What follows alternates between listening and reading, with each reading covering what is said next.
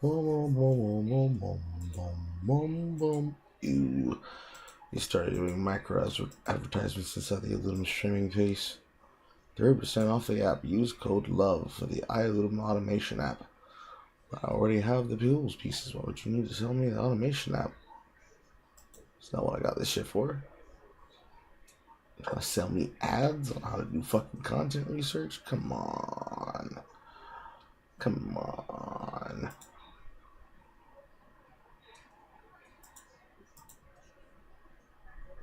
Alright. I'll go with it.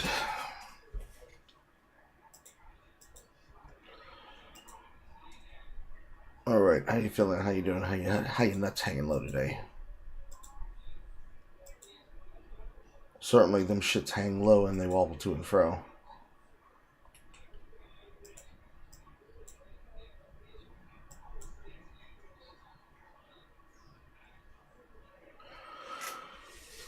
Paul Benjamin is doing a talk show at this time of day? Who is he talking with? Basil the Great, Alexandria, who the fuck? Outstripping like everything. There was Harry Potter or whatever it is.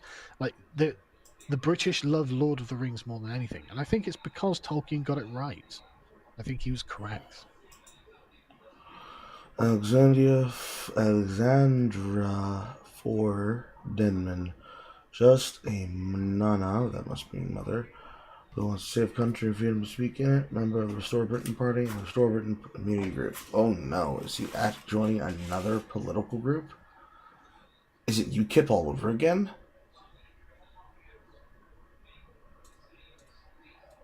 Joining, listening, talking as a special guest.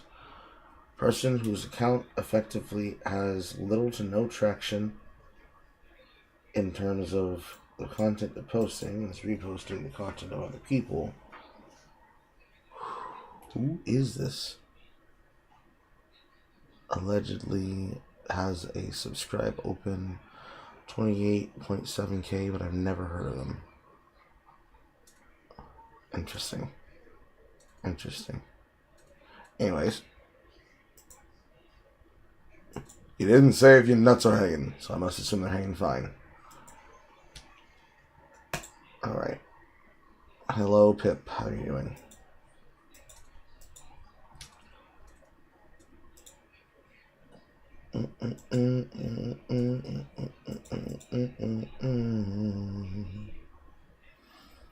I have to go haze the chat room to see these people and what they're doing.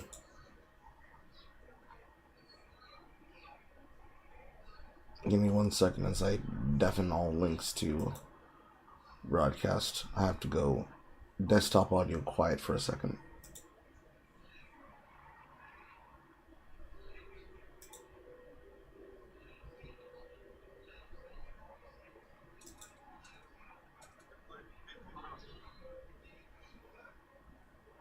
It is.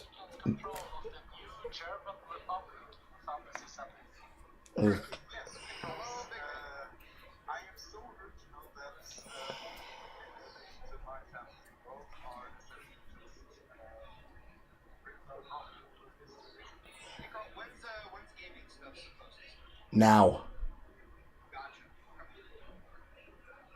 Hell reflex. It would have been at noon, but I took a nap and now I'm cooking jambalaya on the stove.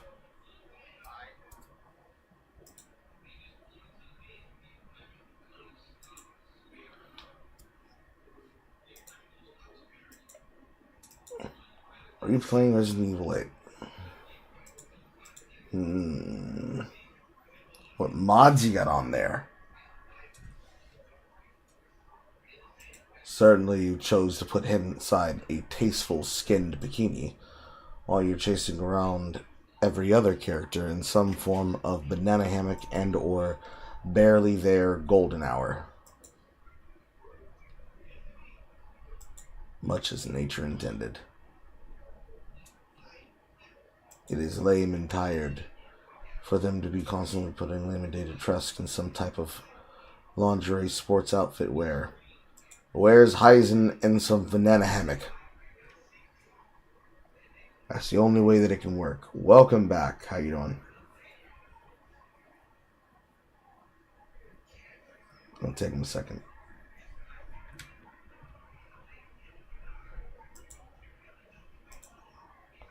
Oh, I'm the retard. I didn't rejoin the room. Hello, how you doing?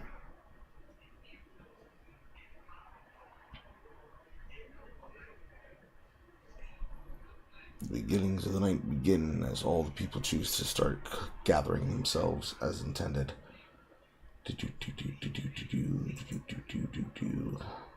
The microphone is active. Welcome back.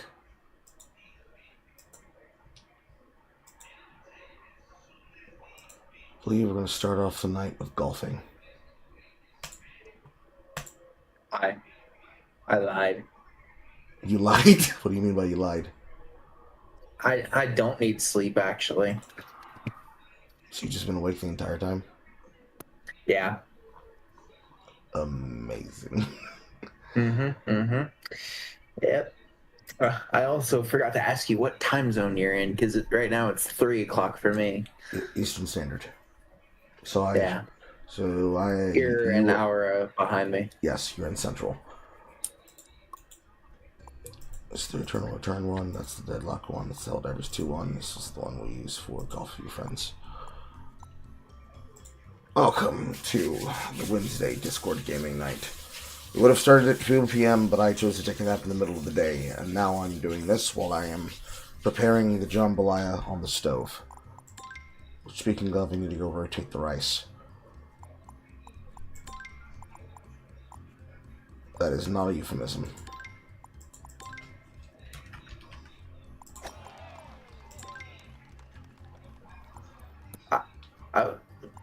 Yes? Nothing. I forgot I had push to talk on. That sucks. I do have it available that you can use voice activity. If it's giving you trouble, I will look at the settings and make sure it's active, but you can use voice activity here.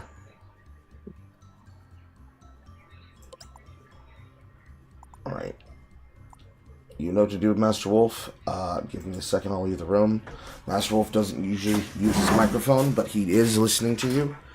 The game that we are about to play is called Golf with Your Friends. I don't know what... I have it. Okay. I just gotta download it. But also, it is forcing me push to talk. I tried to turn it off, and it forced me back. Okay. Is that because of your rank? I don't think it should be because of your rank. Just double check. I'm going to move you up a rank because you have been here multiple times. Because you have been, in fact, engaging in the community by being live on camera, which is technically a first. Usually most people do not actually make that jump. And double checking. Editing channel settings, permissions, view channel, manage channel, permissions and stuff granting the bypass slow mode, voice connect, speak, use sound void, use external voice, use voice activity, allows members to speak in the channel by simply talking if this permission is disabled. Okay. The rank up fixed it. Okay. I'm not forced to push to talk anymore. Just to make sure. But 70% done. I'm looking at the settings.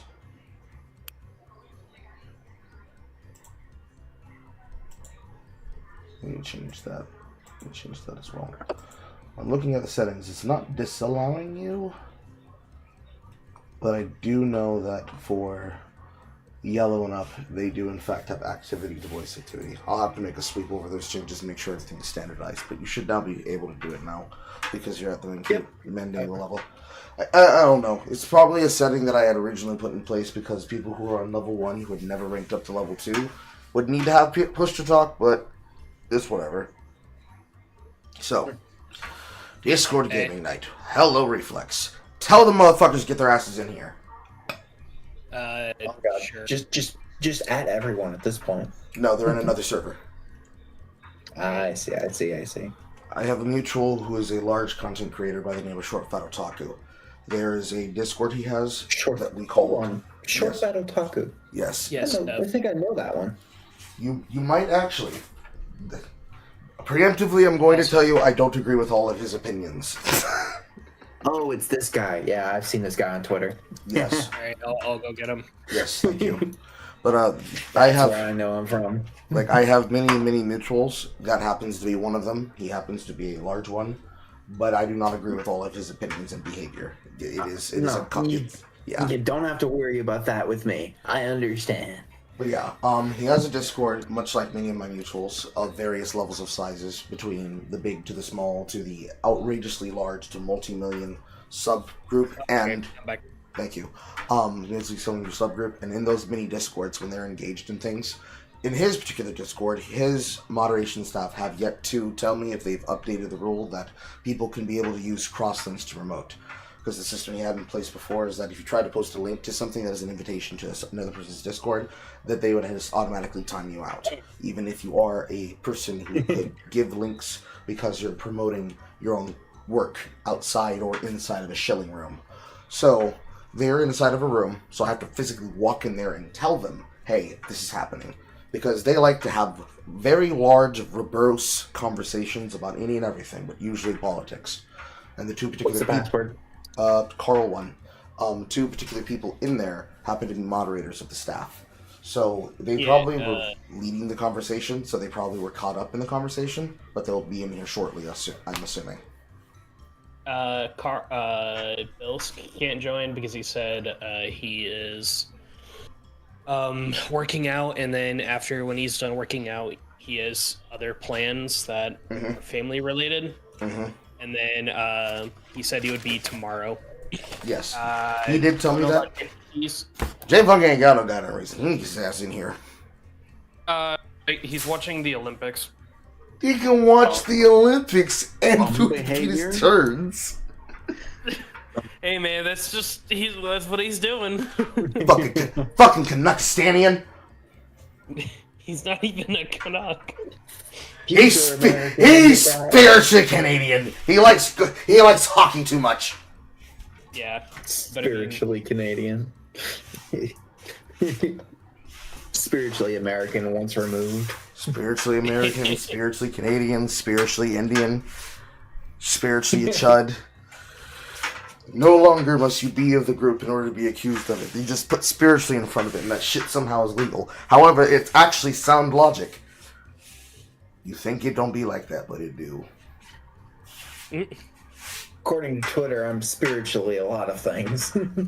I mean, according to people who get angry at me on the internet, I'm spiritually bitchless. Speaking of, Reflex, this is Omni Big Shot, but their online tag... I'll just change my nickname. Is Draconia. I met this person in Deadshot on the first... on the first broadcast stream I was doing the other day, trying and working out my VTuber shortcut persona for when I don't want to be on camera. The PNG tuber. Yes, the PNG tuber. The PNG test run. Basically, we were in a match at Deadlocked, and there were people who were really fucking angry that I was giving them leadership calls, right? Because, Deadlock is obviously a competitive game. But there are people inside of it that are like, bro, I'm trying to chill. It's my first game. But they'll use it as a crutch for, not trying hard. Or not trying to learn the game to be better. And I don't mean, I'm being rough on them. It's why are we losing an objective on the middle, left, or right lane? Fuck you! I don't like your voice!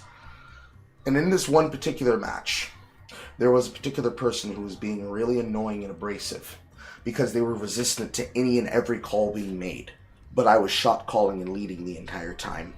And I was clowning on them the entire time while we both swung the game back and forth in both directions just by making calls for play. It was magnanimous, and somehow, on the second throwback where we died and wiped, they did not take the game from us, but it was a case of, we're winning the game! Suck my cock! Damn, that's wild. Wow, we're winning the game again! Walk that shit down the middle lane! And all the way through, I basically won this person over. And, with my charisma, or as the children say, Riz. Weird side tangent. I got both skins for Lenny from the random skin chests. Based. I don't even play this character, and since I have both skins, I feel obligated to play the character. This is for Eternal Return, right? Yeah. See, I find the League method of make a new account. What character skin shall this account become a main of? Get Legendary Lee Sin skin. Fuck, I hate jungle! Just play Lee Sin ADC. Like, come on, it's not that hard. I've been wanting I am top lane. Lethality. God. Say what? I've been wanting to play League of Legends more, but like I'm so afraid of Vanguard. I think it's a shit anti-cheat. Yeah, fucking. It's a really bad anti-cheat. It's a really bad anti-cheat, and I can tell you exactly the reason people hate it. So the problem is that Riot, in their infinite wisdom, want to make an everything system and an everything protector. And this started with them trying to create this false security theater pretension around any of their games, but specifically starting with their CS clone before they implemented it into League. So the problem... also were thinking maybe not to add it because of the engine and fan retention from it. Mm-hmm. But then when I went with it anyways, because fuck the community, I guess. Yes, it's the same idea behind when they went from the old client to the new client and basically said, oh, do you use Windows 7? Fuck you! Windows 10 only! Because their infinite wisdom of using old things that basically got archaically left out, even though the old client functioned, but it had a glitch every now and again. It was just the simplicity of forcing you into the modern era so that they could have more security theater and have more ability to monitor who's doing what and who's saying what naughty words. Literally just as an intention of manipulating things for the hands of their new masters and overlords, Tencent, ever since they were fully acquired, when they tried to resist when they were only required at 40% and 60%. So what it does is that it lives on your computer, and basically if it ever closes after an authenticated secure boot loop, so not like HighGuard, but like HighGuard. If the app is ever closed, you must reboot your computer for it to make a secure, valid connection. Which is retarded, because why would you need to be running this at a time where my game is not active and I'm not connected to a League server? Fundamentally. Just in case you got an injector running that passively does it when the game's not on. See, just in case, guys, just in case. See, don't mind our spyware, bloatware. Don't mind it. It's just in case. It shouldn't affect you anyway. You're playing legitimately, right? Yes. Right? Yes, you have nothing to fear. If you have nothing to fear, you have nothing to hide type shit. Nothing to hide, nothing to fear. And no hate to my brother, but he's literally the definition of how they can get away with it, because he's like, well, why does it matter? Yeah, exactly. Who cares? But that's the response, and it's kind of annoying because I'm like, I don't really like Vanguard, and I try to explain to him why, and he's like, I don't really care. Mm-hmm. I was like, okay, thanks, man. Fuck you. So ultimately, it acted as their beginning system of testing if they could put this in all of their games, because of course, if you're going to roll out a system communicative app that's going to connect to all of the video games underneath your license this is how we solve for our toxicity problem, because that's the real reason they created it. As a linchpin for solving the community toxicity problem. They first put it into Valorant as a big mommy and daddy internet interceder. So, person that you consider to be a toxic troll in your games, immediately disconnect the game, penalize the player, allow everybody else to go. Because the philosophy they used to have is that a singular person shouldn't be able to have more power over 9 players. But the reality here and the problem here is that no, usually the problem most people trolling in games and running games and ruining lobbies isn't one singular troll ruining the game for 9 people. It is an intermix of 10 people across the team ruining the game for other people, but they will blame a singular person as the linchpin for why it is bad. But the philosophy basically ended up not working, because what if you're one person being bullied verbally by all these other players who are soft-hinting and using specific language to avoid the consequences of harassment, right? They're harassing you, but it's a different form of harassment. The toxic positivity harassment, basically. Oh, yeah. If you ever defend yourself, as has been the recency and problem of League's behavior ever, in the form of the light smite, then you get fucked. It's school's zero tolerance policy. Yep, it's the zero tolerance worst enforcement thing policy. ever happen. Yep. Yeah, dude. Honestly, that is the most annoying thing. Because like there are times when it's like it's really stupid to say, but you'll watch movies where the like bully victim defends himself and then he still gets in trouble, and it's I don't even have to watch movies. I can watch It's actual just real life. videos on Twitter of it happening. yeah. Oh yeah, no, I'm just meaning like what? Sorry, my mistake. What I meant was when you see it and like the bully victim is actually like not in trouble or whatever, and the teacher clearly sees a defense, and is like, yeah, good job. But come to us next time whenever something like that happens, which I'm like, when it's happening, how the fuck am I gonna get to you when he's beating the shit out of me, you know? Like, nigga, when my ass beating is seconds away, how am I gonna get to you when I have no minutes to spare? Fuck are you meaning, police officer? The biggest consequence of the fucking W. Bush era, nigga, some of these kids need to be left behind. Anyways, Legitimately. so the if you stop yeah.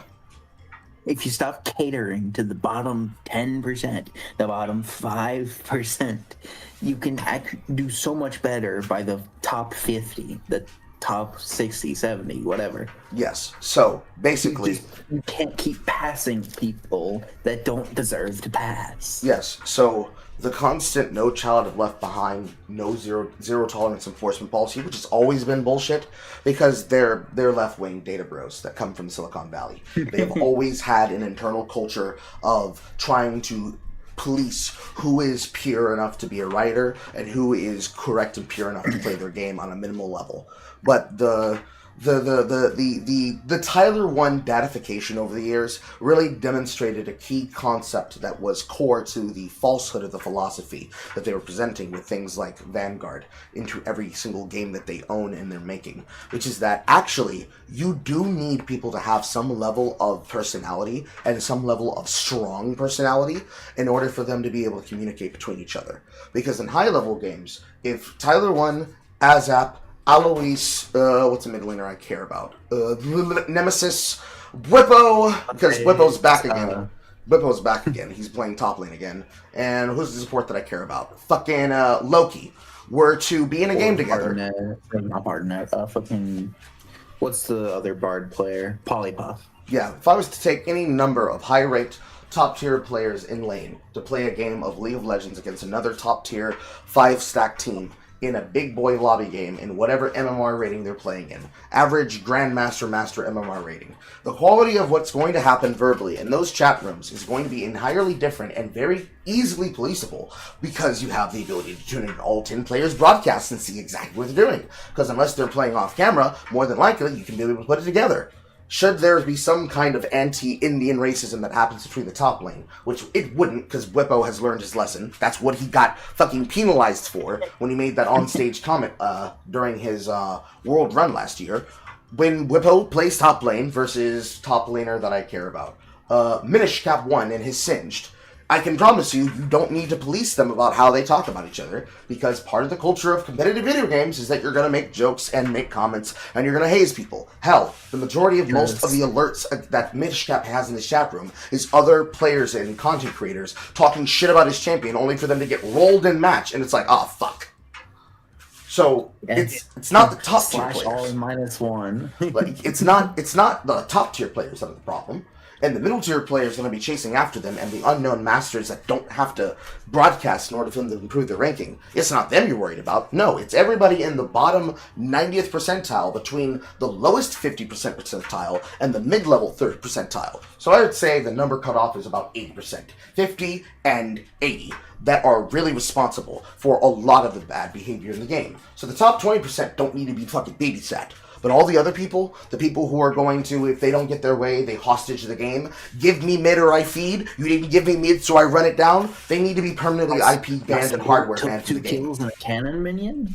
Yes, even more annoying. Like, those players are the players that need to be IP banned and hardware banned from the game, and actually given the 2014 treatment that they gave Tyler 1 of saying publicly, we're banning this player because, we've just gone too long for allowing them to terrorize the Rift and we've got you.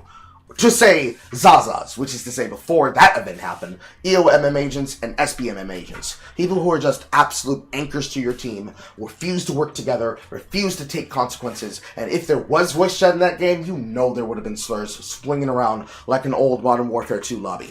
But it's not because they refuse to implement it because they're pussies, despite the fact that they implement it in Valorant. Regardless, their idea is that... Yes. I believe there is actually a voice chat in League. Like there party is, only. but it's party only. You have to be pre-made. Not across the lobby. It has to be pre-made. Okay, because like I have like used it before when Discord was down once, and that's how we communicated. So I was like, hold on, there is. I thought, no, I'm wrong. Yeah, okay, yeah, no. But you're talking about open. Yes, okay. I'm talking about the original voice chat option that was actually popularized by Dota and then followed by Smite. They will never do open lobby chat room. They will never do an open lobby voice mic because they know what is going to happen, and it will be impossible to hide. The fact of the matter, yes.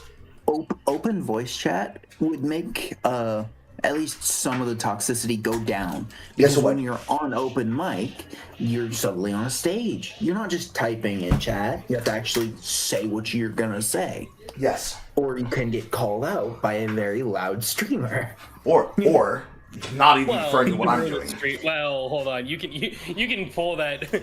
Oh, you're streaming, and then I'm not gonna say it, but you know what I was doing. See, they've written the rules now. They've written the rules now that basically if they didn't have the dumbass policies in the privacy and in the EULA and the TOS, they have their stupid fucking summoners code as their justification of the good boy club, where that would be a violation of summoners code. But I belying that point. That's always been their way of saying, well, you are a bad person, so we don't want you. But the point is, the bottom 80% of players inside of the game, between all rankings, because it's not a rank problem, it's not a silver problem, it's not an iron problem, it's not a gold problem, it's not an emerald problem, but the attitudes definitely do start coming out at Emerald Plus. The entirety of the bottom 80 percentile of all of League players that play casually and competitively, if they were to actually have a real environment where real community standards were to happen, like Marvel Rivals, would demonstrate and show that the majority of the toxicity that would happen inside of Dota or any other MOBA standard lookalike is that they are just annoyingly toxic people. They don't want to communicate with each other. They don't want to understand each other. They just want to flame each other for whatever reason. Hi, Tusky. They just want to flame each other right now for whatever reason they want to attack each other for. And the problem that comes with this is that how do you manage all that shit? And the fact of the matter is you can't. You use an AI tool. And that's the real reason why they have Vanguard. So, like, when a person is being detected as running it down, hard inting, and it immediately cuts the game saying, Griefer detected, boom, boom, boom, boom, like it's a fucking alert of a secret character in fucking Smash Brothers, that is literally security theater for the purposes of making you feel like it's doing something beneficial. And on one hand, there is a level of benefit to it if it was to function intentionally and correctly, especially when they were trying to roll out that the lane swap assignment punishment, which did not work very well, which is that they had to fix it, revert it, and a bunch of other bullshit. The general overvailing problem is that in their need for security theater to ensure that other people were taken care of, there is very much a case of the Jess Phillips logic of some people need to be put forward by holding other people back. But the people who get held back are the people who are going to verbally have altercations with these people to defend them own selves. Like, I'm not going to be a victim on a camera while I'm playing video games, whether I'm on camera or not. No, fuck all of that shit. No, we need actually somebody who's going to shot call and lead. If you're not going to tell me what the fuck's happening, I'm going to tell you what the fuck's happening, what actually needs to be done. And that attitude, that is really what they're trying to source for here. They want to try to figure out how they're going to eliminate what they perceive as overvailing visual toxicity so that they can be able to protect their numbers and sell their game. Like, there's a reason why on all of the old fucking sales cards, the sell point of League of Legends being the #1 played game in the world transformed into the #1 played esport. And it's because, as an esport, it is actually the #1 esport in the world. But it's not the #1 played game in the world. It used to be, But people have quickly realized that there's no reason to ever play League unless you are a person who benefits and pays off of it. If you are a competitive player that plays in the tier 1, tier 3 level of the esport, either on stage or as a challenger lobby League player, hoping to get a first string slot on a team, or you're a broadcaster that is either signed to an org to only have to stream the game, or you're an individual like Peckinwolf or fucking Nemesis, who, even if they weren't involved in things like Los Ratones, still gain a benefit from playing the game because it's a social connection for them. So, like, the original Sky Williams era and Donkey era of League. The original Scoosh era League, before he and his girlfriend Rebecca completely embarrassed themselves over that Seraphine girlfriend experience debacle.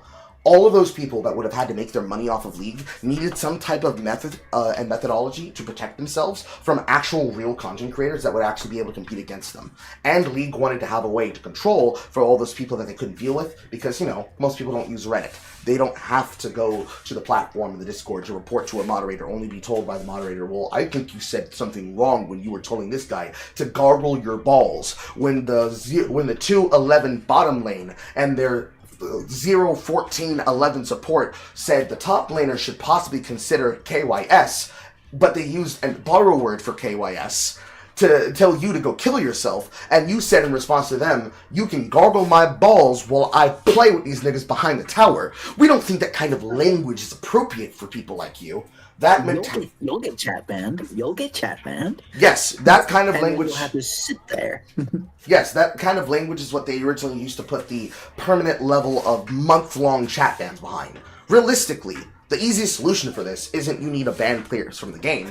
If a person's intentionally playing well, but they just have a sailor mouth, you could have created a form of semi-permanent mute, self-mute, because that's a game where I don't actually have to say words to you. If I had the access to a personal voice chat, I wouldn't have to type words, because I could just refuse to have the right to type, but I could still have a push-to-talk button. And I just don't use my push-to-talk button. I could use all of the pings I want, because pings are actually enough to communicate effort and thought. It takes 3 pings to It takes 3 pings to create communication. Go here ping followed by 2 or 3 different help me pings is go here, I'm going here in the next few seconds, come here and gather at this situation now. Context pings like that definitely work in places like ER. You don't have to say a single word to a person to have that work. But the problem with the Vanguard system is that in their desire to have security theater, so to protect e-girls from being embarrassed when they kill themselves on grenades, they thought that it was more important to punish all those people in the upper 20% that have the mentality to be a high-ranking player, if they're not already a high-ranking player, in favor of all the fucking crayon chewers that love the color purple when they are in the lower rankings. All because that is what fuels their money for the game. Those people in the bottom 80% are the ones buying the skins that allow them to make their money on the game. And I remember this because this was actually connected to the player behavior moderation forum. Because there used to be a place called the privacy section of Riot. It was something privacy at Riot, something, something, something. And it was basically a release form where they had to show you how much money you used to spend on the game. And something that used to do when the original forums used to exist, their original owned forums that they used to have as a part of their website and company used to exist, was that there was a section called the Player Behavior Moderation Forum, the PBM forum. And this is basically where all of the browbeating and all of the social struggle sessions were publicly done by by writer players, telling them when they were assisting the help desk people that actually you said that you didn't deserve to be banned, but you said these words that we consider to be negative back to people. So not only are we upholding the ban, we're increasing the ban. You are only banned for like 12 hours or a day, but I'm increasing the ban to a week because I think you need it. You need a timeout. It's mommy and daddy helper shit. And it only makes you more angry because it's like, you think that was bad? Nigga, wait until I make the secondary account and all of these 15 other Smurf accounts and I run the fucking Gambit in silver just pissing niggas off for fun. Don't even want to climb anymore. Now I just want to irritate these bitches because they need to hear about themselves. That, in an encapsulation... I'm queuing mid lane ADC, I'm playing Nunu, and I'm playing Draven. Like, that encapsulation is the entire mindset behind what created toxicity as a culture in League. Because people are just tired of it. They're jaded. The way I used to explain it when I was a part of the orgs, and I still explain it this way today, is imagine there are the 1/3 of the player base. You've got the new fresh-eyed, bushy-tailed players that just want to play the game and want to have fun with their friends, and they truly believe in the philosophy that League can be a good game. Then you've got 33% of those players that are absolute veterans. They have lived through all of the shit that has happened, and somehow they came out on the other side completely unscathed in that personal worldview, but they now understand that, yes, there are some people who need to be told about themselves. And then the last 3% are the jaded, quote, toxic, needing to be reformed players. Those people who are sick and tired of the bullshit. That, nigga, I came to play a game when I got off work. I'm trying to put in some hours to try and climb on the record, and now I gotta deal with this bitch for fucking 10 games in a row in a 4-hour, 8-hour session. Some of them broadcasters, some of them longtime veterans, but every single one of them. We know that Riot doesn't enforce their policy, so I'm gonna take justice in my hands, and I'm gonna make money off of this kind of attitude. That's where I originally got my start from, before I ever went into college and became involved in the pro scene, where I started making money. That is really, realistically, the viewpoint of every single competitive game that has a ranking ladder and doesn't have a ranking ladder. Usually, it doesn't even matter if it's separated based on normal gameplay for fun or competitive ladder ranked play. Because the problem is, as we already know, there are people who will throw themselves into the ranked playlist and say, bro, I'm playing for fun. Oh, damn, that's so crazy. I love that you're playing for fun. I'm playing for the 100 sub challenge that I'm currently fighting for on camera, and you're actively losing me cash. Because even if it wasn't about making money as a content creator, it's the simple fact that somebody decided they're going to fuck you over for whatever reason they wanted to. And you're just sick and annoyed and tired of it. So what ends up happening with Vanguard is that it acts like No Child Left Behind. It allows the toxic people to get through, just as long as they're able to find new borrowers and ways to get around it. Remember when they originally had the bait ping, and it was a fish hook, and people started using it to tell them to rope themselves, and they took it out of the game? I was literally thinking about that, yeah. Yeah, that was half of the reason why that happened. And it's like, well, how do we manage for that? Well, we definitely need a helper system for it. And then when the esports got to make their own pings, and one of them had a fisherman pengu that had to be changed because it had a hook on it. Yep. This constant need to protect these people based on perceived slights of toxicity, when real serious toxicity and forms of soft ending that wouldn't be detected by a system needs to step in. They brought in Vanguard as a security theater technique to allow people to do it. Because many of these people who are already going to be addicted to the game, they're going to play the game no matter what. They're not going to make the choice of difference. Yeah. And argumentatively, in Valorant, I understand the reason why you'd have an AI bot scanning through the chat rooms for communication. Because it helps them with being able to detect how a person actually communicates on microphone, right? Look for sarcasm, look for tone, monitor them. It's the same thing that they already do on Sony, right? Because they have a bot that's scanning for your chats and scanning for your voice, listening to you talk. And it acts as their way to expedite ban systems, because there's so many players. How do you manage them other than using AI learning models that you created in-house? But you don't need it to play. It doesn't need to be there. It doesn't need to be kernel level. It doesn't need to constantly run on your computer. It's just that they have gotten people to accept that as a part of the quantity. Now, that being said... It's the Overton window. Now, with that being said, I need to go out the room, stir the rice before I come back and start the game. Talk amongst yourselves, get to know each other, don't say any slurs. That is... That was the first thing I was gonna do. I had to make sure I remember them all. I love that clip of the Valorant versus TF2, and it's like, every kill you get, I'll give you an ooh ooh, and then it's like continues on the clip, and the TF2 be like, oh, you're streaming, and then just starts saying the N-word. They started communicating in Morse code. or immediately the vote to kick pops up. Oh, hold on, I have something for this on my phone. Let me go find it. Oh God. But like I said, I really have been wanting to play League more, because just that there it is. Valve bitch game. What's your I'm just going Okay, I got into this fucking discussion though about deadlock, and I wanted to bring it up, but at the same time I didn't. But genuinely, I think people are more so liking Deadlock because it's made by Valve, not because the game itself is like anywhere as close to like something that's actually unique. Well, for all of its faults, the standard of quality that Valve brings is enough for like a quarter to half the battle. Yeah, so because Valve's logo is on it.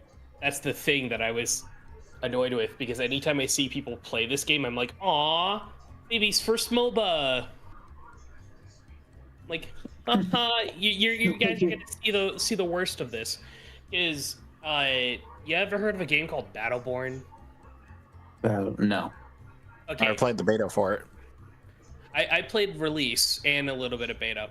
It is basically, instead of third-person shooter hero ability MOBA, it was first-person. Same exact premise. Mm-hmm. And it was made by Gearbox, and they shut it down because no one played it.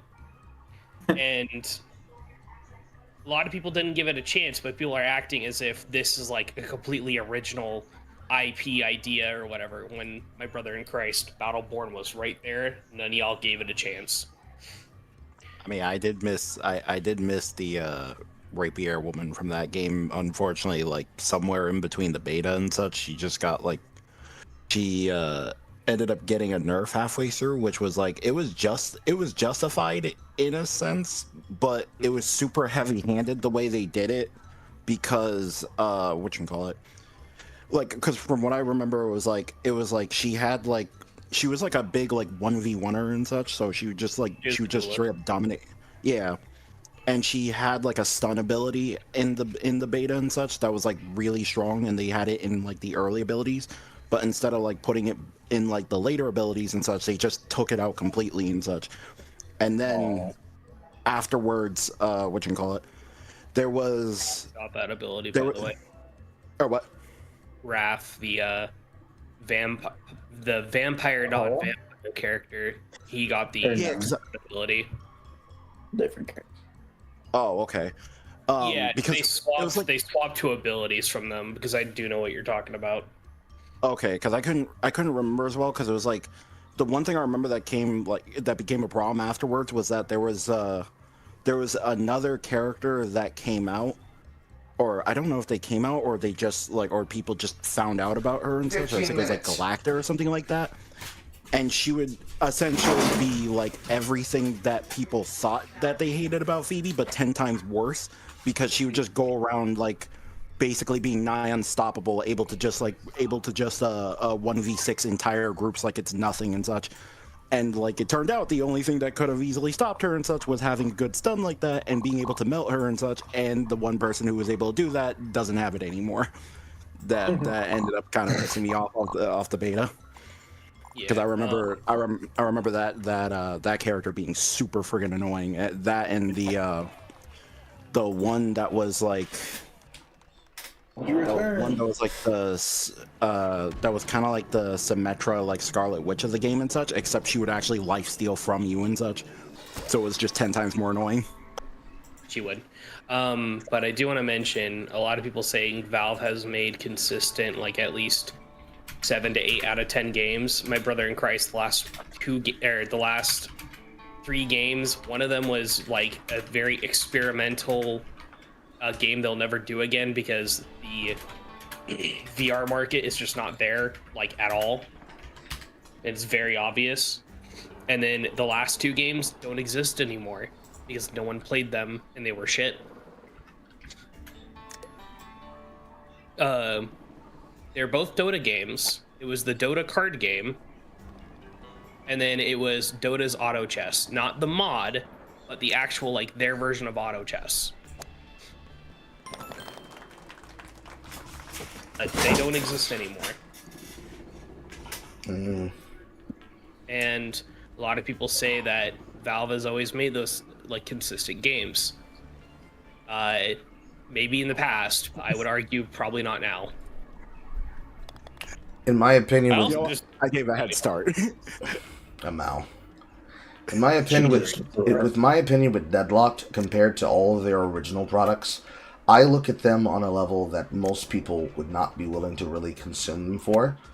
I can see the philosophy of what it is they're trying to do with all this shit they're trying to put the energy in for, but it ends up coming off like they're making a half-baked product most of the time, but at the consequence of a lot of shit that they don't necessarily want to take accountability and consequence on. So, Deadlocked has the ability to potentially be okay and good, simply because the bones, once you get into the game within the game, is there. But unlike Team Fortress 2, it has a lot less fun qualities because it's got way too much shit going on.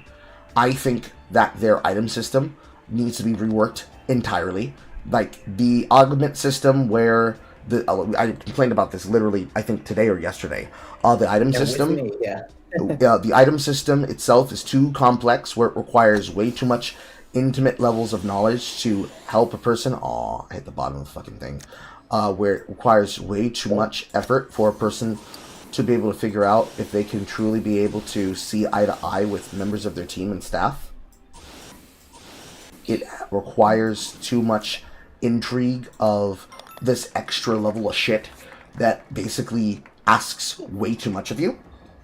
The characters, while interesting and the world are interesting, because of the size of the map in which they've made it much like Dota 2, but also a little bit too much like Smite. Too many corridors where you can get caught in, not enough vision that you can be able to work with, characters that isolate targets and simply are able to win and even stack off of them by being put in isolation, allows for way too many opportunities for a person to basically get the shit pushed in, and there's not enough ways for a person to naturally be able to figure out how to be good enough that they don't get punished by that, simply because they chose to take it out on everybody else. And that just creates too many lease-in opportunities. So, if I want to use something like Left 4 Dead and Team Fortress and any co-op game that just made Valve and made Steam, it feels like over time and quality, CS, Counter-Strike became the bone for almost every other video game that wants to be a CS clone on the market. Every single MOBA took pieces from Dota 2, and now that they're recreating Dota 2 but with extra steps, it puts a lot of focus time. I did not spark it hard enough. It puts a lot of focus time into a lot of shit that I feel like just ruins everything. Well, with the Dota one, it was originally the mod is like what did everything for MOBAs, which wasn't Valve's product yet. No, that's it wasn't. when Dota 2 came out. Yes, that's true. So, like, Defense... Defense of the Ancients. So, like, in the totality of the marketplace for a lot of their design and their quality, I can understand the vision of what it is that they're trying to do, because they're responding to what the marketplace is creating. So, they want to know how to break in with what they're putting time into, and certainly they put a lot of development time into shit like Deadlocked, but I feel like they're going to retread on the same mistakes and problems that the rest of the marketplace already has. Like, they don't need to innovate levels of what they perceive to be correct means of addressing toxicity. They just need to control for all of the basic things that they already would be addressing for. So they don't need to solve the question on how to deal with alleged toxic players. They need to focus on making sure that that game is good and fun. Eat that eagle! They need to worry about making the game good and fun. And right now, the bones that they have around the product of Deadlocked puts way too much interest and intrigue on trying to create broken builds, busted interactions that go way beyond the pale of being actually fun. The technology, game technology, in terms of actual, like, strategies that basically make you feel like, well, bro, am I supposed to be cosplaying as a fucking victim? What do I do when I see a fucking viscous ball roll and do a 5-second turn in? Because they used their ultimate with tech that gave them the ability to start up using it as a way to just cross-map instantaneously with launch tech. What do I do when I get my ankles fucking broken by a doorman who now drops me off the side of a fucking building 5 miles away from the team fight because I'm trying to lock him down, and this motherfucker, this fucking Germo lookalike, just makes me look like a goddamn clown and all the issues that come with looking like a clown in that way. There are various connective bones and tissues that just lead to a forever war of problems with a lot of issues with the game. Like, the simplicity of even figuring out, oh, I need this for this, when it comes to characters like Apollo, when it comes to characters that are flyers, such as Nina, and the one bitch that almost seemingly is played by the mouthy people who really want to talk, but they just want to try and solve problems. The system, Vindictus, Vindicta, thank you. All of that shit that basically gets in the way of playing the game, struggling with the item system, struggling with the character, struggling with the map. It's all of the same problems of League. It's all the same problems of almost every single mobile lookalike that has coincided with all of the things that we know Steam for. Certainly, one of the qualitative parts that we can say is good is that they do understand the bones of what is necessary for a lot of... Aww, don't tell me it bounces me back to start. Fuck me, it did. Oh my god. I'm angry. But, all of those problems that created almost all of what could be called quintessential culture of gaming has a lot of consequences that are effectively asking for people to put a lot of effort and a lot of work into what they consider to be gaming and gaming culture. Certainly, oh my god, certainly there are parts of it, that it's gonna come with time. How I feel to be put fucking 5 strokes back on this goddamn map. It's gonna certainly come with time. I have a chance. Like my head start paid off. Nigga, wait till I see your ass in Bouncing Castle. The quantitative payment of their investment in figuring out what is fun and what is not is going to pay off, but they have to do something about the people that effectively make the game miserable to play. They need to work out the kinks on characters that clearly need a balance pass. They clearly need a balance pass. Like, they need to work on Apollo, and they need to make it very simple on how this character functions and how you can counter them. You need to fix a lot of problems with the item system and make it so that you don't want to kill yourself trying to figure out what stats you're looking for. They need to probably simplify it in conclusion to what already exists with League of Legends. So they need to make a simple item shop list. Ah, fuck. Okay, I'm good. They just basically need to do a lot of shit. A lot of industry standardizing, a lot of just simply accepting and allowing some things to be better than others, and tuning up characters so that you can actually feel like you're having fun playing the game, and that it's not a coin toss on whether or not you got a delusional fucking idiot or not. And then, of course, make it even better for people to actually work together with whether or not they will... Not like this, please. No. You might not get bounced out. You might not get bounced out. You don't know. There we go. He got bounced. He got bounced out. I wanted to. I'm up here. I don't need to go all the way fucking down there. Yeah, same. But Shit. and right back where we started. That's going out of. That's going. John Golf. Now you're going out of bounds. Here he I've is. now got stay on target 15 out of 50. Okay. His excuse is that he was AFK, Reflex. It's not his. It's not your fault. It's not his fault. He was gone. Carl, have you, in my absence, have you been summarily beating the shit out of everyone? I hope you have. Not quite yet. I'm 2 holes behind because I got reset on hole 7 of worms. This is Finally. We just technically started. Also, this new joiner here. This is Draconia. I met them in Deadlocked. I'll let them tell the story from now on because it's probably funnier when they tell it. So, I heard someone in voice chat say they were streaming. I came into the stream. That's about it. He got to hear me verbally whiplashing everybody as I led them to victory. Oh my god, is that a hole in one? Kill yourself. Yeah! I need you to die. I need you to die.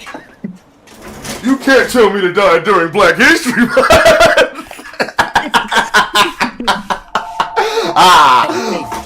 Make history. Make history. Sorry, we got to cover about this. I need you to shenanigan. A real American hero. Go out with honor.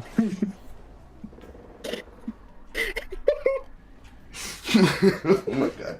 But basically, I have been playing a lot of Deadlocked. I have been learning the characters like I said I would, starting from the people that interest me and the people that I started with on the list.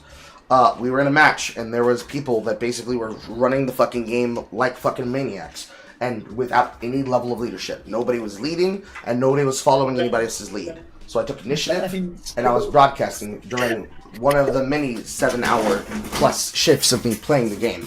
And this happened to be one of the people that were on my team at the time. Somebody was being really fucking annoying, claiming that bro doesn't know what he's doing, and I then proceeded to carry them to the win. And nigga was mad about it. Nigga was really mad about it. Where's the flag, actually? Damn.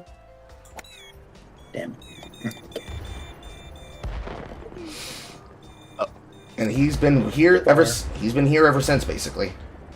2 days ago. Yippee. Maybe? No. As for learning Deadlocked, I have now picked up Drifter and Billy, and I'm slowly attempting to learn the fucking annoying characters like Warden and Yamato. I don't enjoy the hyper carries. The hyper carries slowly kind of piss me off because all of the necessary items that you'd need for a hyper carry to play with, they cost too fucking much. Expensive. They're They're so expensive. I feel like I have more agency playing characters that use levels of melee and levels of attack damage and punches more than any hyper carry. Big author. Oh, that's so bad. Oh, that's bad. I let chat mod Skyrim. They spawned 9,000. Oh shit, no! I just got hit with the sheep. Is this in? Whoops. Once when I was gonna mention with the holy hand grenade, a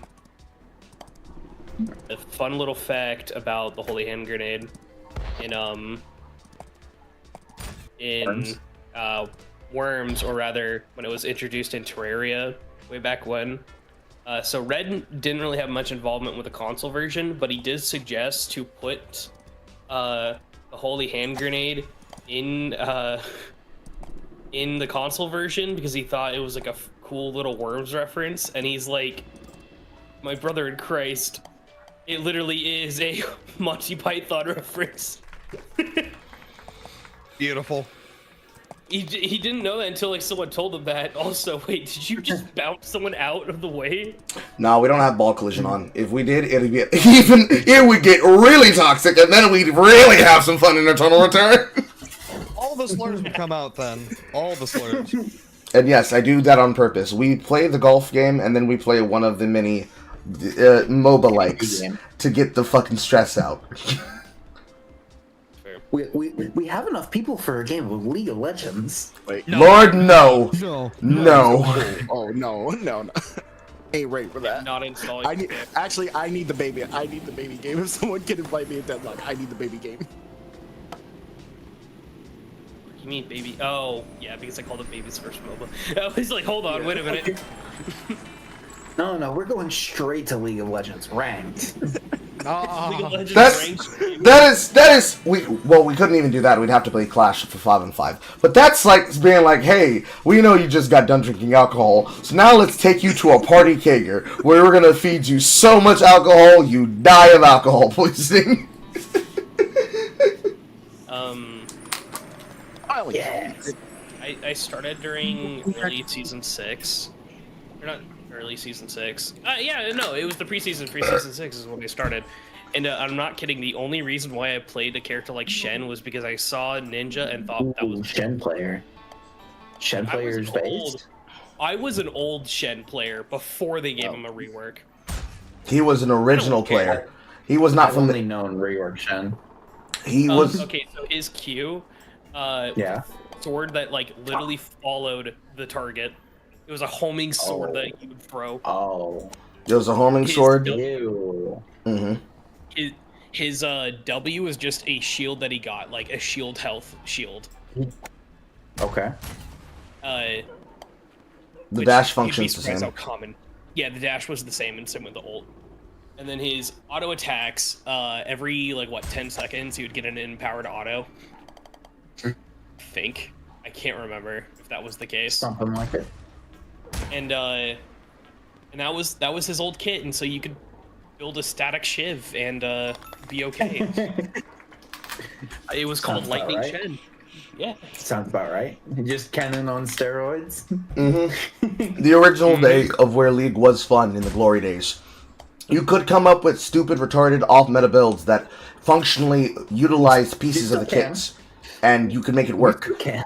I mean, you can, but they very much, in the constant need of making visual graphical updates, they created an environment where you can still make new goofy meta off builds, only because we no longer live under the fucking phantom that is the fucking idea of ever mandating a singular unique item that becomes the basis of your kit philosophy.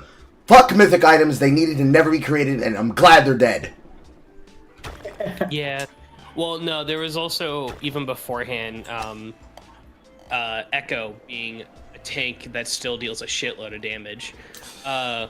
Yes, no, that was an actual thing. People found a way to build. What were they smoking?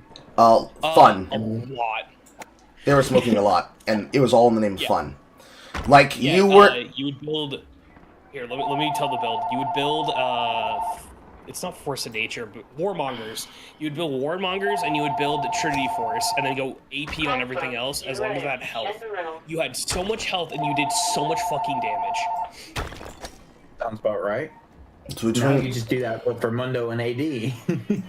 between that and Atma's Impaler and other items that gave offensive stats and trades for defensive stats, it led to the era where they changed the philosophy about half of the things that they did. And it led to a philosophy where you had to really pick and choose what was going to be the standard of what design would become and would be, which ended up becoming the backbone for graphical updates and for item reworks and for some items to be removed from the system entirely.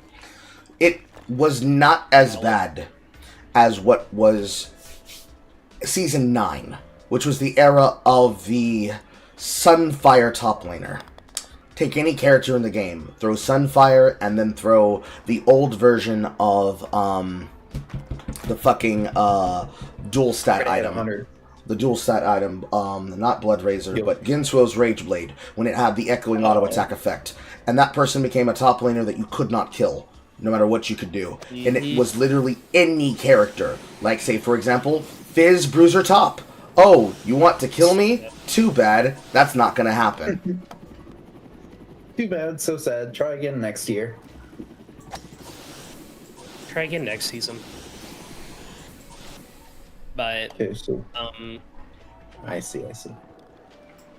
else in the character roster, just items in general back then. Items. Let's look at them. I'm on the wiki, so I'm not on whatever. But old characters were fun. I also remember the third rework for Rise. I don't know if he got reworked again. I think he did. And they settled on this version being better. The one that came with the teleport, but then giving him the world's teleport instead of his old shit. Hold on, Oh let me see wow! what's- Only five strokes.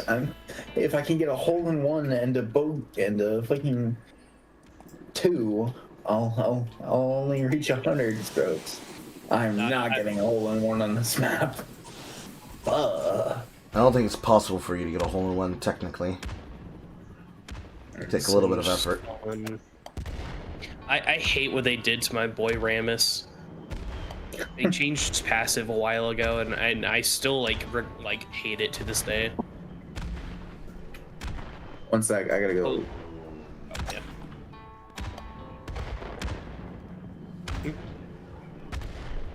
Oh, well. for the stream, for those who don't know, spiked shell worked a little bit differently. Where it was 25% of your armor converts into AD. Now it's gain bonus attack damage equal to the sum of 15% total armor plus 15% total magic resistance. I don't like that. I want his old passive. I want the 25% because I want to go full tank and still hit like a fucking truck. Part of the reason why they did it is that they ended up making... This is such a bad position for this ball to be in. They ended up making him into a character that needed to deal with both the AP and the AD carries because they just made these characters way too fucking strong. Just fact of the matter, they made them way too fucking strong. When they started putting all these newfangled AP items in the game, especially this new round of items that they created in this new batch. Things like Dusk and Dawn, it creates such it creates such a greater field of damage where you have basically activated ultimates before ultimates even existed for characters like Echo, that it makes those 3 and 4 passive hit functions just unbelievably impossible to truly counter, that they have to give him Kaiser, Gwen, Varus. They have to give them some form of like leeway back. Like, it would be better if it still was attack damage, because it still then creates the same philosophy as characters such as Zero Counterplay Malphite. Dude, I love going full AP Malphite. This shit is fun as fuck. Mm-hmm. Did they get rid of any of his AP scaling? I swear to God. No. Maybe. It's all the same. No, it's all the same. Oh, wait. Oh, yeah, I forgot they also gave him armor scaling.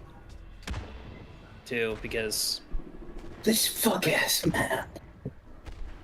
Also, I remember looking back the way how the game started versus now. How it started, ability power was literally like all of your abilities do damage, whereas like auto attacks was like AD was only strictly for auto attacks. So you could have had full AP Master Yi. And his Alpha Strike was actually his ultimate ability. Can we go back? Dude, I want to go back to those fucking times. Even though I only go back? I still find it funny they gave the Black Man a drive-by as an ultimate. Which one? Lucian. I'm sorry, they what? Yeah. They gave Lucian drive-by. Yeah, so he shoots in one direction just rapidly. And then he just dashes. And he shoots your entire team. What do they mean by this? And the other black guy in bot lane, Pike, he just steals all your kills. He just runs around the map and steals your shit. See, Pike is one of the most interesting supports because he's more so meant to be the carry, but also making your carry strong, supposedly. Supposedly, we haven't figured that one out yet. Blood Wolf, you're supposed to aim for the one directly to the left of that. Yeah, not that hump, the other one. That works too. Also, old Poppy. Oh, that is disgusting.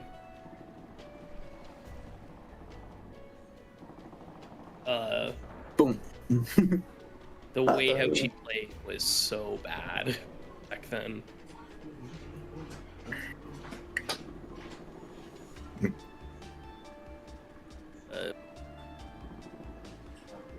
Pieces because I'm currently running an event. Nunu was also fun back then. Even after I the got rework. 40 seconds. That's one character though. I just remembered that like people were saying his rework sucked. I would argue that his rework was for the better, and that his previous kit sucked. Aatrox. Yeah, old Aatrox was zero counterplay, but also unfun to play when he had no actual ability to fight the character he was fighting. Yeah, and turning him into like this kind of bruiser type character was just a lot better. He needed to become a king of top lane. Sucks. Yeah. He is annoying in his current state. 5 seconds up. Hey, like that shit, fancy. In his current state, he is the example of all of the problems that exist with the champion rework that was the philosophy of having kings and queens of their lanes, but ultimately creating a philosophy that then says if this is the baseline standard and other characters don't meet this, then it's unfun. If you can't fight the Wind Shitter brothers, Wind Shitter, technically Wind Shitter. If you can't fight the Wind Shitter brothers, it's because your character sucks. If you can't be able to play against a top lane king and queen of their lane, it's because your character sucks. If you can't beat against a mid lane king and queen of their lane, it's because your character sucks for that lane, etc., etc. Which created a philosophy problem in the identity of what a character was supposed to be and what it felt like to be a character in that lane. So something like Vex top lane, something you think wouldn't work, but it's actually perfect and it's much better than any ever could have been. A character that has a level global that will now, inside of this current season, be given a teleport on top of items for control and items for movement. You're creating the idea of having a character that can just basically walk around the map with Unsealed Spellbook, and just from raw control provides a lot more viability in top lane than you probably could in mid lane. Would it be great because you have them to be able to go from lane to lane? Yeah, but it means that they also don't get punished because they have to have a certain type of summoner. Now they can have a summoner start where they can have Ignite, and they still have the teleport to fall back on. Now they can have the teleport and get the increased shield on top of the fact that she has the increased shield, and now feel like she's not just a worse version of every other dive champion that also happens to be a control mage. She has the ability to do things where other characters wouldn't have had before. Same argument with characters like Annie. Where's the philosophy of a character that basically gets a free spellcast that also acts as a stun in a world with characters that, with one ability at level 3 with no item investment, is halfway clearing the wave, and with half an investment in Lost Chapter is full clearing the wave with 1Q. Medarda. And does it from infinite range and is infinitely safe. It becomes the literal case of a 200, maybe even 300 year philosophy champion design that just makes the game inherently unfun. How do I fight against you? Are you getting in here, Funky? Yes, I would like to. Oh, thank God.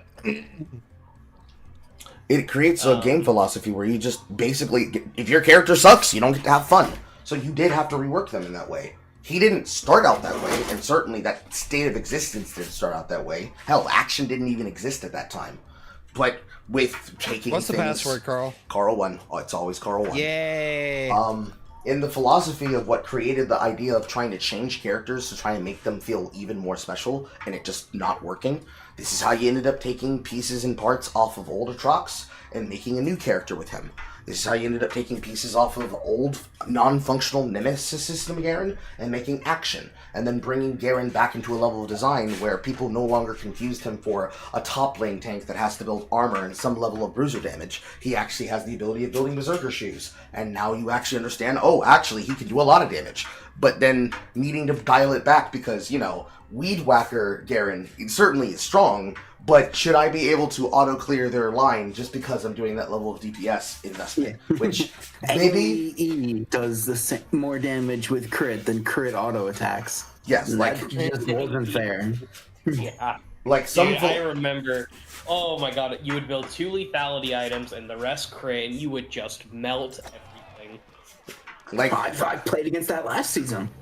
Like the mentality of a lot of these changes with itemization and with character itemization continues to be a problem. Really, in the top tier of what the game is, League of Legends is a better Dota than Dota currently is, because Dota 2 is a mess. Like, they tried to rework the jungle and change what it was, and they basically broke the philosophy and the character design of more than half of the characters in the game, because many of them were designed to be junglers. But then, you look over at League of Legends got a great bone behind it. Lord, thank God they got rid of that dumbass mid-game objective, because I forget what its name is called. My brain wants to call it something like Out of Arcus, but it was the fucking thing that spawned based... Otacon, thank you.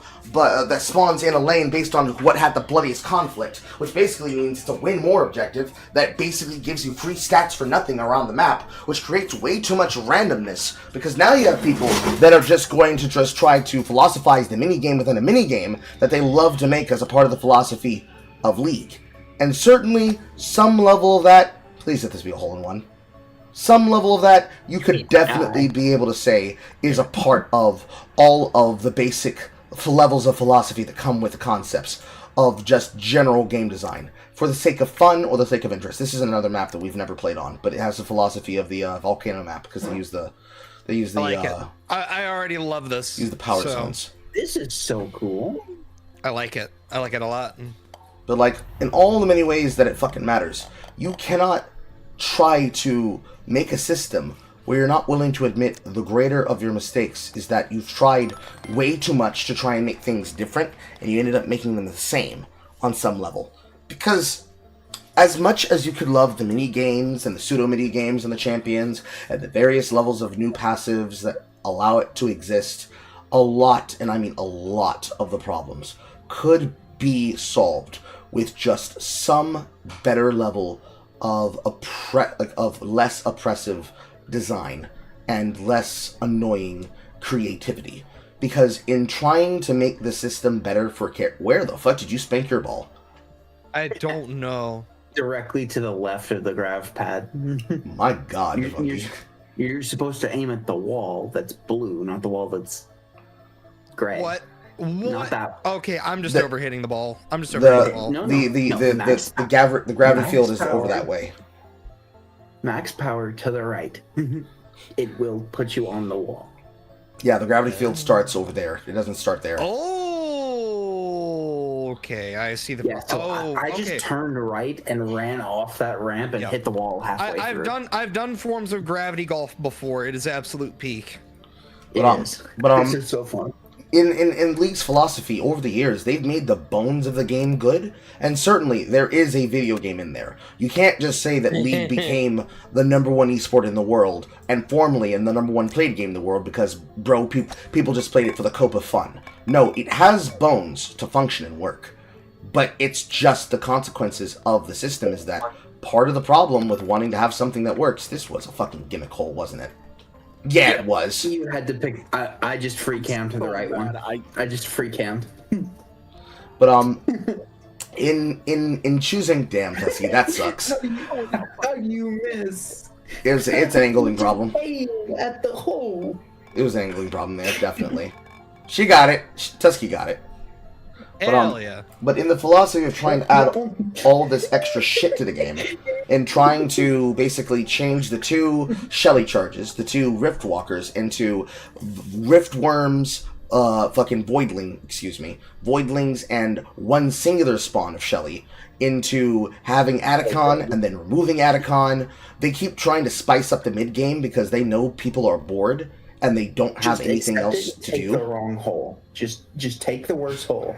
No, he's gonna soft spank it and he's gonna go up. He's going in that hole, damn it. This hurts. Oh no. I'm tired, boss. I'm tired. I'm tired, Grandpa. in their philosophy. In their philosophy of trying to make the game interesting in the mid-game because there's not a lot of things to do in the early game, and there's too little things to do in the late game, they ended up making a game that is overcomplexing itself. And League already has a problem with itemization.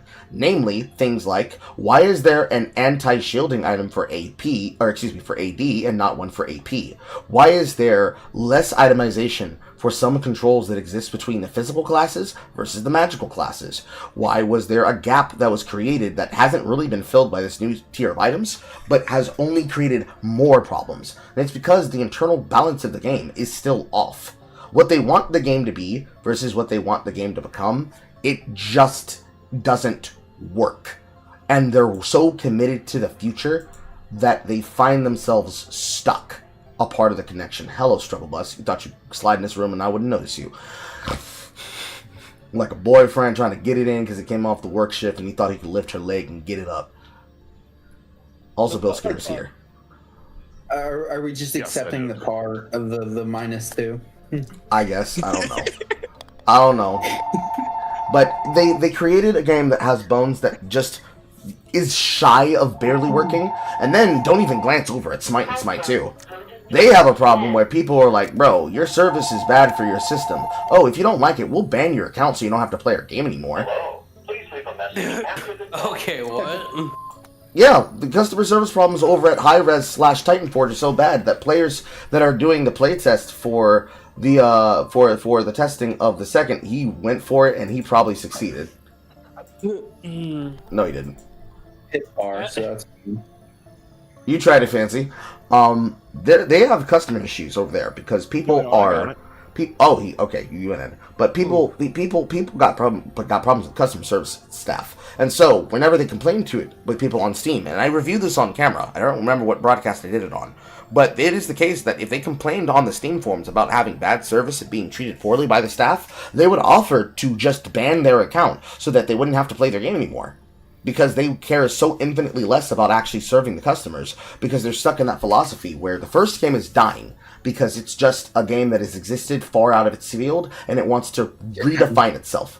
The infinite joke that was made about League of Legends 2, eventually you'd have to make a follow-up to the game. You know, you have MapleStory, eventually you have to make MapleStory 2. They eventually did, in fact, do that. And it was because they wanted to redesign the item system, and they wanted to use new skins that would allow them to port over all the old gods from Smite 1 and create new gods for Smite 2.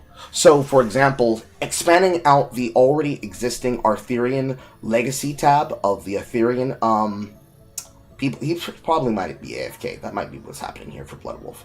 But it was fleshing out the Arthurian pantheon. They added characters like Mordred and LaFay to Smite 2, but they can't exist in Smite 1 because it is basically a Path of Exile 2 concern. Because Path of Exile did the same thing as well.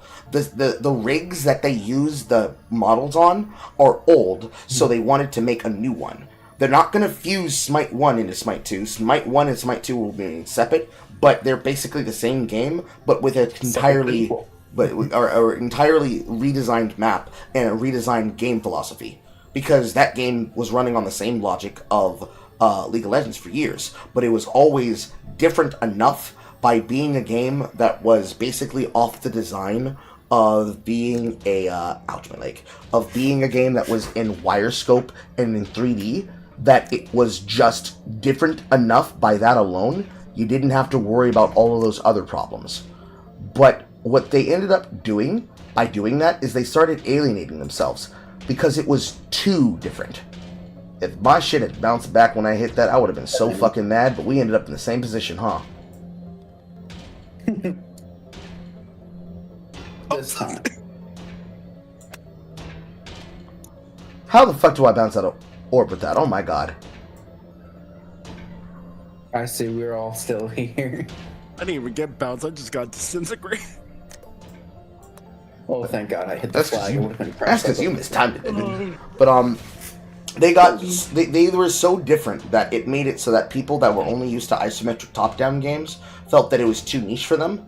So they ended up having a problem whereas League of Legends does no collabs, and Tusky got crushed. Oh no.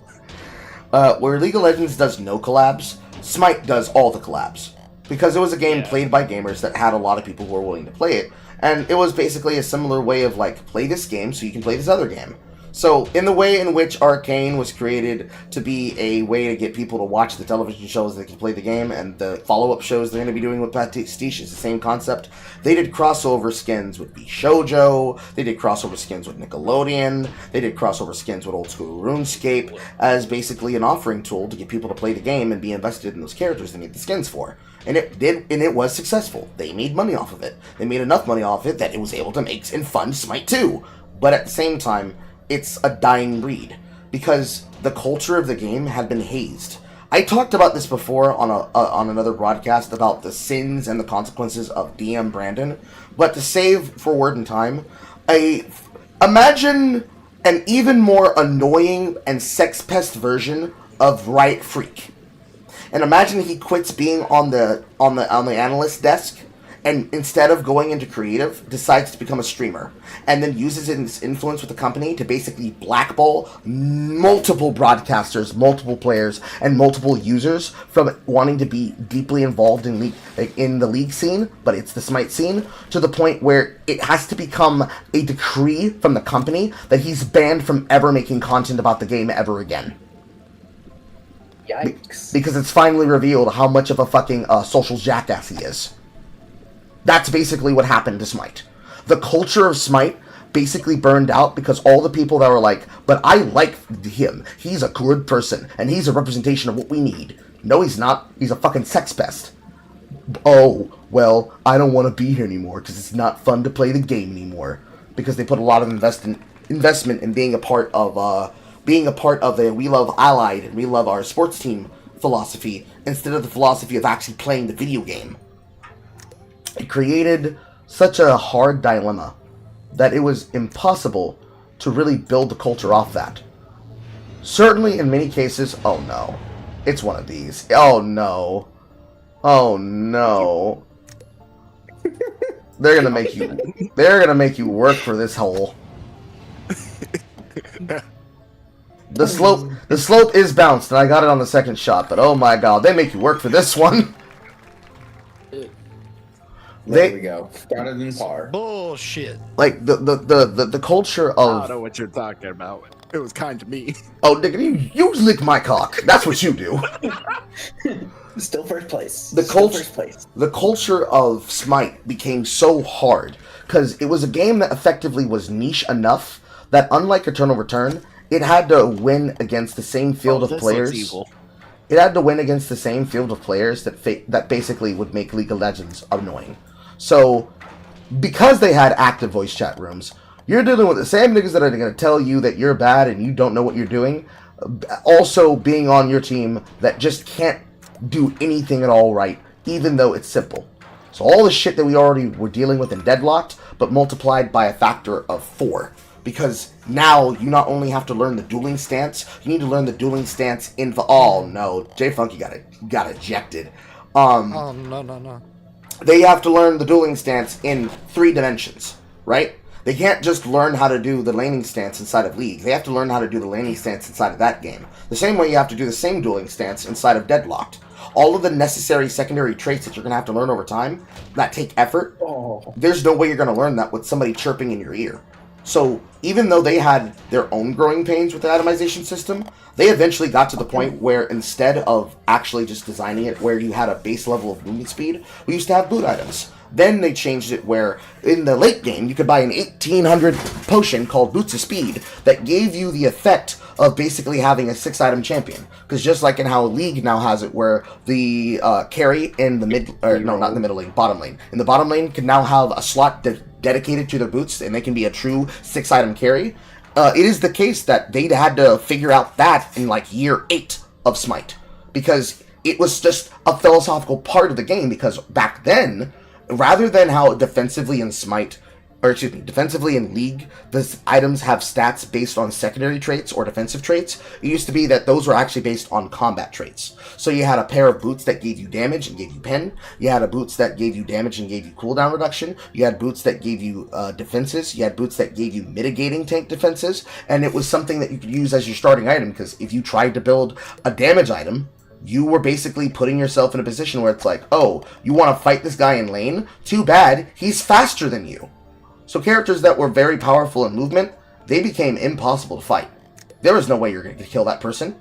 Like, there's no way you're going to kill a level 1 Akali from the level, not a level 1 Akali, level 1 Hindu character. Neela? Say again? Neela? N-I-L-A-H? No. This is a Smite character I'm thinking of. Indian, the Indian pantheon. Shiva. Not Shiva. Okay, that shit is a lie. Fucking, it's the form of the destroyer. One of them. The first of it. Kali. You're not gonna attack a level 1 Kali without boots because she's gonna move faster than you because she has a jump and you don't. So if you're in lane and you're fighting as something like an Onhor, you might have a jump to challenge her. But if you're playing something that is immobile like fucking Ymir, you're just asking to get killed. She's going to jump on top of you, you're not going to have the ability to fight back, and you're just butt-fucked from start. Because you have to buy boots. You're going to need them for defenses, and you might even need them from power. And so on and so on and so on. It created such a level of itemization that they ended up creating some very interesting and good items, especially over time as they opened up the Arthurian tree. But it was just oh my god, Carl, please, stop throwing it into the Steam vent.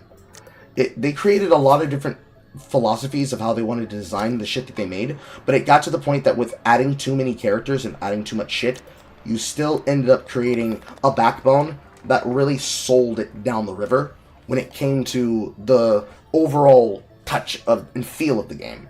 And then you're asking people to relearn it again for a second tier upgrade game that then redesigned the entire stat system. So no longer is it about ability power and attack damage. It's about strength, intelligence, wisdom, and a bunch of other stats that basically correlate into the exact same shit. That and learning a new map, yeah, people are going to be annoyed. People are going to be annoyed. People are going to be upset. And then there's this is the people that we're left with scene, which take that into consideration with League, and it's like, we're left with people who are annoying and ungrateful and toxic and all the things that we hate about normal game design. Like, there's no way that you're going to solve for this problem and it not get treated like how most things would get treated. It might suck at the end of the day, but it's one of those things that you just had to take in stride and accept was a part of the worldview that became a part of the game. If you loved the game enough, you were willing to deal with it, but if you were one of the people that's like, bro, I don't know, this doesn't feel like something you should play on game night per se, it doesn't feel like something you can get the gang together for, even though it had a better system for being able to make sure that you got the role you wanted, they were the ones that actually created the philosophy of role assignment, where you can pick the lane you want to play for, which would then got added to League, the role picker. The ability to say that I want to be dependent first lane top, but then second lane as a role, role queue. Then I could be able to play as Phil, or I could play as my dependency, and I had a guarantee to play either the main role or the secondary role I asked for, rather than being off-rolled into a role that I don't play on meta, because I can't find enough games to give me the game for the role that I want. It created this very, very weird system, and situation where the people who were playing the game were very much dedicated, and the people who were starting to play it, streamers would unironically say, I'm not here to cure your dead game, basically. People like Skara, after he stopped playing in the leagues. People like his personal friends, like fucking that one female, whose name is escaping me. Andrew, Lily Pichu. Lily Pichu. People like that, it became very much a standard. This is going to be such a hard shot. There's not a lot of I'm getting punished. content creators, some streamers anymore. Yep. Like, it created such a fair field of people that basically they don't want to even be associated with your game. They're just taking the free ad sponsorship deal, and then you can go fuck yourself on the base level. It created such a big problem that it's like, well, nobody wants to play our game because our culture got killed by a sex pest, and the people who don't know about it are graciously available to not be involved in it. And it was such a cultural shift at that point that it is what made the other Frost want to take those videos down in the first place. Because it's like, having these videos up... Wait, it was Freak that was the whole, like, situation? No. Holy fuck, I did not realize... Oh, no? No, Freak-like. DM Brandon was Freak-like. He wasn't actually Freak. Oh. Okay, sorry, my bad. Basically, imagine if Freak was a sex pest and was responsible with, like, killing out 90% of the content creators from the game by basically harassing them out of the player base. Okay, I was like, hold on, it was Freak? I'm like, I do like Freak. I believe it. I mean, Freak has his own problems. Like, David Turley is a corporate man. Oh, no. Like, David Turley is a corporate man. He has his problems. Like, his whole, I'm no longer going to respond to communication on platform. That's because his philosophy of how to be the creative of the game is directly responsible for why many people view him as a part of the problem of the design staff. Here we go again, trying to do this fucking shit down the side lane. Please put me on the wall. I remember his old, fucking, very old Champions Give me the lead. videos. I want my win streak back. Like, Give me the lead. Like, when he originally made it so that you can only have a certain amount of pings, and then it was a problem where you couldn't be able to ping certain things. I hate that so much. And basically saying, oh, if you don't... you shouldn't have the ability to click on people's abilities because you're just being annoying with telling people something. Why don't you just type to the Karthus, please ult? That whole shit. And his designs about the game, and his chats about how one ought play the game, and how things function, and how they have an effect on blah, blah, blah, blah, blah, all that. He did that not because he actually cared about certain stuff, but because he 100% did not want his philosophy about how he thought the game should be designed to blow back on him when it came to the ultimate worldview of how much fun it would be for him to be on the design staff. So it was more a quantitative question of how toxic can I be while being a member of Riot and not have it held against me. And the equivocation problem that came across is when he started telling players like me, oh, a person's being a toxic troll in your game to the point that they're running it down on camera because you're live. They're actively antagonizing broadcasters because they're live. I don't know, bro. Why don't you laugh about it? And in my situation, it was somebody literally calling me the hard R in 50 billion different ways, in trying to haze through the game, and trying to haze through the lobby, and trying to haze through my chat room. And it's like, nigga, why don't you just ban this player from the game permanently?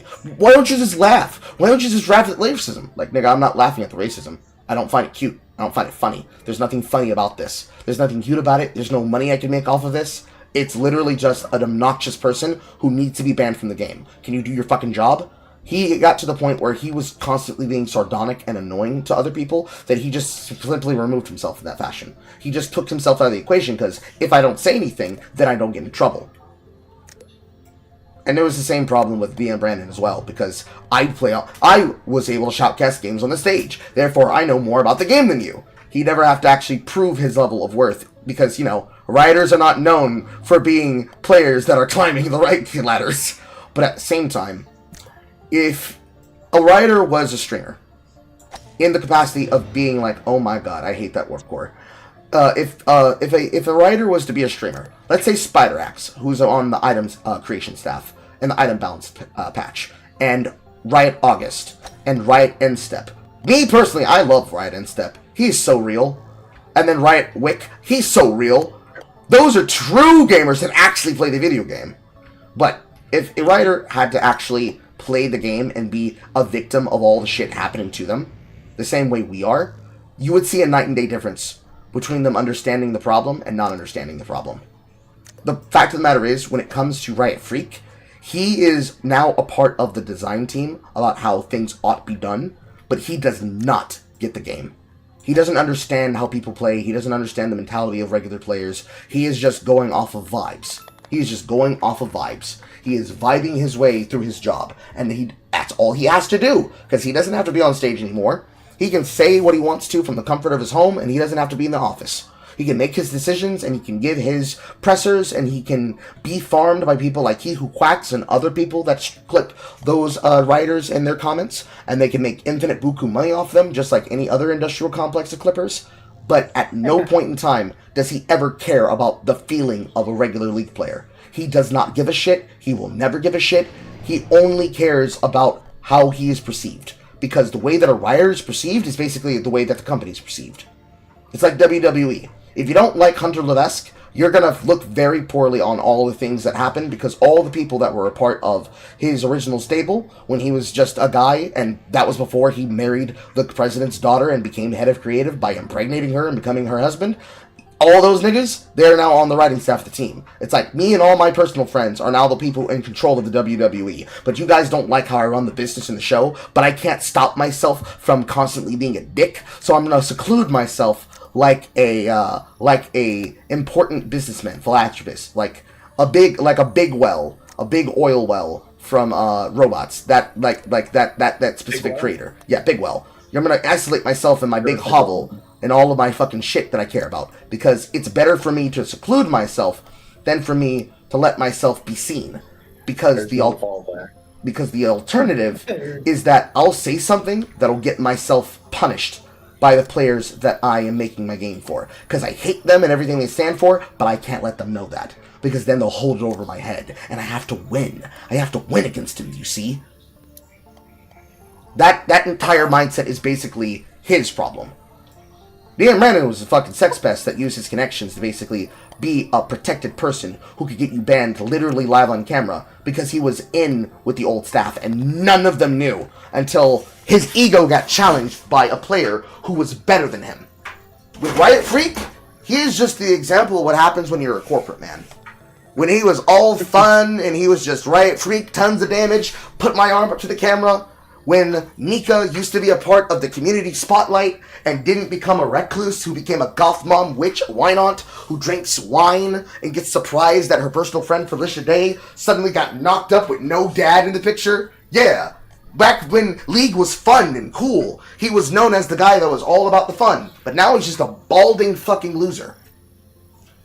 Because he became the player base. like he became a bald loser because he grew into the philosophy of we're never wrong, we're always right.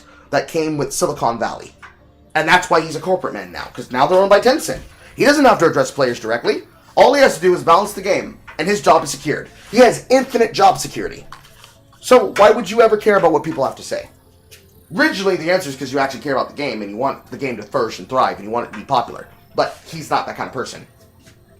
He's soulless now. He's just soulless now. Many such cases for many games, by the way. Work. Alright, whatever. A corporate creature of habit. All in, send it. Come on. Like, it didn't even have to be that way.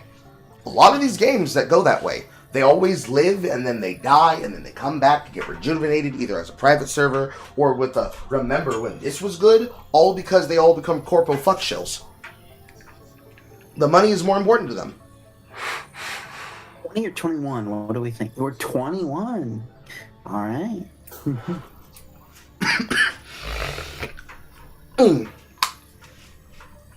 Like, I wish that it weren't so. I wish it wasn't so dire the way that I'm describing it. But like, this is like the thing that makes everything possible.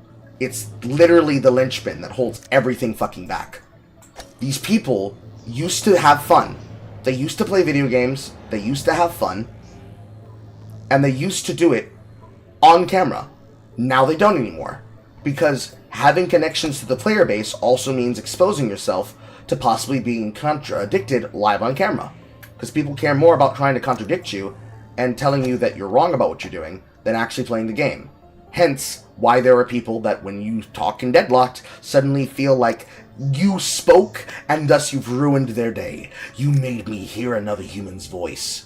It's just antisocial losers, all the way down.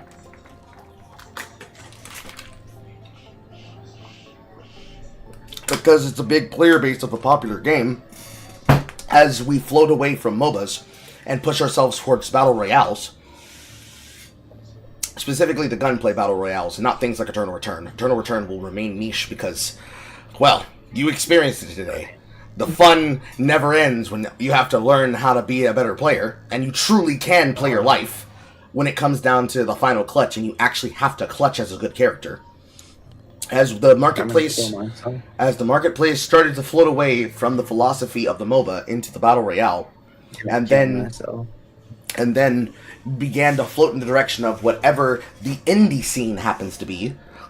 Rest in peace, Highguard. You revealed yourself for the shit that it was. We'll talk about that in a second, because that's funny. That news reveal was funny.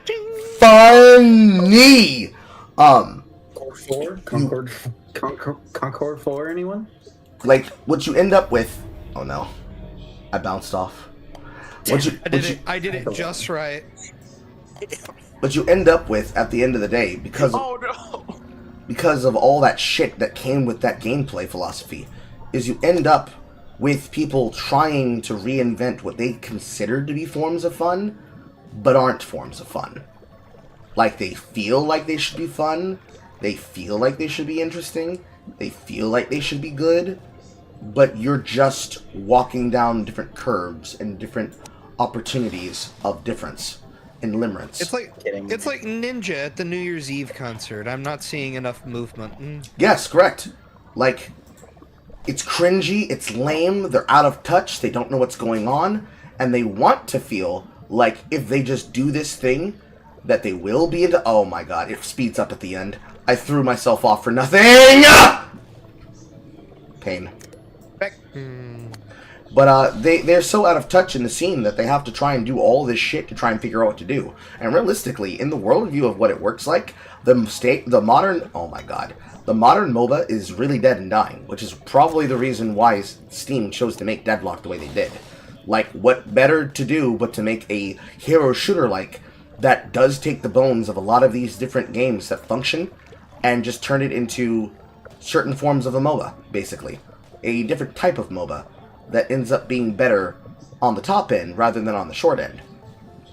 So you're able to make some level... I had to jump. You make some level of monetization off of it where it doesn't feel like a cantankerous pile of shit. You make money off of it, they have fun making money off of it, and all the other shit that happens as a part of the quantitative process. Instead, yep, it happened to you too. All of these things This that is are about the third time. all of these things that end up as a part of the quantitative process instead becomes a part of your never-ending goal to make the game better for all the people who are involved in its design process. Why won't you let me bounce? And all of those things become a part of the bones of the operation, per se, for what holds the game's potential back. So, with the creation of... Oh my god, I didn't have enough movement. It's over. It's over for it's me. over. 10 seconds. No, It's fucking so Jover, over. bro. It's so fucking Jover, bro. It's Oh so my over. god. It's so over. Oh my god, I hate this hole! I hate this hole! I hate this hole! Get into the hole. Imagine. Imagine not finding the hole. I'm not gonna play with exhaustion, so I fucking hate this shit. I'll see you guys later. Yeah, peace out. You're right, Reflex. Thanks for talking. Yeah. But with the creation of all these different fucking MOBAs and these hero shooters and these BRs, they have to do something to make themselves different, and that leads to the idea of trying to find ways to compete against what would be the replacement philosophy of all of these different games that exist in this, oh my god, I hate that black hole, in this field of potential pieces of content that are going to make things possible. And ultimately, what you end up with at the end of the day is you end up with different philosophies that create different opportunities for fun, but ultimately kind of feel like they're barricading the I overshot. That barricade the process of fun. So, Deadlocked, for example, is like one of those things that happen when you have people who are really creatives, who really put together a project that they really care a lot about, that eventually will have its dog day, but getting there where everybody sees the vision is going to be a process. It's going to be a process, and it's going to require all of the steps of that process to function. Some people are going to need it more than others, but it's going to take time and development and processing. So for what it's worth, they will be able to succeed, but people are going to have to give them a chance. And because of how burned all of us have been because of content like this, that's why League ended up losing its top spot. It's why multiple other games started becoming fun. It's why the BR's craze started growing out of control. I mean, shit. Even though it was something that was already a part of Ghost of Tsushima in the form of the Legends mode, you've got them using Yote as a connective function for them to bring on what is basically Night Rain, but in the world of Ghosts of Yote. Like, why are we doing that? Shouldn't that just have been something that should have been added to the game the way it was with the first game? No, it needed to be made as a singular title that got announced at the State of Play. That shit don't make sense. And so you're seeing a lot of different indie games, immersive games, narrative movie games, and the like, creating this field of content that allows you to buy in to whether or not you're gonna truly like what's in the marketplace, while the indies continue to crush. Like, we already saw Mugenics shit on a bunch of people. You ain't gonna make it, nigga. You ain't gonna make it, nigga. You don't even have 30 seconds. Oh no! Get chatting it, hold on. Holding. There we go. Oh. But you have all these... That ramp, that ramp messed with me so hard. I thought it was like, oh, okay, I just have to be on the ramp and it'll take me over to that spot and such. It just didn't even hold the ball at all. It was just like, okay, I'm just gonna fall now. No, fuck. Is it really? I'm gonna kill myself. What the fuck? I fell out of space. I did it again. Close. Do I really have to fucking spank it to get it through this goddamn pipe? Oh my god. Oh No, I'm going down the gravity hole. Oh no. Oh no. No, I do not want to be embraced by the big black void of space. No. Oh god, I'm going in it again. Oh my god, I hate that pipe. Why? Why are you doing this to me? All I wanted to do was go through the fucking pipe, man. Fuck it. God damn it. I'm going this way now.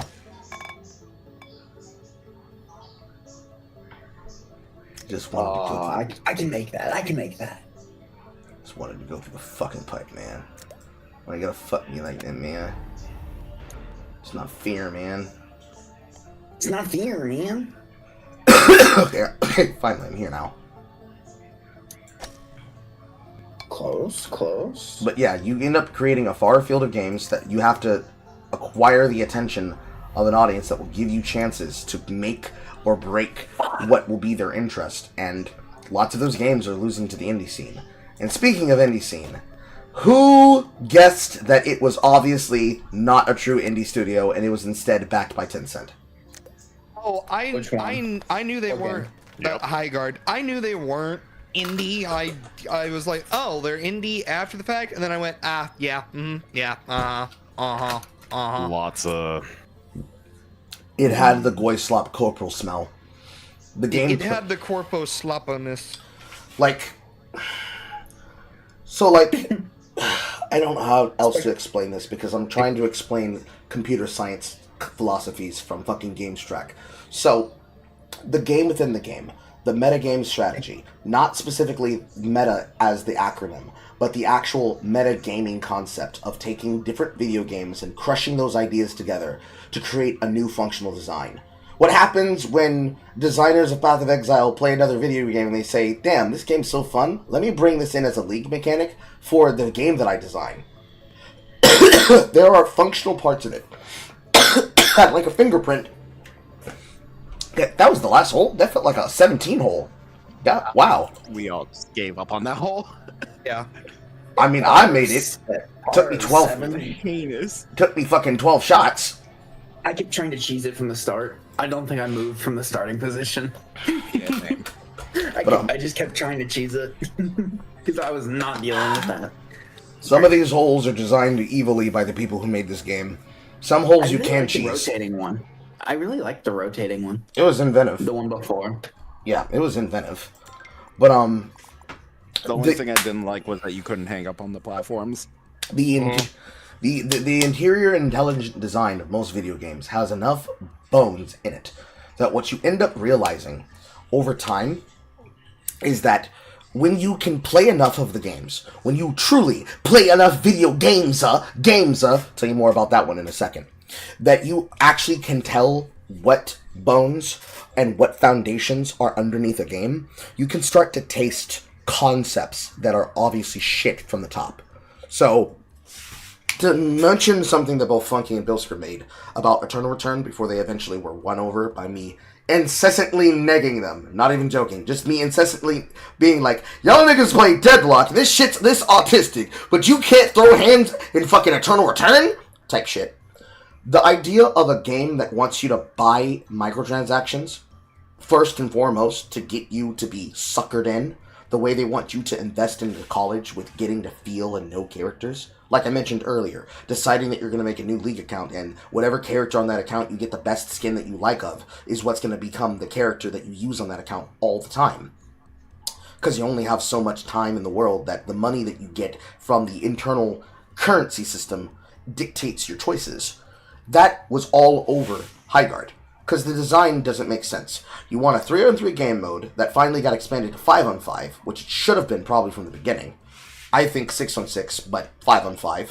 You design a system around 3-on-3 and then expand to 5-on-5 as a limited mode before you make it a selective full mode, where you have a control raid phase and a mining phase to gain materials and effort so that you can level up a gun system like a gun buy inside of Counter-Strike or Valorant or any other CS clone, so that you can ride around a map that's bigger than a Halo map but feels smaller and more empty than a Quake 2003 map, so that you can then try to fight over the control key for a raid sword that opens up the raid section of the game, where you're now raiding a person's base, which it has its own problems and quirks. Like, you don't actually have to put the sword in. You just have to put it in by the time you grab the shield breaker and be closer to the enemy's base, so you could camp if you wanted to.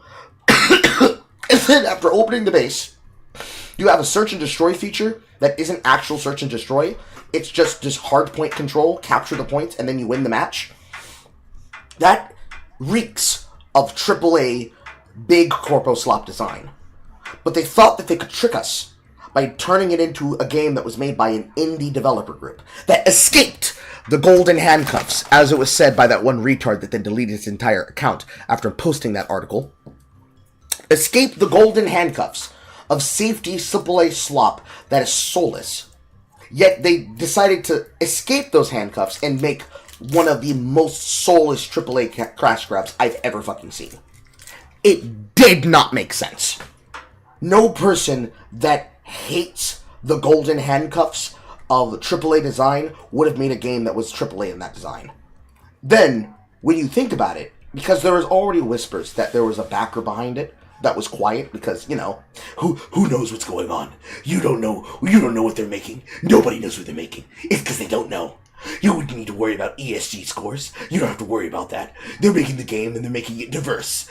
What, are you a Nazi? That kind of philosophy ended up rooting itself out because, surprise, surprise, it was Tencent the entire time. Like unmasking a fucking villain in Scooby-Doo. But everybody knew. Because if you played the game, or you've at least looked at gameplay of it, it's like, oh no, this is dog shit. None of the concepts meld together. None of the concepts work. And it's inherently unfun when you're getting disconnected like Error 86 back in the days of vanilla Diablo 3. What is a company to do? They lie to us. It proves two things. One, the industry is listening, but they're not actually listening to the advice. They're seeing what we say about them, and they're hearing things that they then try to work their way around. They try to work their way around giving us what we want.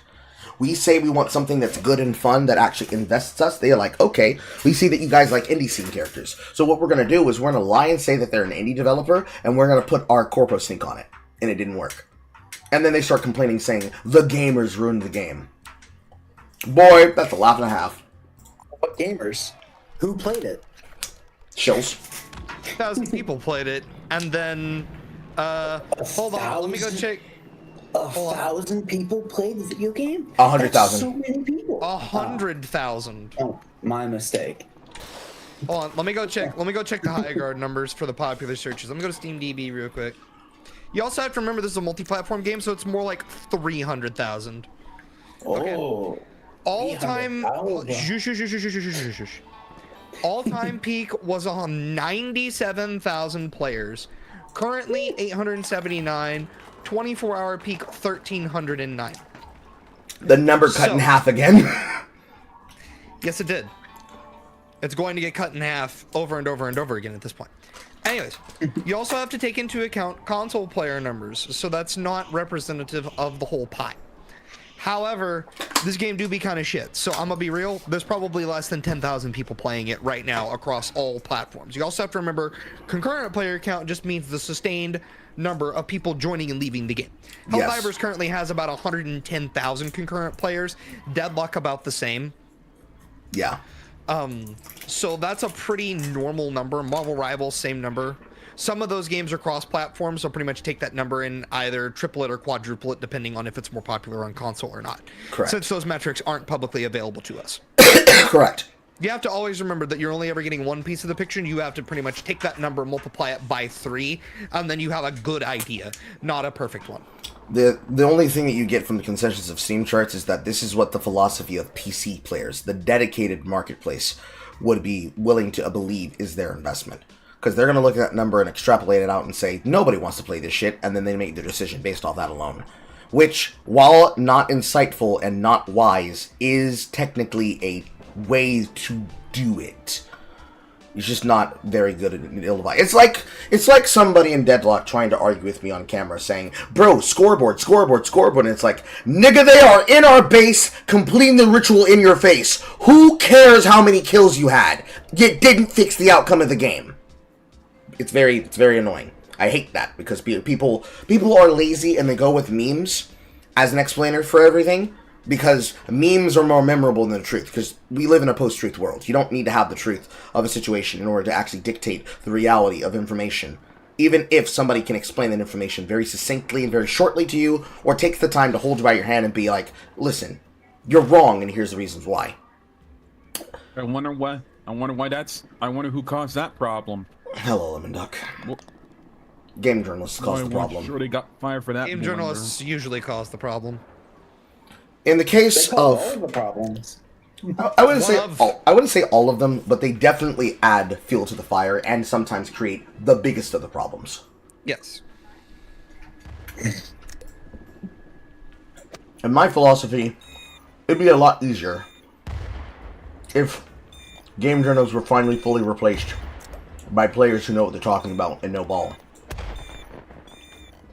But unfortunately, personality streamers will never truly go away. They will always be with us. And half the problem, to take Lemon Dump's prompt, is that one part of it is game journalists. The other part of it is low information consumers. Just like low information voters, they're like the brother that will play League nonstop that was mentioned by Reflex. They see slop, they eat slop. They get excited for next product. They're more angry that you notice rather than accepting, hold on one baby, rather than accepting that they have to take some level of consequence as a part of the issue. Oh, jetpack. And yes, you have to hold down and then readjust, and you can use it in ways to like scoot yourself into the hole. Mm-hmm. It's just the Worms jetpack. I've played Worms a few times before. It's really fun. This is the Worms. I played. Yeah, I know. So I was like, oh, it actually is Worms. That feels so bad, Tusky. That feels so bad. You got one part game journal, you got one part retard player. Because players like, I want to play game is fun. But they're not able to do the things like extrapolating why the game is fun. And that itself becomes its own issue at the end of the day. Because it's like you're fighting an uphill battle. You're fighting an uphill battle against these people. Oh my god. You're fighting an uphill battle against these players. And how they choose to behave and manifest a lot of their concerns and their problems. So with the people that play Deadlocked, it appears to me that all the people invited to the playtest and the people inviting their friends are more interested in trying to break the game and cheese and basically make somebody really fucking upset because their build is broken and uncounterable than actually making the game balanced and making it something that can reflect the world that the pro players are playing in with all these VODs that they produce that are on the equivalent level of Dota 2 players with team players from orgs like Navi. And that is the problem of the indie scene taking their lunch, basically. Unfortunately, an unseen and hidden problem with this equation is the indie scene. An indie game can be dog shit, an indie game can be good. There are thousands and thousands of games just on the Steam marketplace alone, let alone the Epic marketplace or good old games or whatever the fuck you want, that you have multiple video games that may or may not be good. Finding out if they are good is an investment practice, and some people don't want to take the investment. They would rather give their money to a broadcaster, like me, and then have fun at the consequences of what's in it. So, things like Ghost of Yotei, things like Kill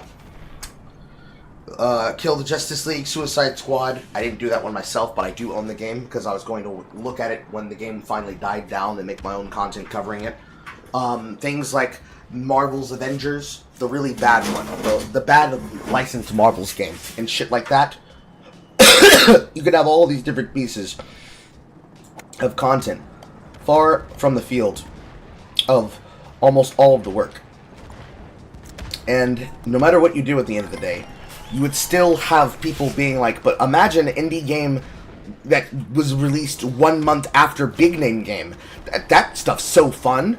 And you will end up fighting an uphill battle no matter what, because it's about whether or not the person basically remembers your title exists, and whether or not they personally say they had fun in it, and if they told other people by word of mouth. So a good example of that is Megabonk. You have all these broadcasters playing this game and having fun with it, but are they still playing it now? Maybe. Are they playing it every day, the way somebody like myself was playing Balatro? Probably not. Do they even care about games like Balatro existing? Do they understand the context of why a game like that coming onto the indie scene and sweeping as it did the year before, the same way that Clair Obscur swept the year last was? Probably not, but they probably heard about the game. They heard about the meme of the French baguettes. They made jokes, finally deciding whether or not you did or did not deserve to be made fun of for being French. But they don't get it. They're at the core of the experience. Because ultimately, who has all the time to play all those video games? There's only so many hours in the day and only so many days in the week that you can focus on it. So it becomes a job of people like myself to do that. But even then, it's like, what if I don't want to play the game? What if I don't have the money to afford it? Or blah, blah, blah, blah, blah, blah, blah. Which creates the eternal, when do you find the time problem? But amplified by a significant magnitude. Because if the game has a playtest, how do I get into the playtest? If it's based on a waiting list, based on who they decided to prioritize, well, fuck me, I guess. I guess I don't get to play that game until it releases. And shit like that. Like, we are very much our own worst enemies when it comes to this. Especially when it comes to indie titles. But we're also our worst enemies when it comes to it based on whether or not people really know how to explain the game to other people in general. It's a problem that will be a wheel that will always be spinning on. But every now and again, somebody comes across a gem, and they tell their friends, and then they find it. And then from there, it's the job of the player base and the community, air quote, to make it work. So, things like Eternal Return, for example, she's back. And she might get a hole-in-one. Oh my god! W. What a buzzer beater! W. Alright, what is this one? Ah. Oh no, I bounced. Oh no, I'm still in play. Come on, get there, get there, get there. Yeah! In play, baby!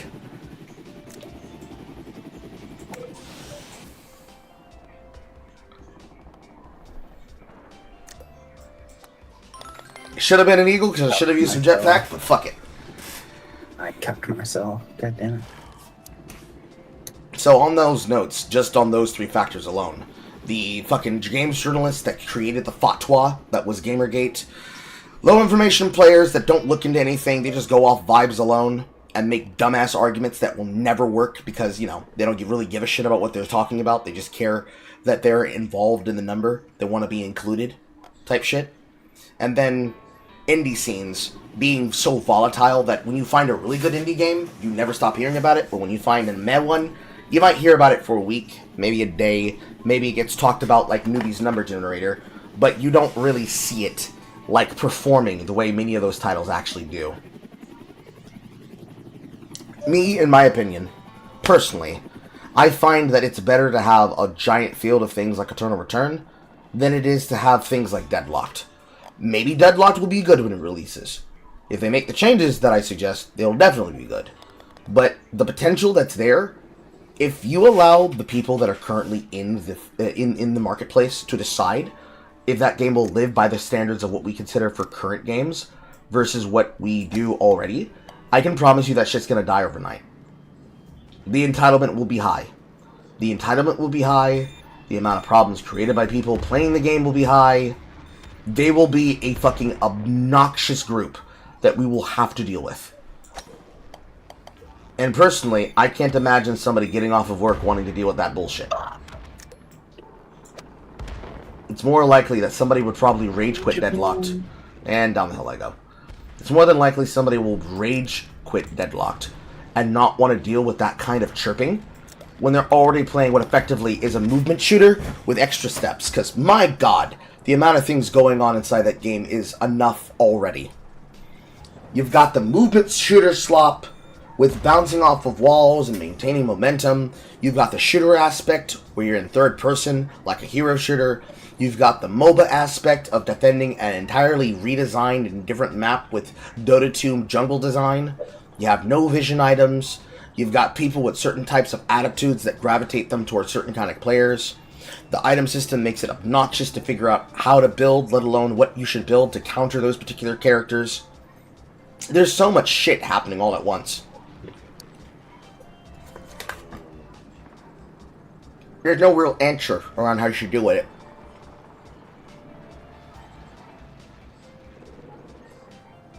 Riot is such a mixed bag right now.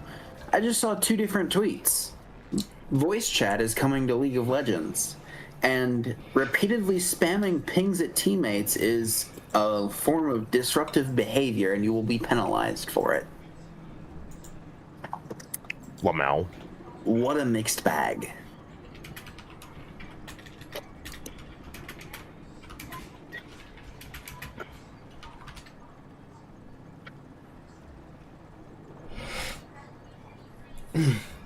I imagine that whatever they said is going to be the caveats of it coming to League is going to be under heavy scrutiny as a first testing goal for a region.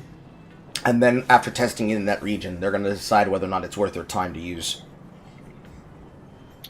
Yeah.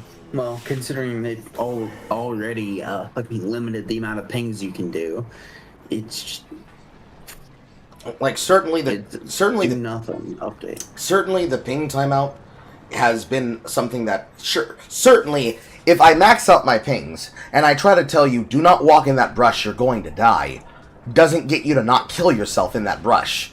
Well, what the fuck can I say to you that's going to get you to not murder yourself on the jungler that's obviously going to gank you? Not really much you can really say and do at that point. So I understand the philosophy there, but it doesn't help. Because like, oh, if you ping too much, you'll be penalized. Well, what's too much? Who decides what's too much? You? What if I actually did need to ping that much? Because they are actually that brain dead. Oh, so I get punished for being a better player? For using immunization correctly? That doesn't make sense.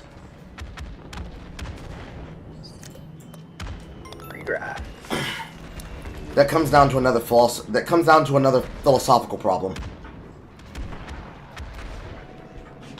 Birdie. Why are you guys score so high? I got 3.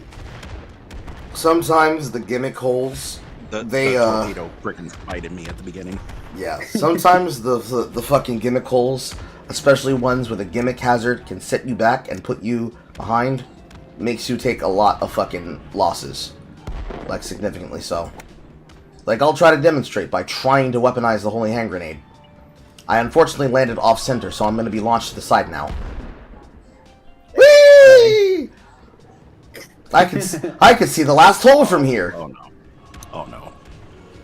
I'm doing this on purpose. No! No! I saw that. That's tragedy. No! No, even that demonstrated that, because I got launched all the way off to the side just by being here. Bogey. But it's the case that in gimmick holes like this, these type of holes will set you back very, very far. Because if you don't take a stroke, it actually counts you being moved as a play. So, if I stood there next to the wall where I was, the game would actually penalize me.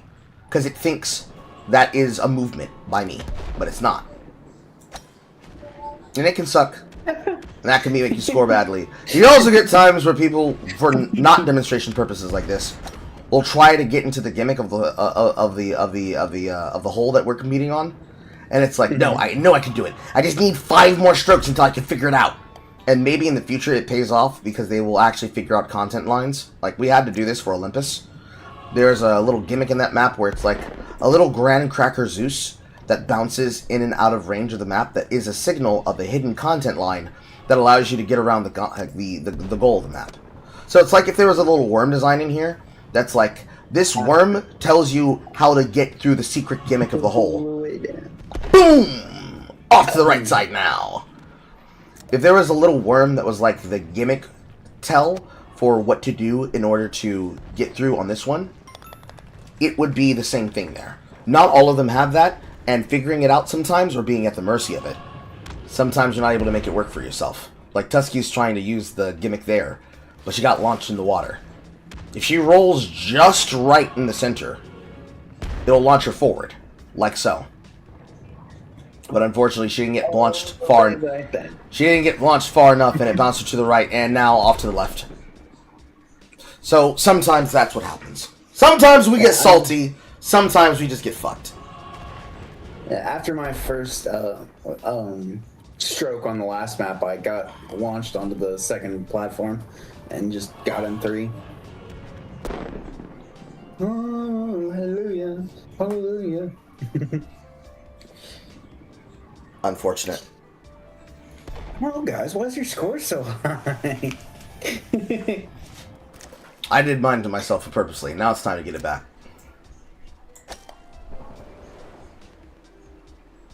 What the fuck? What did I hit? Oh. Damn it.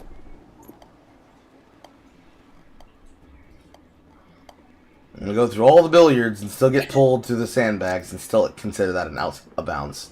A mal. And now I didn't hit it hard enough.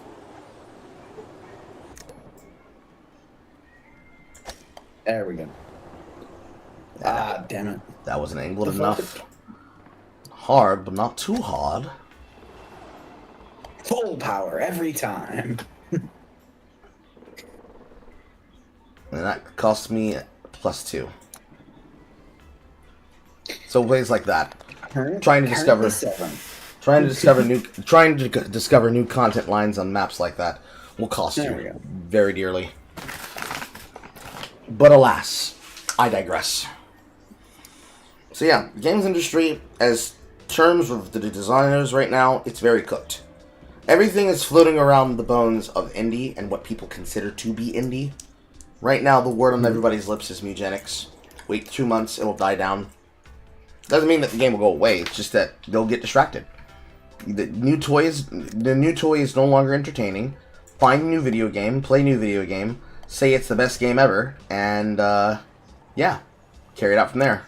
Repeat.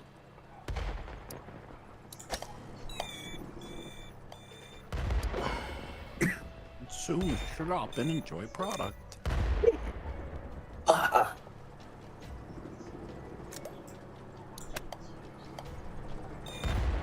Me personally, I think people are way too much shills.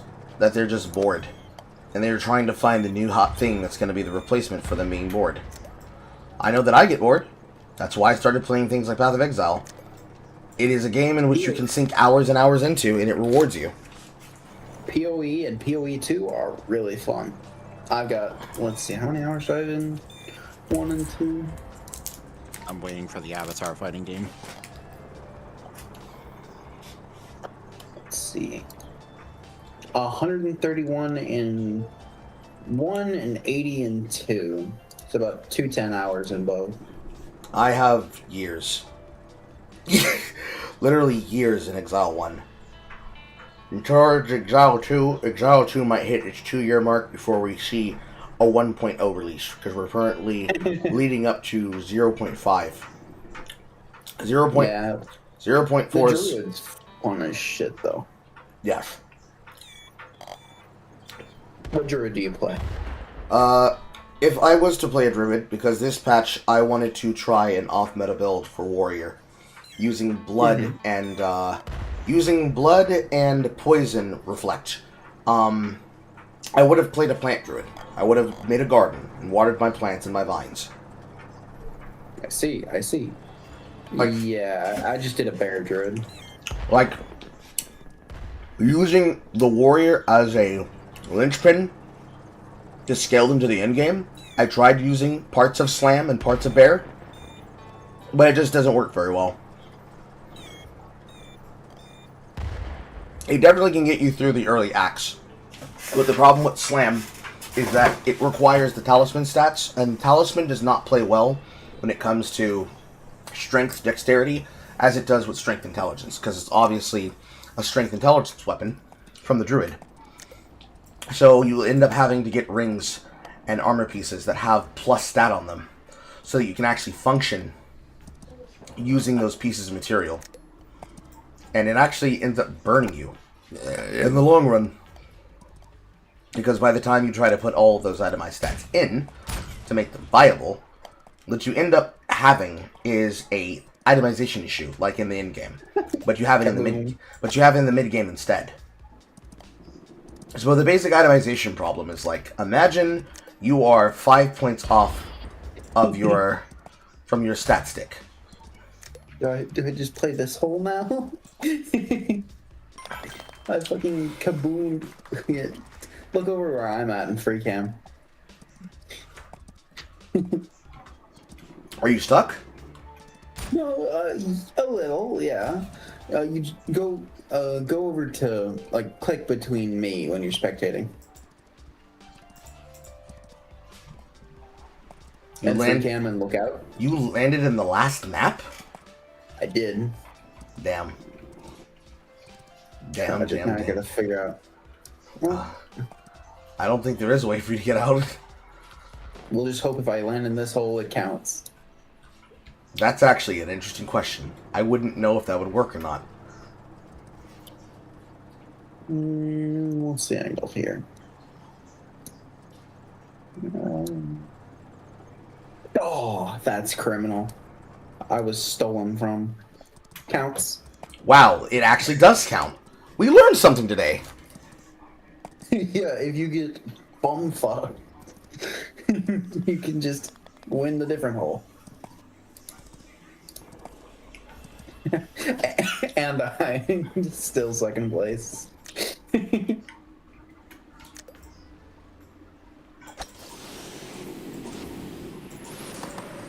Fucking Superman.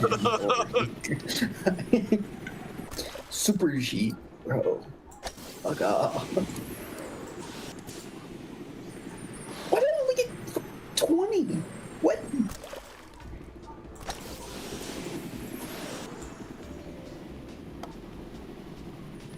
What the fuck? This is some scam shit. Oh, because you got it fucking just right.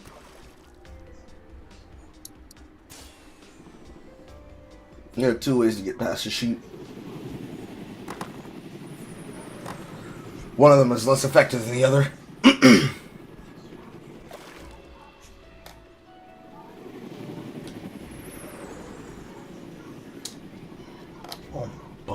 No, no, no.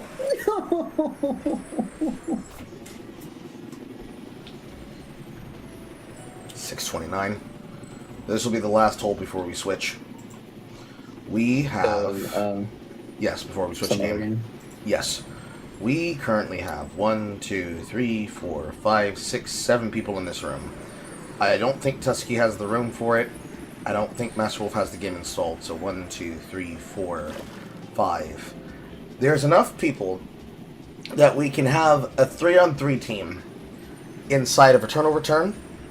We have enough people to do Lone Wolf, and we have just enough people to put together a full squad for Deadlocked.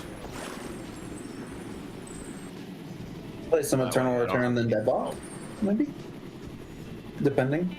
Or I don't have the game, or is there a way I can get the invite, or? Yes, one of us have to invite you. Okay. Well, if it's any help to planning things out, I will be leaving for dinner in the next 30 minutes or so. Okay, 1, 2, 3, 4, 5, 6. That's enough for 3-on-3. Oh, wait, just let me review this document I'm filling out. No, I'm right. Exactly enough. When you say 3-on-3, are we talking Eternal Return? Yes. Okay. Yeah, let me just save this and fire off an email real fast, and I'll get the game up. Yeah, I don't have to get my booty. What's my call again? Nigga, what do you mean? You mean that you don't get your booty blasted by me and 2 other people with all those bots? I called Team Carl. Yeah, call Team Carl too. Well, that was easy. No, nigga, we gonna do it. We're gonna do it as a round robin random selection. We're gonna have a number generator. We're gonna pick the team captain, and rather than letting the team captain pick people, they're gonna have to take who comes off the number generator. That makes it more fair. It makes it more fair. I don't want fair. I want to win.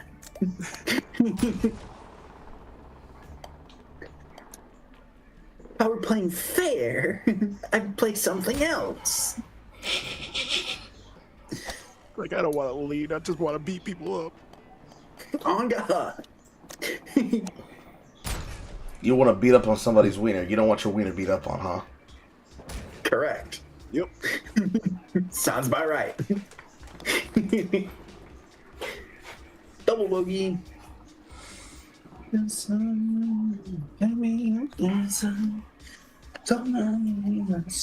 I really do got that attitude too badly in the game. It's just like, man, have sympathy on me and such. I'm just a poor wheelhead and such. I'm just a newbie in this game. The Oh, by the way, beatings! I'm also a bloodthirsty bastard and such who's absolutely ready to steal your shit like a gremlin. The beatings will continue until you can beat my Piccolo. That's how it's gonna happen.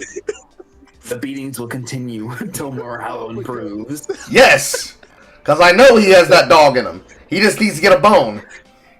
Tusky, where you're at, Still fucking broke hit me. the wall, He's full stealing all power, those animal fourth from kills. the end. The sandbag on your right, fourth from the end. Full power. Damn. He's gonna end up bouncing off the wall. On the right side. 4 sandbags from the end, full power. Maybe 3 sandbags. I was still laughing my ass off about those animal Definitely kills. It was just like, 3 sandbags. Are you My trying? bad. I deserve. Are you trying to get her to but bounce not over the too head? much. No. Damn it. Maybe just try that end sandbag. I'm trying to get her to full power bounce in the correct direction. I don't know if it's gonna work like that. Sometimes it does. Sometimes it Like doesn't. that? Like that? I mean, sometimes Like it does. it- Sometimes like it it just doesn't. worked? Look, I don't trust his physics engine for shit. I don't trust his physics engine for shit. I have experienced bullshit on some of these holes like you would not believe. The freaking black holes. Yes. Nah, honestly, the black holes are fine. That what you call it? That one space stage with the vents grab pushing out wall? and such. I tried the one that was Oh, off yeah, where that it was one. one of those lying ass ones again. It was another one of those. It just did nothing. It was all that effort for nothing. Ooh, perfect for skipping. He says. Oh shit! No, That works. I put myself in a worse spot now. Kaboom. Okay, I'm out. Holy I just kaboomed my way into the fucking The undercar. Dental Eagle is such a W. Oh my god. You kaboomed off the green barrel, didn't you? To get over there too.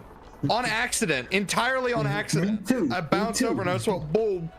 I just didn't get lucky enough to get know into what? the hole with it too. Believe in this bank. Woo! Believe in the It was tank. so perfect. This is why I keep playing this game, because it's a fucking dopamine rush.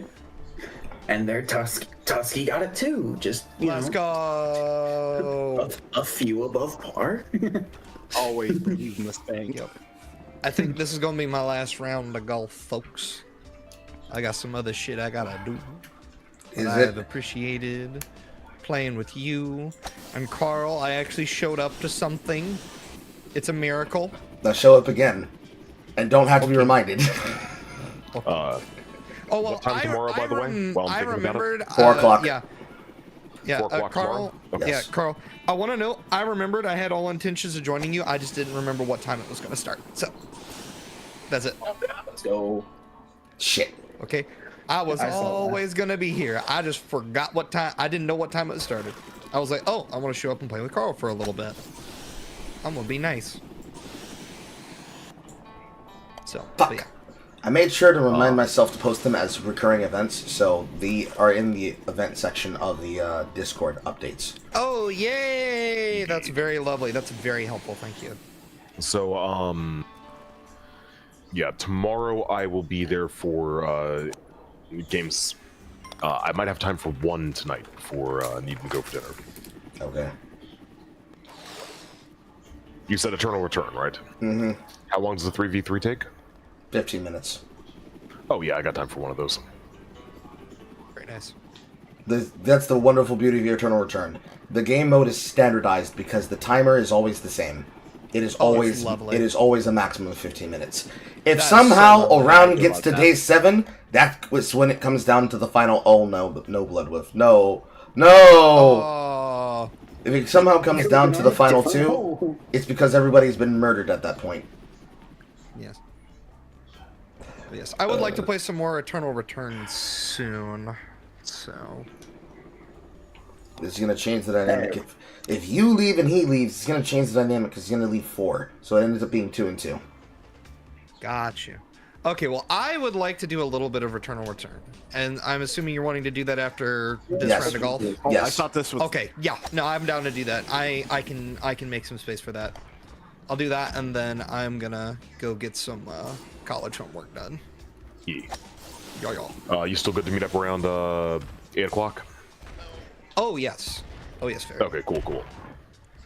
Yeah, 7:38. I'll be on wait. around 7:30 or so. Oh wait, okay, I can't do Return then. I need to actually get some shit done. Oh shit. Okay. Sorry, man. I forgot movie time. Yeah. Okay. Okay. Okay. So Y'all, I can't do that. y'all niggas and y'all looking. It's fine. Yeah. Please, Mr. Carl, I'm a good student. I gotta keep up my good grades. No, you don't. You're a liar. It's not the grades I'm worried about. It's the fact that they overbooked themselves with a bunch of shit. There's another. It's so There's true. another server that's basically a Ow. splinter of Dev's server that's run by a person who's currently living out of a church right now. So they run content in his place while he's gone, and because they're booked between the shit that they already do and the shit that they do on their personal time, they basically end up being so busy with IRL and also other life commitments that it's like, oh shit, that other thing was supposed to happen tonight, but I'm booked to do that other thing. Yep. Tragic. What's really tragic is that I ran all my fucking jetpack down. Only 5 over par. That's fine. Oh, also, Bilsker, after this round of golf, I need to steal you for like 3 minutes. Okay. Understandable. I'll be and then right you, back. When and that then you can happens, go Carl. play Eternal Return because I want to play Eternal Return with you sometime, Bilsker. I will. Oh my I God, will I make an effort to get into the game one way or another. You, me, and Carl would be goated if it winds up in a moment where Carl is unavailable. We get reflex, brah. We're gonna. Speaking of which, Carl, I am looking forward to playing more Deadlock with you because I want to learn MOBA strategy. Because we had a game last night where we blew a massive lead because our strategy fell apart because two players on the enemy team just started popping off and getting good strategy going on their side. It sounds like you got caught in a negative reflex cycle. You were getting negative feedback loops on your tactics, which then led to you blowing your lead. Because we were out like, I want to say it was like, we were up like 20,000, 30,000 souls ahead. And then what was it? It was a Kelvin and I forget who the other hero was. But anyway, they started making wild pushes on our 3 walkers and turned their trailing soul count into a strategic victory where we couldn't respond. Yeah. That just sounds like a quintessential negative feedback loop. The shorthand, I can tell you without looking at the VOD or looking at the score count, is one of the necessary things that you have to learn in all games is that there's always a flow state. The flow state of Deadlocked is basically the same as every other game that is based around an item system. If you make a play, reset after the play, get your health back, or put yourself in a position to continue the push. It's very strange for Deadlocked because it's the only game I've ever played where it's giving you, outside of Heroes of the Storm, it is giving you a method of restoring your health without you having to go back to Fountain. So like, if you took a significant health trade where you killed a person, but you didn't kill the other lane assigned person, one or both people might have to reset, but you have to push the wave in so that you can take the reset back. It's called tempo, taking a tempo back. So what sounds like is that they were just pushing on themselves alone. They were just able to take your walker and leave, and they couldn't be caught. Yes. So that's called a suicide push. Usually the suicide push is supposed to end in somebody dying because you're taking a trade, such as an objective for an opportunity. Since this game bases its system around taking a walker is equal to getting an item slot, taking and losing a life for one person investment on a team means that even though it ends up being a 5v6 for their death timer, their timer for your walker is always a significant trade. Getting out free and living for it means that you're being split apart to death, which is what you're supposed to do.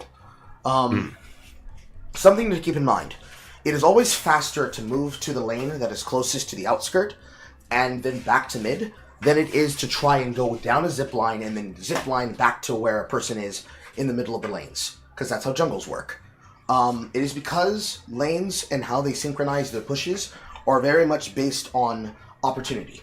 So if I see somebody in the side lane towards the middle of the map on right, and I want to join a fight in the middle in blue, or whatever the fuck they call it, what I would want to do is I would want to push out the lane as far as I can take it without risk to myself, as far as I would think with doing it, and then I would rotate through the jungle, taking jungle as I go, so that I can be topped off by the time I arrive at that fight, to be able to make use of the souls on the way to it by either buying at the secret shop, which is very much the Dota 2 methodology, or if you wanted to use the League methodology, going back down the zip to go back to core, buying from the core shop, and then setting back down a zip to go reinforce them before the team fight starts or as the team fight continues.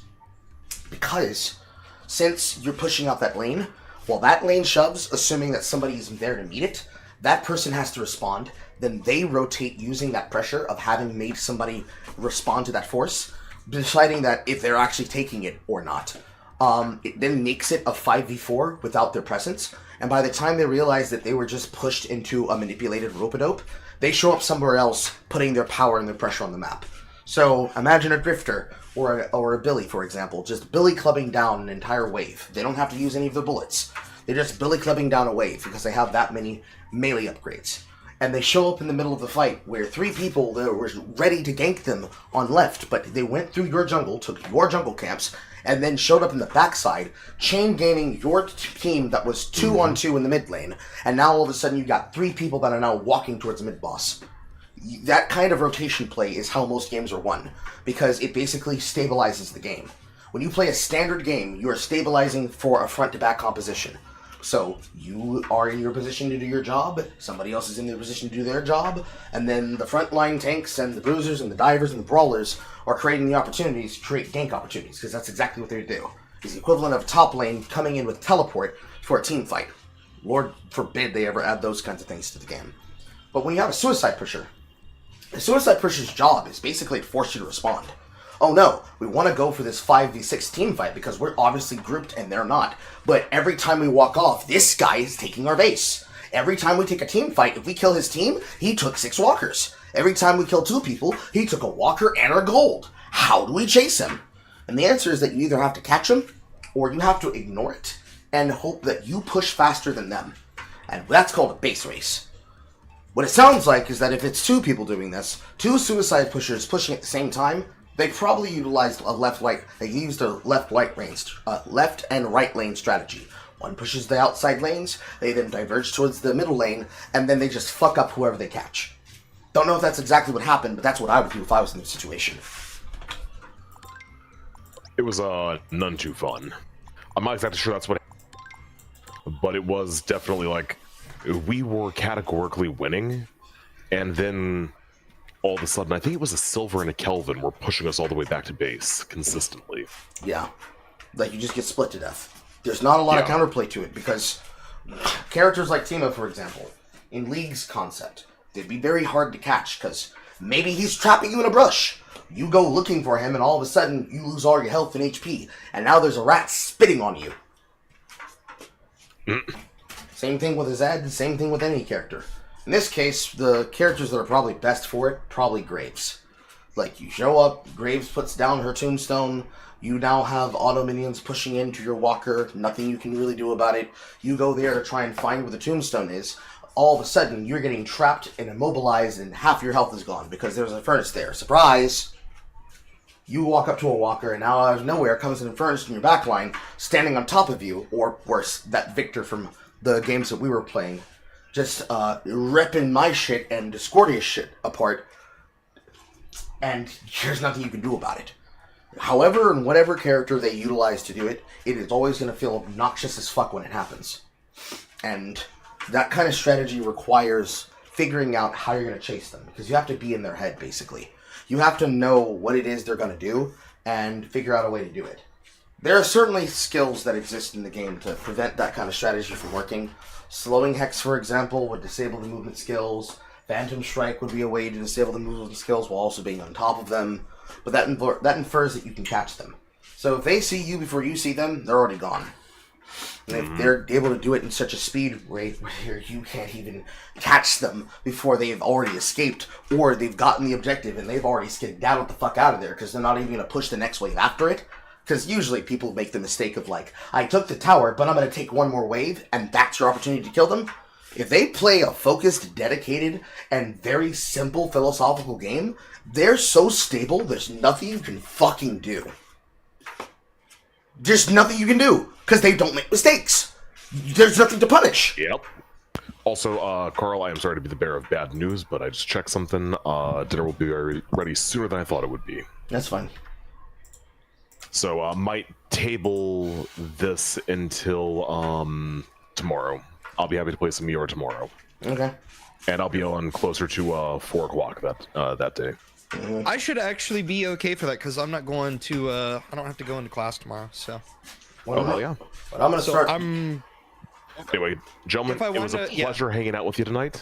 Good meeting all you haven't met before. And I will see you again tomorrow. I got some homework to do, so I will probably see y'all tomorrow. Hopefully, if I don't wind up going out in town tomorrow. So okay. See you tomorrow. Bye. That's a voice I don't recognize. Whose voice is that? Is that Tusky?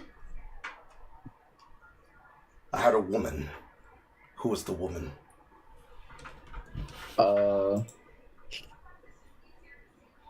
Husky, maybe? I don't know. That was either Tusky or Mask Wolf. I'm confused. I'd never heard that voice before.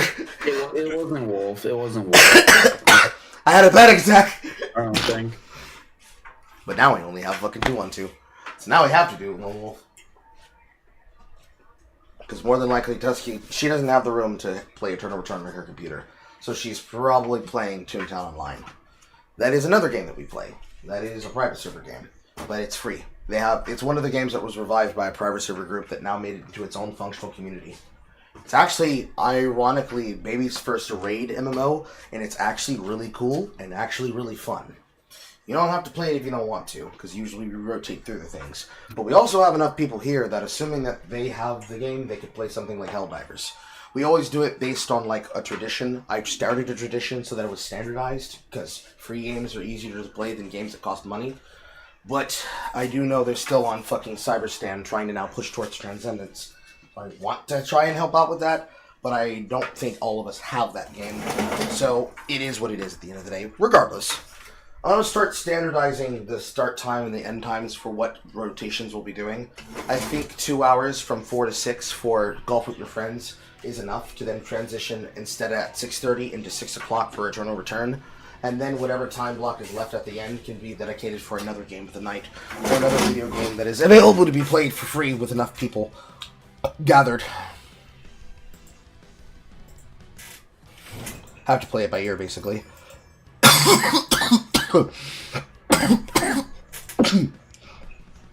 Oh, good. The game is going to have a crossover at Persona 5 Royale on the 19th. Gooners are about to explode even more than my fucking starter screen.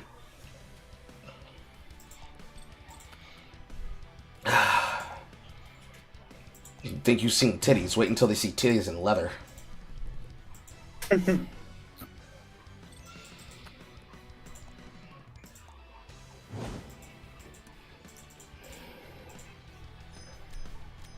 There's also another game mode called Cobalt Protocol, but I don't think that game is fun. I don't think that game mode is fun at all. It's basically capture the points with extra steps. And you would need to have another 4 people in order to make it a full 8-man lobby. So, Lone Wolf it is. There's the room code. And yet again, another person for you to be able to fight against, Fancy Pants. But I actually trained Draconia a little bit, so you're not going to be able to just rape them. No. I am a protege. Like, oh no. Wait, hold up, I gotta go to the bathroom first.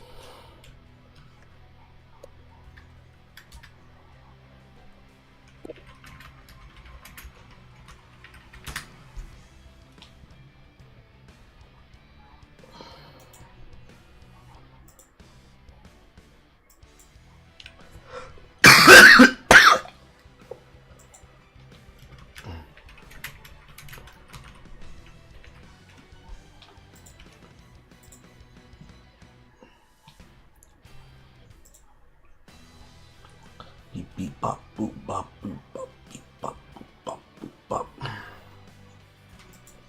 What is happening on the timeline? No. Ah, fuck.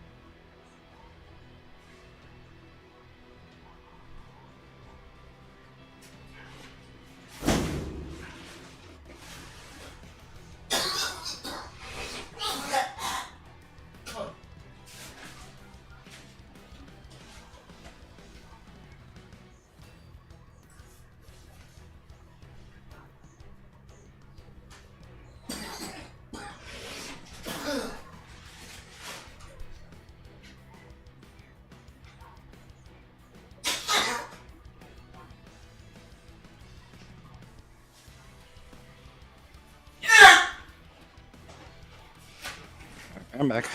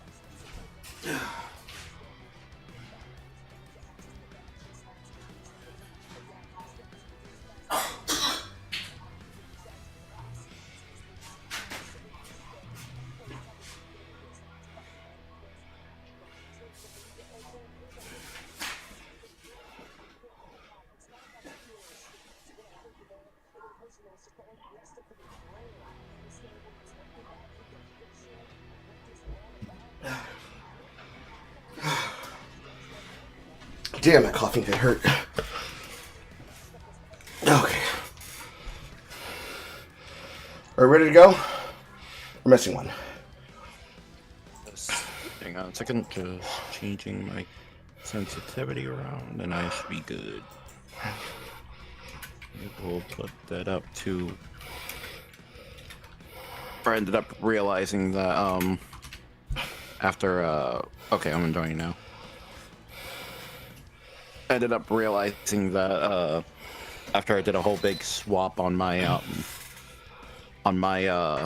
Marvel Rival controls in order to figure out like how I could get the gyro just right to be as familiar to a mouse as possible, or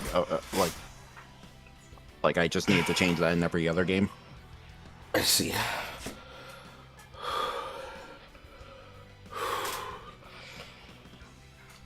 Just.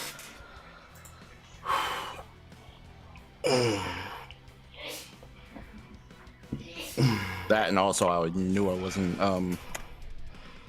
crazy in thinking that the game was messing me up and such, because for some reason they had like a mouse acceleration like in matches and such that wasn't able to be turned off and such.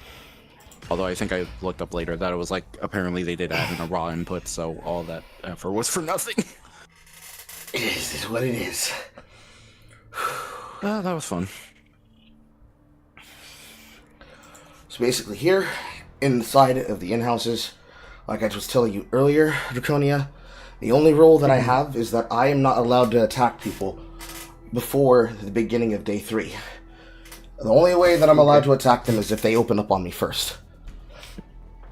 This is so that it doesn't feel like I'm just basically beating the fuck out of them and punishing them. Because otherwise they wouldn't be able to learn. It's much, much better than the alternative, which is what we were doing earlier.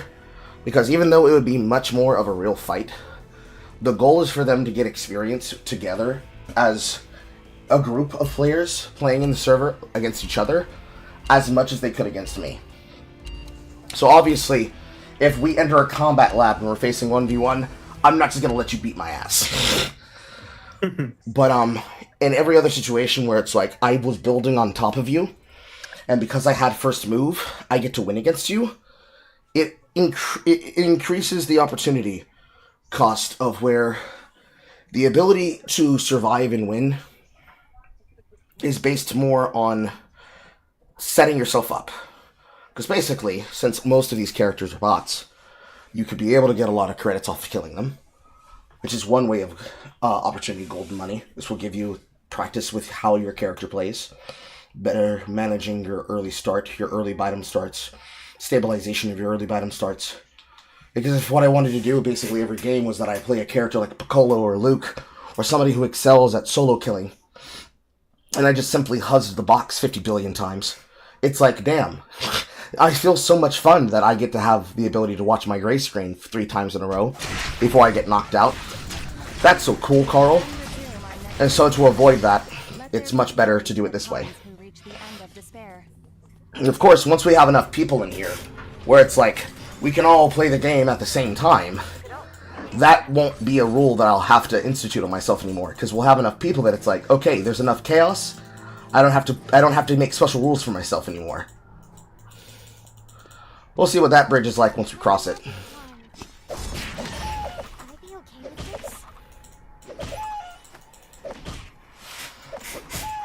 But it is what it is at the end of the day, for the most part. I should have read up some more.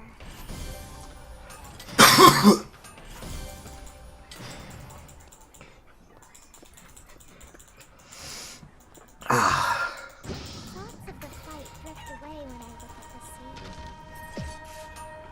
Doesn't this look fantastic?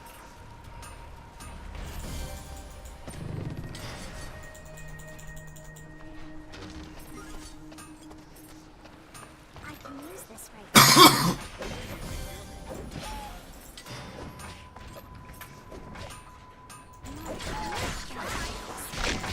Get it. Oh, now it's on! No! You fucked up! You fucked up! Nuh-uh.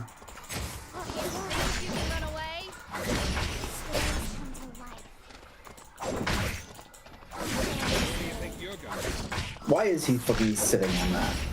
What an asshole.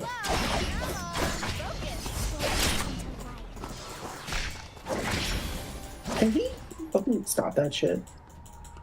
The fact he would just continue to sit on the thing is so annoying. Clean environments make for clear minds.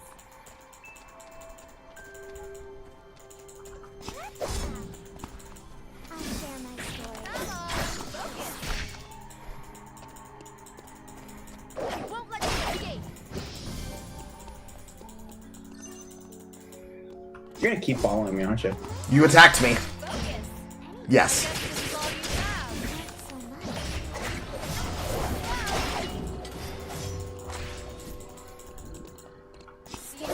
You can run away. This is some bullshit. You bitch. Your first experience of Melee LeBlanc. Some bullshit. I was telling you, I was telling you, the craziness of how this shit gets, when it gets real fast. This looks fantastic.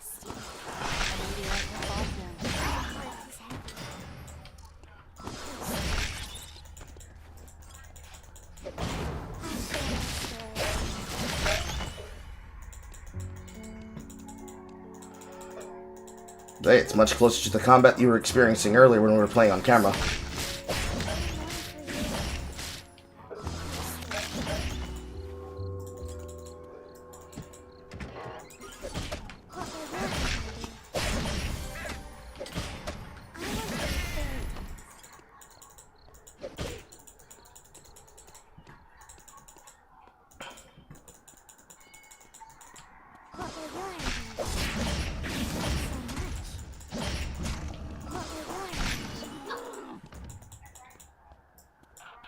A tree of life will spawn Plus, here. the most important part here is that this is going to give you practice with how to use cameras. Vision items are God, and it will be slowly understood over time. Just collided.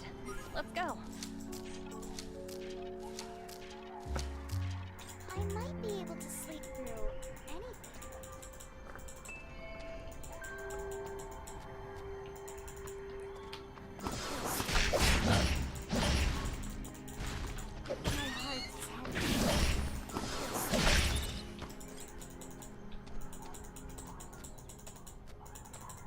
My heart's heavy.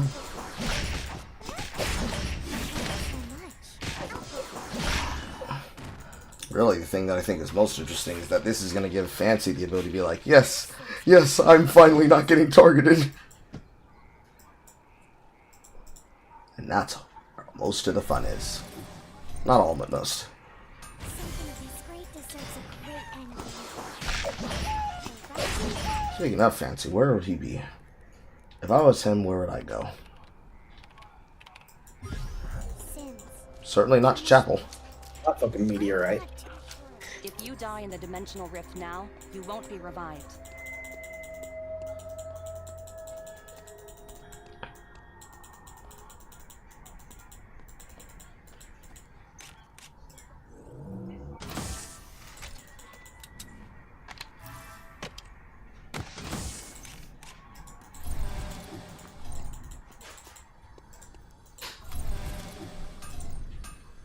Something this great deserves a great ending.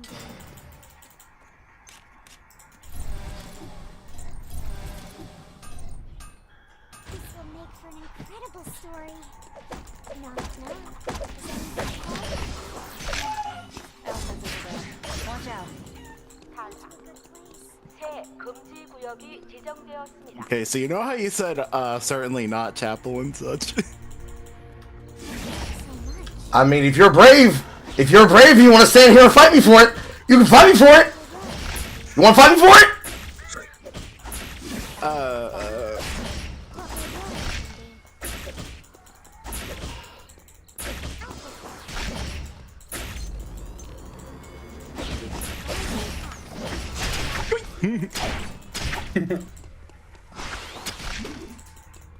Stories come to life.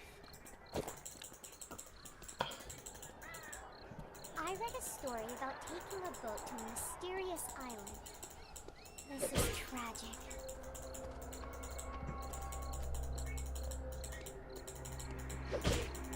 So what you're telling me is that my instincts were actually correct, and you were here.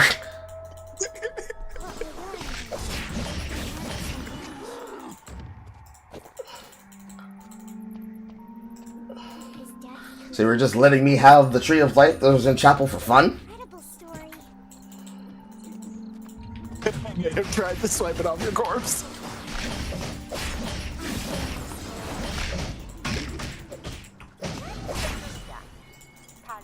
I mean, well, you tried. 연쇄적으로 탈락시키는 중입니다. 새 Couldn't necessarily say you tried very hard, but Yeah, I could have tried a little bit better.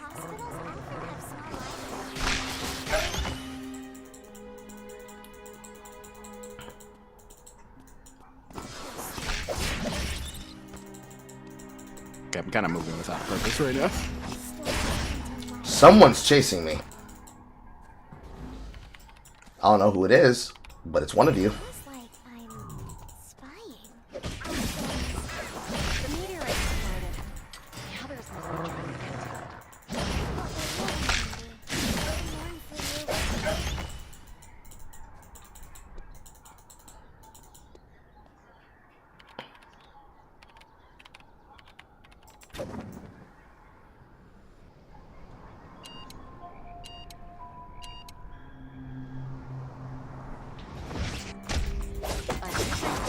Ending the fight.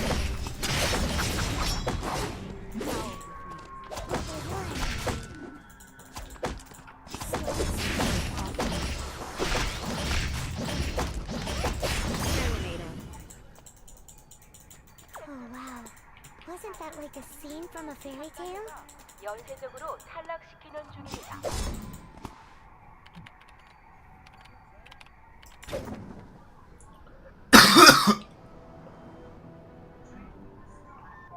I'm sorry. There was nothing I could do. Omega is nearby. Team has joined battle.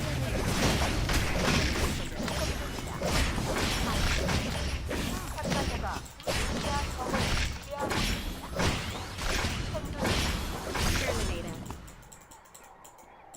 Oh wow. Wasn't that like a scene from a fairy tale? 타사. 참가자가 루미아 섬을 지배하고 있습니다. What will learn? Rising action. What will learn? Stories. The rising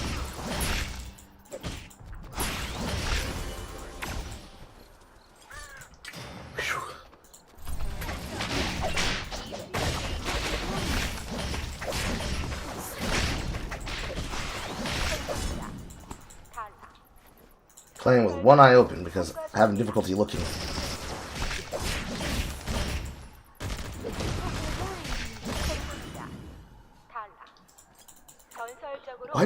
Why do they always have traps on them? The bots never place these traps. straight out of a fairy tale. Is death truly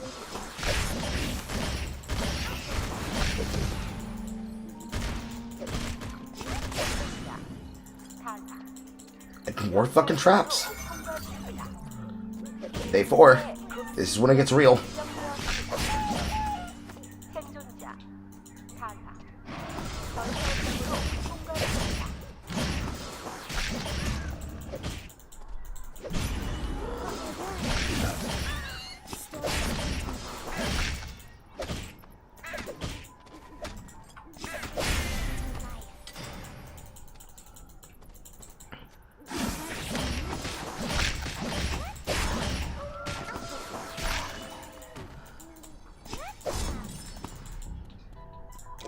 This lab is giving me a terrible feeling.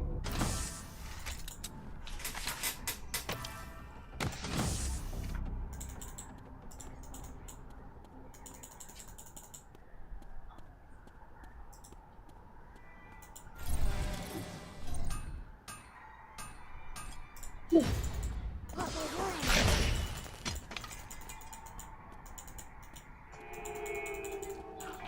Dr. Weekler will spawn somewhere nearby. No longer.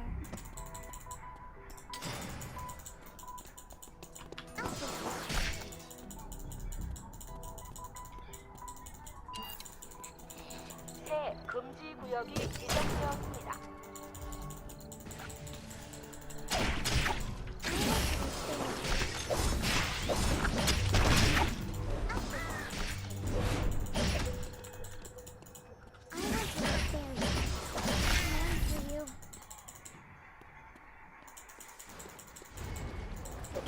You were surprised as fuck when you walked over that trap, weren't you? No, I actually saw that trap. I thought I could bait it out. You saw 2 traps. Oh, I only saw one. Oh my god, that bus. Oh, I didn't know I could go through walls. What do you know? Learn something new every day.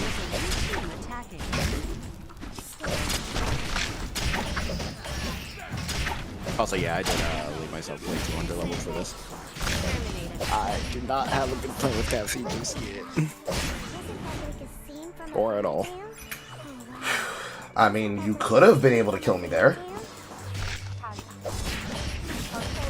I was just struggling after a while because I was just like, I was trying to think about like, okay, I'm gonna go ahead and focus on like, you know, it's going. I'm just gonna be a headhunter today. It's like, I'm gonna just get the points off the bots and such, and just keep on getting more fights and such. And that was just like, I just couldn't find anyone. 설정으로 통과 중입니다.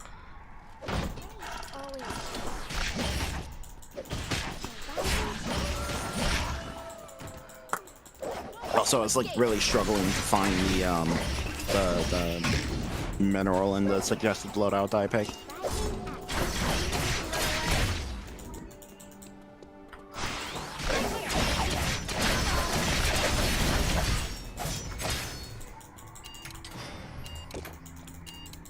I don't think I can stay here for long. I might get a headache if I stay here too long.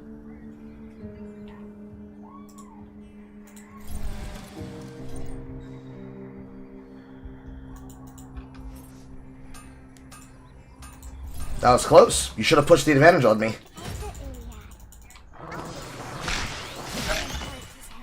It'll be okay. I mean, next time I'll have camera items. Could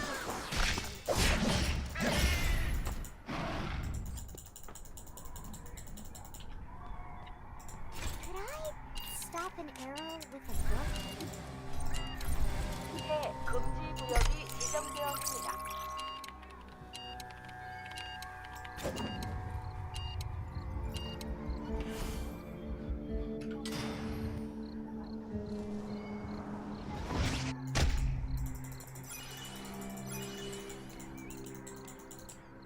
Even the shapes of the arrows are interesting. Stay away.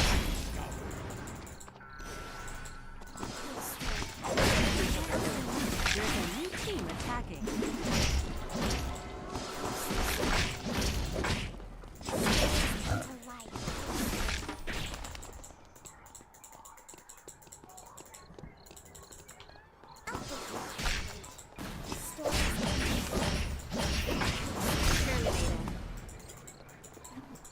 Wow, wasn't that like a scene from a fairy tale?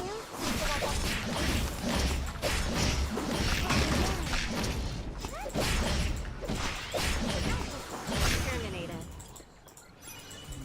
Oh wow, wasn't that like a scene from a fairy tale? 발생하고 있습니다.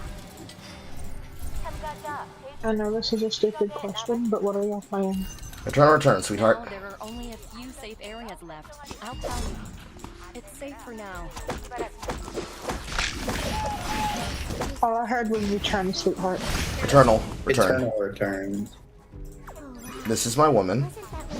Her name is Star. 발생하고 있습니다. 참가자 두 팀이 실험에 남았습니다. She is the negress of the house. I'm gonna get slapped on the chest later because I said that. No, actually, it made me laugh because one of my coworkers said that I am the blackest white person that he knows of there. I had a favorite bench by a pond when I was young. What's better, a red star or Aodai? Now, let's Your odd eye is going to be the thing that keeps you alive when I burst you. 곧 보안 콘솔 주변에 최종 안전지대로 That's sad. 보내주시기 바랍니다. Is what it is. Yeah.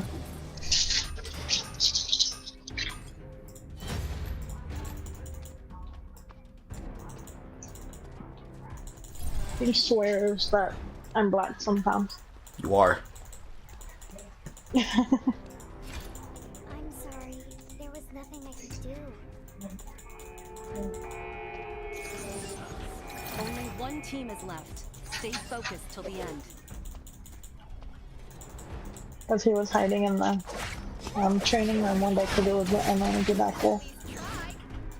Hiding from doing his work. And he said something.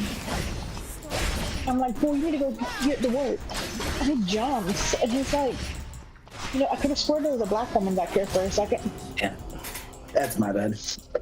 No, you tried to play that correctly. I just ended up comboing you first. Yeah, I kept moving out of the bush so I couldn't see you, and you kept moving away from me so I couldn't get stabbed. Yeah, vision control. Always pounding when I get to the last. And I had two camera drones. What was that, sweetie? I said, but stabby is fun. Look, It is. Yes. look, he gravitated towards one of the most headbutty, stabby characters in general, but he doesn't have full control over footsies yet. So I was able to change keybinds so I can upgrade abilities without having to click it. You can use control and the button. Yeah, I'm gonna change that to alt because that's what I had in League. It's control QWERT. Mm-hmm. I find the basics work for me, but you can change whatever you want. What the fuck is alt Q in then? Oh, self cast. Don't care. I don't play characters that do that anymore. Fuck, I didn't make you a secret room. Excuse me. This boom bop babadum bada boodoo bop. Boom, boom, bada, boom. Jesus, baby, are you trying to make me erect? What did I do? What do you mean, what did you do? What is this DM? Oh, I sent that a while back. And I just saw it. That's not my problem. Oh, it's not your... Okay. That is completely your problem. Oh, okay. I'm gonna make it your problem later. Don't you worry. Which one are you talking about? The one of me or the one of the outfits? Both. See, Yeah. she knows. She knows she did. I love you. I love you too. I'll show you how much I love you Saturday.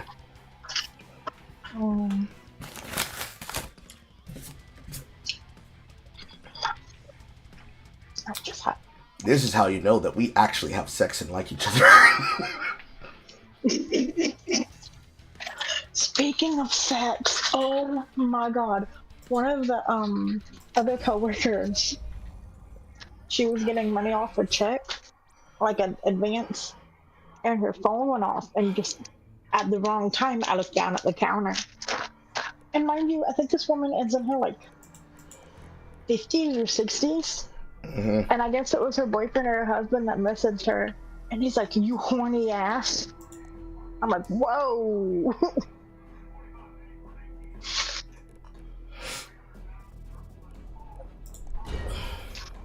I guess only I found that funny. I find it funny too. I just didn't react. I'm sorry. I'm not watching your stream. If you don't audibly react, I don't know. You think something is funny. Oh, but her reaction whenever she finally looked down and saw the message was hilarious. She's sort of jumping around everywhere. Kind of like I do whenever I see that you reacted to something. Oh, did you already start the game? Yes. Oh. Did you get knocked out? No, I didn't, or I didn't join just yet. Oh, well. Well, this is going to be an interesting round. Are you streaming or are you just in VC? I'm broadcasting, maybe, yes. Well, I'm trying a character I've never used before. The coin might end up getting me killed, but we're going to find out. Go find them and kill it's them. sleeping alone.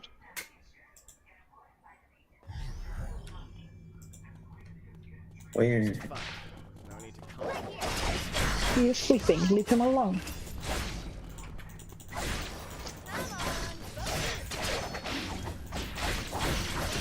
What you think you're barking at? Experiment. Let there be glory to the pawns You who think reach you're barking at? despair. What you think you're barking? What you think you're barking?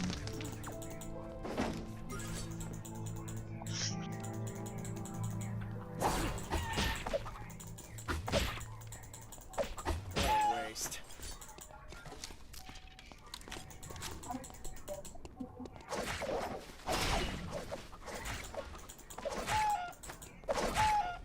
Yoink!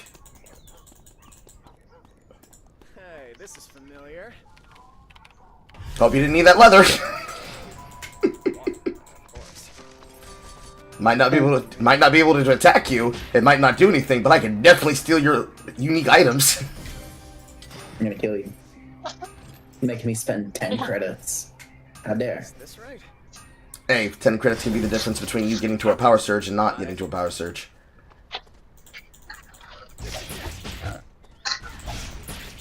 Fuck you barking at, dog. Shit.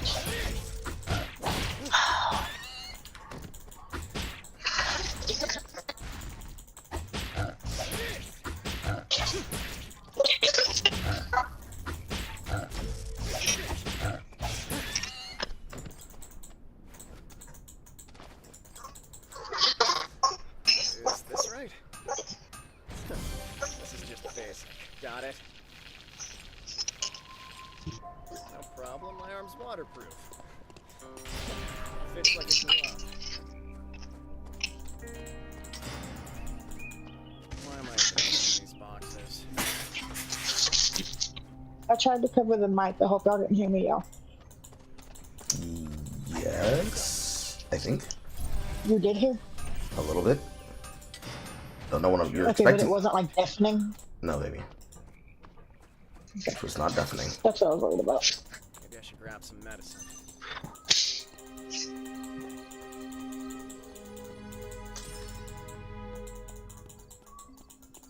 I'll let the dog out, and the second she gets out, apparently the neighbor had their dog out, so she runs to the gate and lives in hell.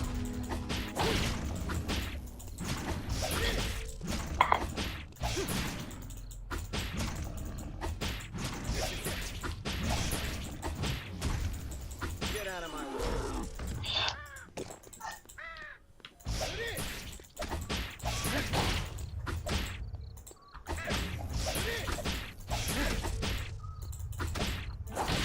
Starting now, you won't be revived. Fits like a glove.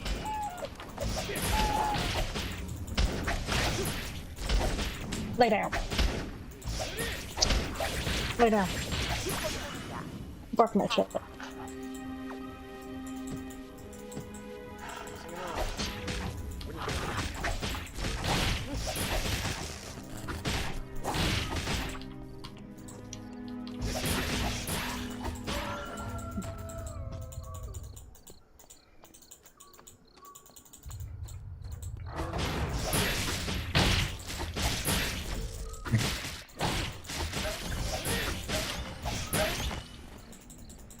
Boy, this guy's got a lot of dashes.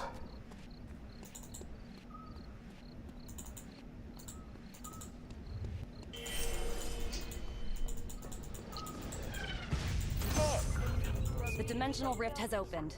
Let's check it out. There's a crashed meteorite. Let's check it out. There's a meteorite over there.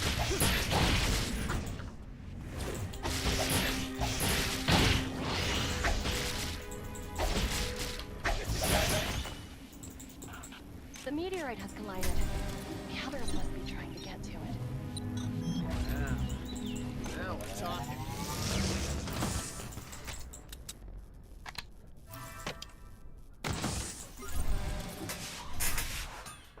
Let's go break some people.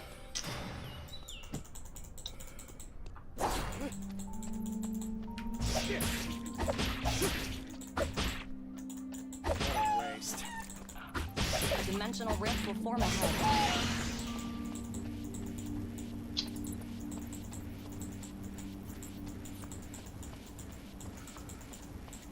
Someone's already been here. Prepare yourself.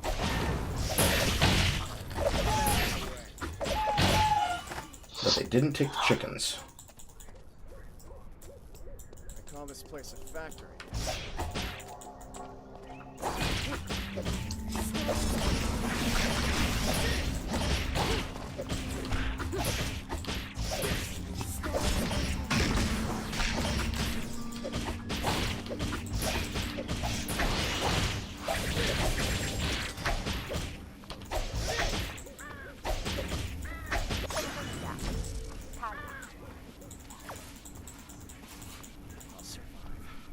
I feel like I might not have had enough damage, because this feels like it's a tanking build.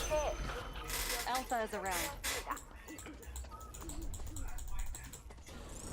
Definitely feels like it is.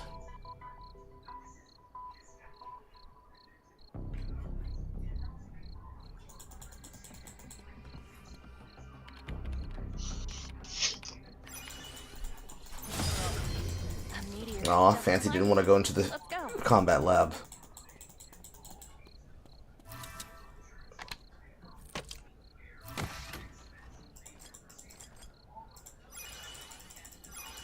Oh no, I'm still not there.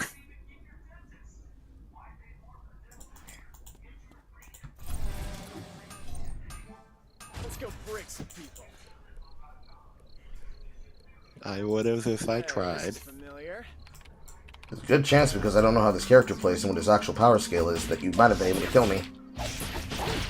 Still can. Yeah. Get out of my way. No, I mean like I'm not in the game. No, you're right. I forgot. Well, it's fine anyway. I gotta clean up the freaking the gum on the electric tape again.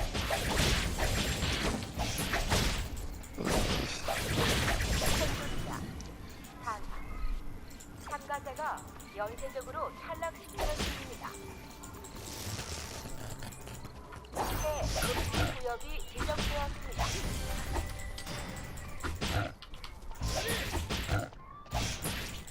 Get out of my way.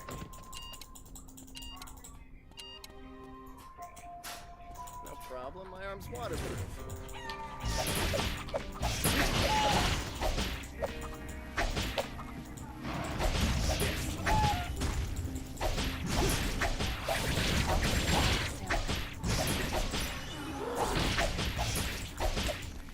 What a waste.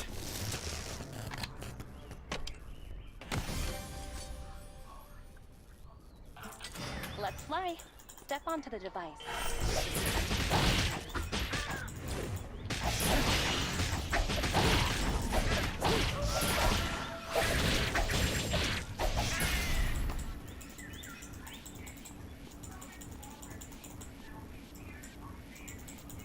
Is this water?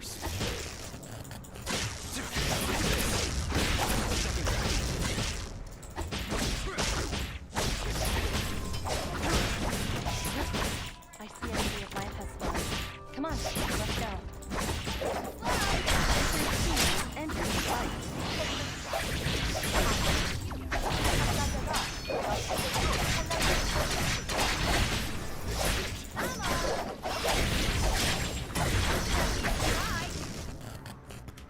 You know that happens because I'm only playing a new character, right? Yes. No, I'm aware. Oh. 새 금지 구역이 지정되었습니다. Mm-hmm.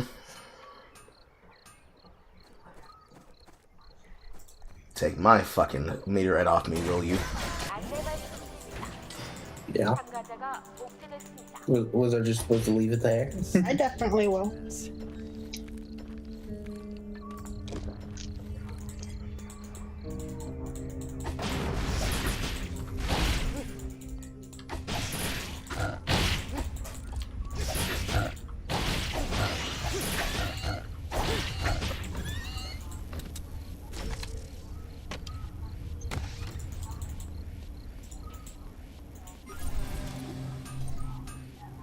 Needed to focus for a bit to make something this good.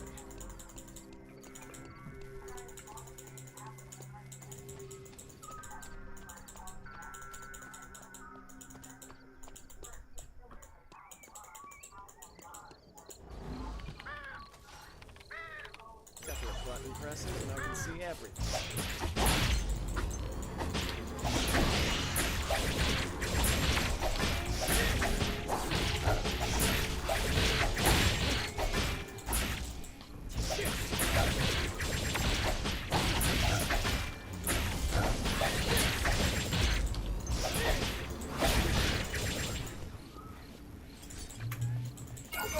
Again? Hi there.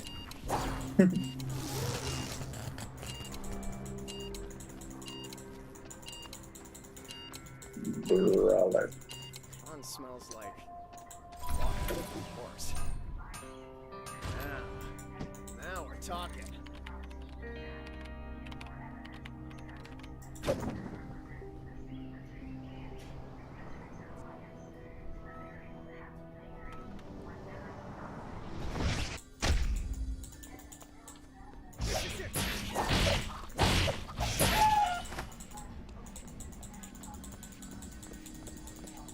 I heard kids can mature by fighting at school. Not sure if it's right.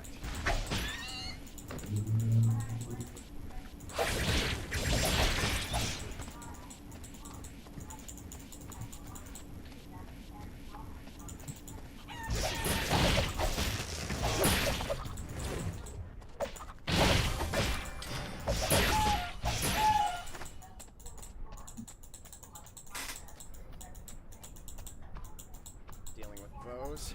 Easy. Just rush 'em. 금지 구역이 지정되었습니다.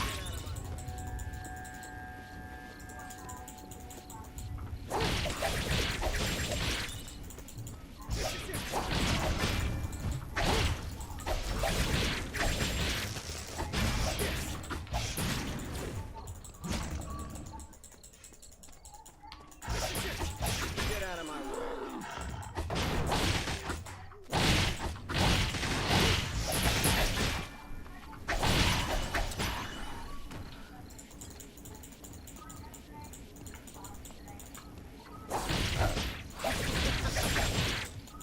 Get out of my way.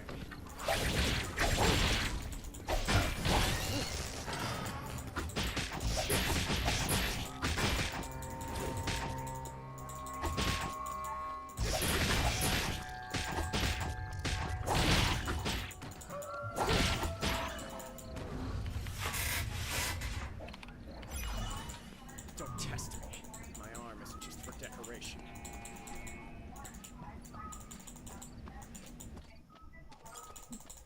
You're up next, huh? Don't waste your time teaching me anything. 금지 구역이 지정되었습니다.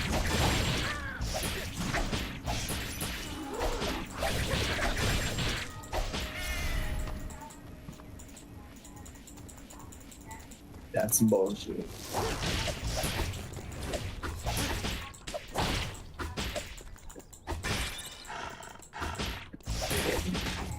Hey.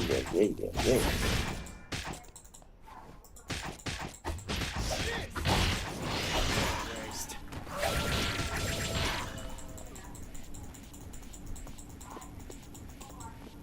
Actually doesn't look too bad.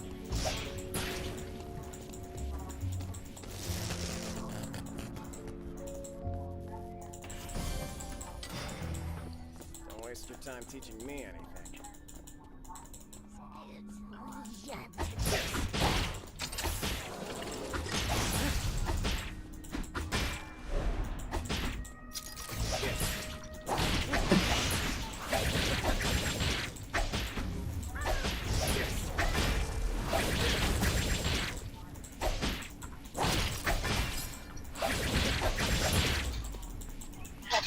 Well, I can see you on satellite, boy!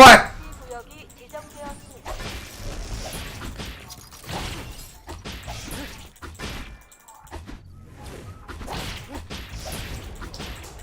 Hello. Hello. Okay.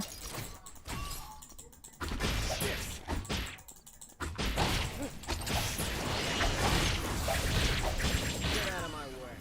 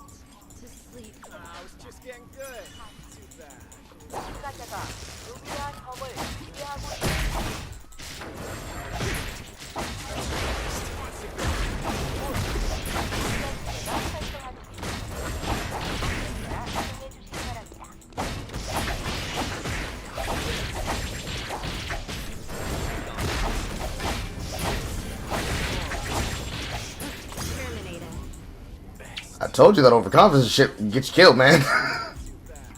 참가자가 루미아 섬을 지배하고 있습니다.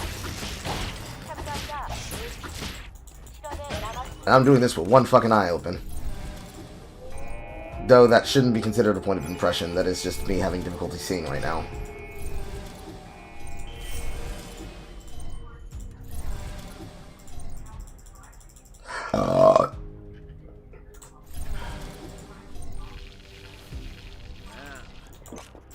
안전지대를 활성화합니다. 안내에 따라 이동해 주시기 바랍니다.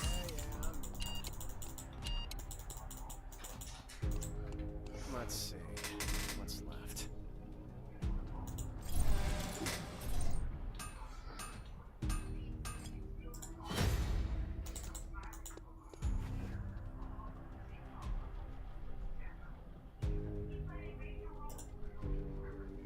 Yeah, I'm done.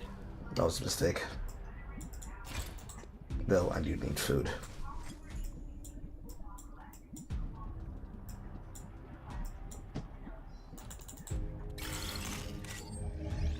Huh? What? You died in the storm? Bozo. I got 10th place with 14 kills. What killed you? Oh, Blood Wolf killed me, but what killed the other guy? Ah. I see. That was a bot that died in the storm. Yeah. Yeah, this guy is kind of a pseudo tank. He needs tank stats to tank you out. I just got to you before you could get the tank stats. Yes, actually. I built everything except for 2 items I actually needed for survivability in my core. Tragic. Happens to the best of us. It's not gonna happen again. Now I know how the character works.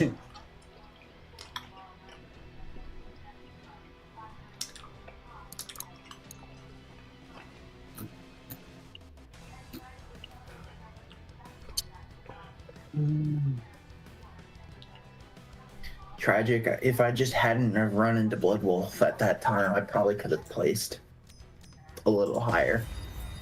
Maybe second. Freaking bots. Maybe. Maybe second, maybe third. Who knows? Yeah. It happens. Do you feel like you're learning? Yes. Okay. So since I feel like I'm learning, I'm gonna first time a new character. Go for it.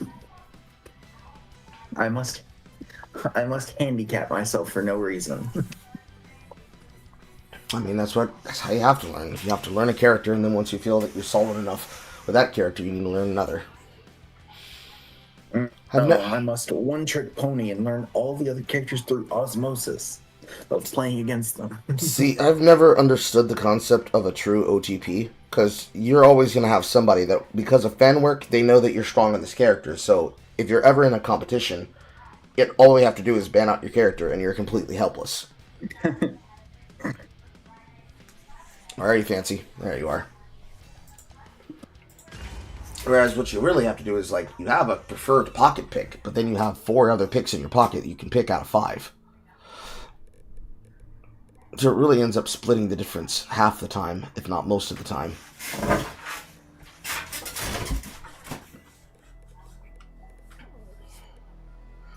Because then the problem that you have at the end of the day is that you have to find a way to, like, split the difference and make it even. And that is the challenge, especially for a lot of players. They're too used to playing their favorite character that they never learn to play a better character.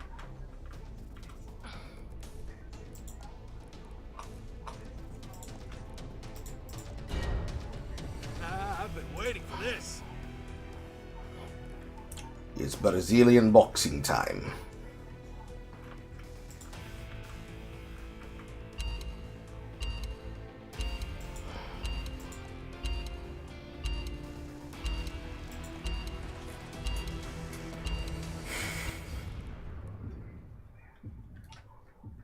Ole, ole, ole, ole, ole. Also, who dropped the racing shoes out in the middle of archery range? Fuck, I don't know. Wasn't me. It wasn't you. Were they purple shoes or just? No, they were gold. Oh, no fucking clue. What do you mean? The only person else who could have been is Blood Wolf, but I don't imagine that Darko actually uses Mirage lace ups. Or no, it was racing shoes. Racing shoes. Slash. Oh lord, Debbie Marlene. Lumia Island's hyperloop. If it's not literally characters that are defined as the Windshitter brothers, but except they're ninjas and twins.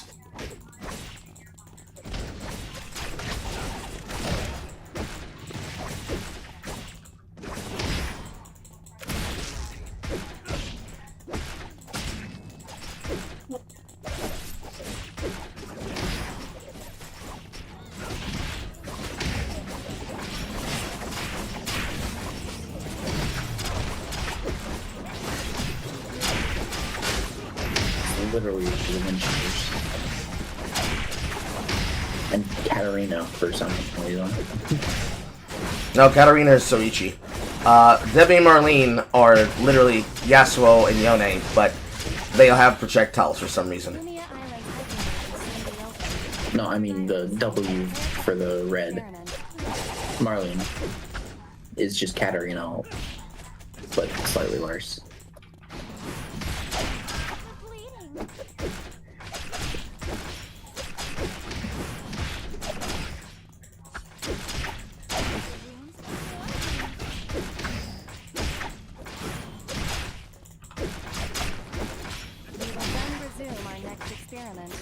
Let there be glory to the pawns and reach the end of despair.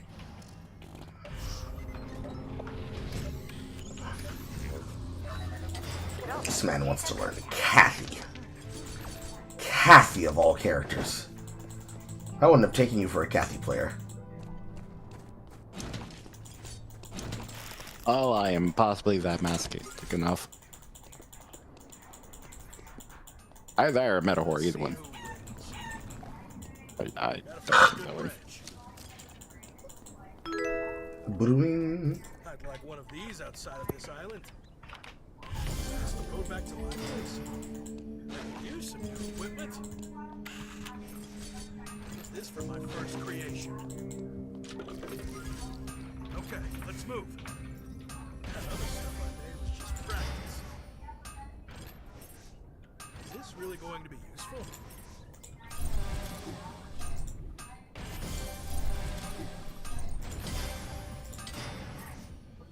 Okay, let's move. I bet nobody else has something like this. I can make some noise around here. Where's my next challenge?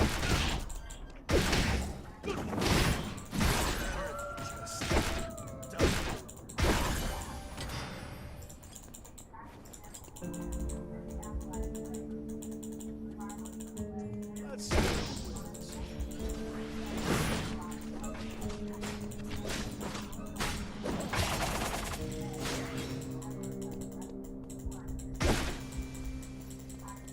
Walk up on me again, bum. Gotta find a good branch. Those are fighting words. You don't want it from John. Wouldn't be too bad to have a cheerleader. What do we have here?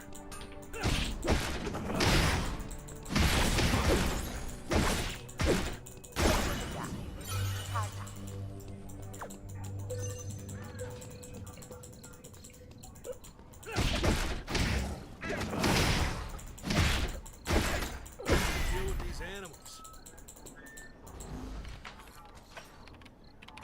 I'll just borrow those eyes for a second. Where's everyone at?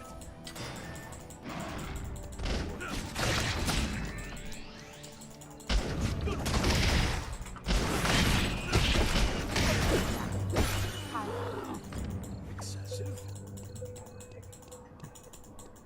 Let's see.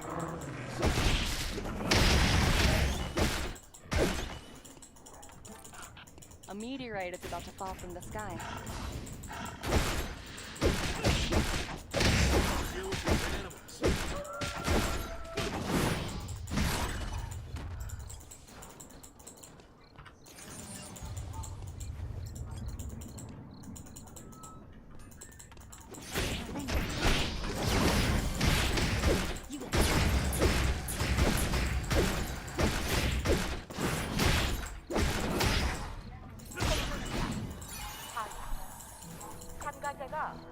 강제적으로 탈락시키는 중입니다. Oh, the nail flew around my room before you came. I do you exclaim? I'll do what you say to me. Decent pond. Had like a pond-sized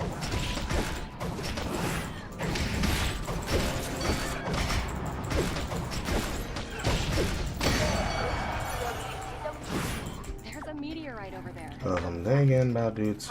Ooh, nah, nah, nah, nah. I'm thinking about dudes. Ooh, nah, nah, nah. I'm thinking about dudes.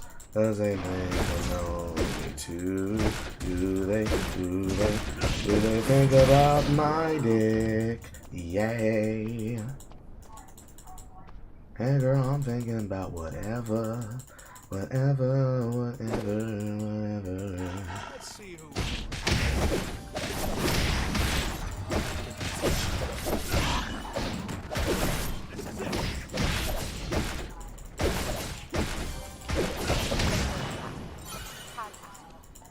참가자가 루미아 섬을 지배하고 있습니다.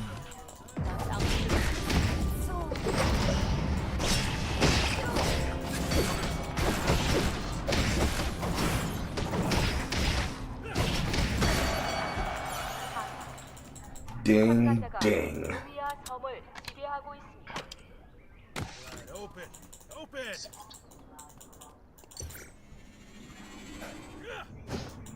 I don't believe in ghosts. I still don't like it.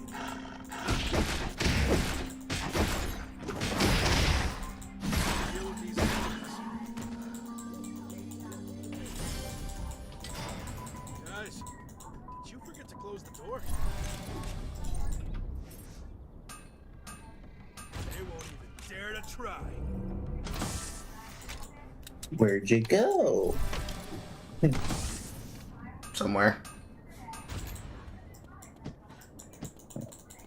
새 금지 구역이 지정되었습니다.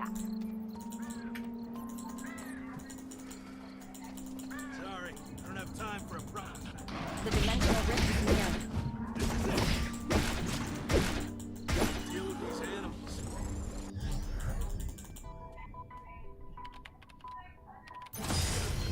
Meteorite. Another combat lab where you don't fight. Oh, la, la, la, la.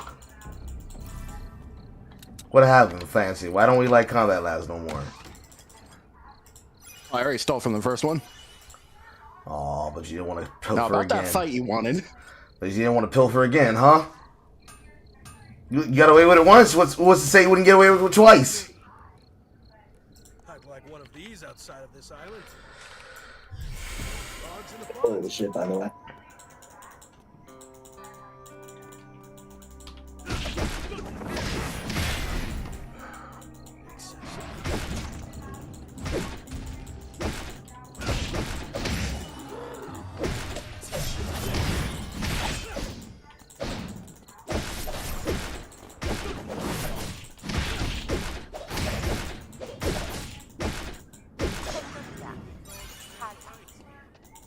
I said I said I deserved sympathy. I didn't say I was innocent.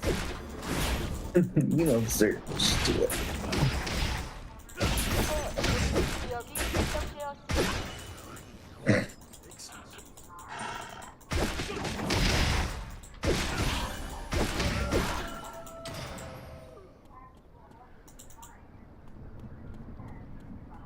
Many frogs in the pond.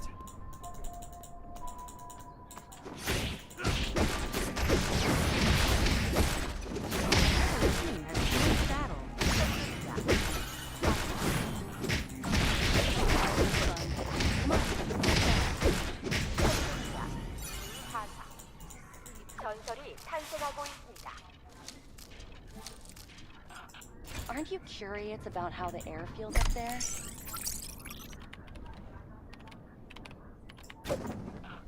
A meteorite just collided. Let's go.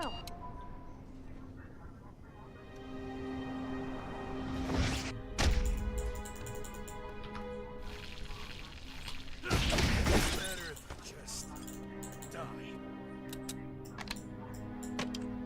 That's the tip delivery drone driver. Let's see.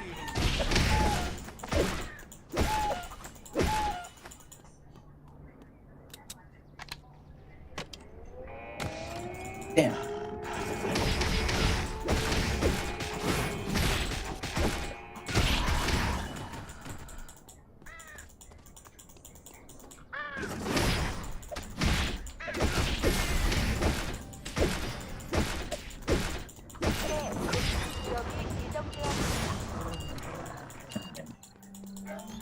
Sorry, I don't have time for promise.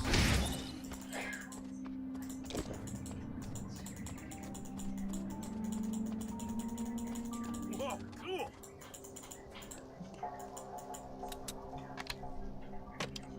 That's the tip the delivery drone driver.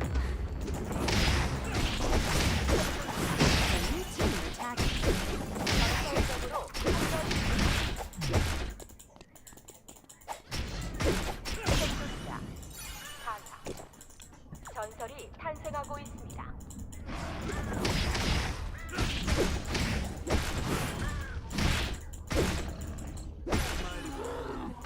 Excessive. Whoa, cool. Where's my next challenge?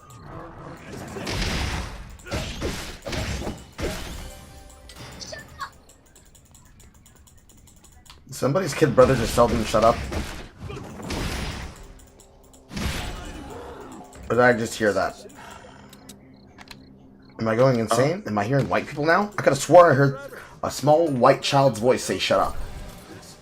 No, you heard Hornet from Hollow Knight Silksong say Shaw. It's my fucking notification right now. Oh. Bitch.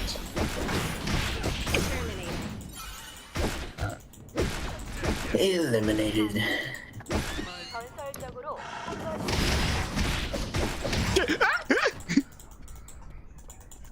I was about to be like, thank you for doing the work. I didn't have enough of the damage and such, and now Elite Island's making me eat karma.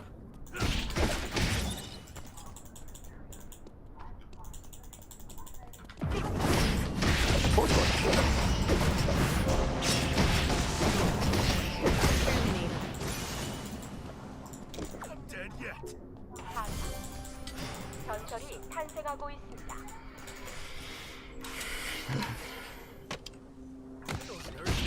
Okay.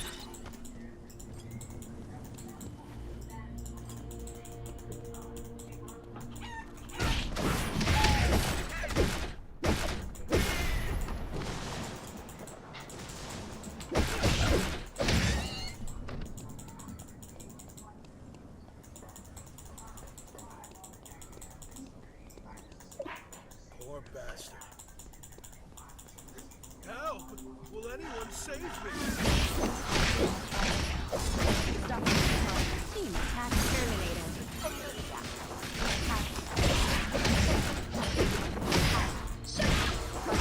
탄생하고 있습니다.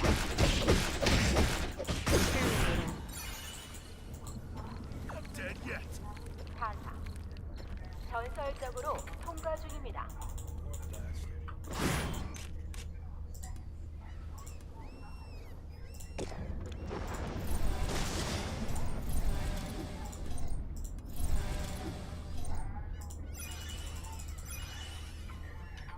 Oh, well, shit. It's Dr. Rickline. Getting fucked. Watch out for that annoying shockwave. Yeah, I tried to take on the what you can call it. What's the green icon thing again? Wickline. Yeah, I tried taking her on my own, and I wasn't. I don't think I had enough of high enough level and gear. Watch out for that annoying shockwave. I was actually doing pretty good, but yeah, it was just too much at the end. I just fucked up and just like landed in one of the projectiles at the end.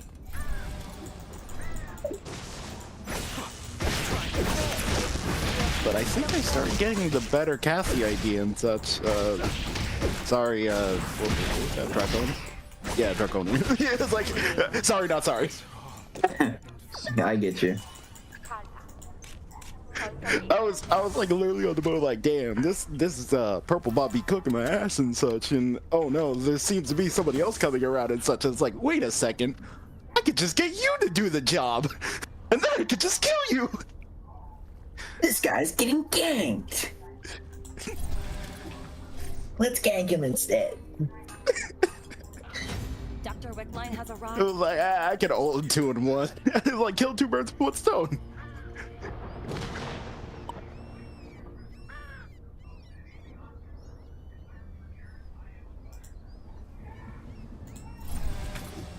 I bet nobody else has something like this. That's Better if you just die.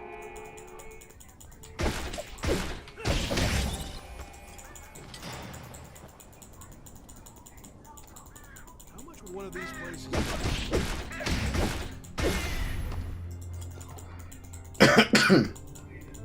새 금지 구역이 지정되었습니다.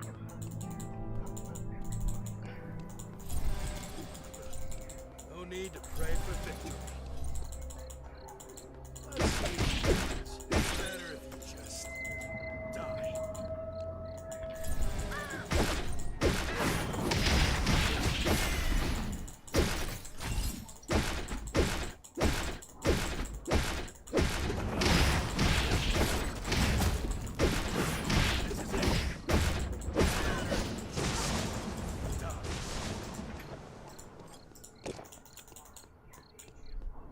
The current build I'm going with and such, but I really don't like how much mithril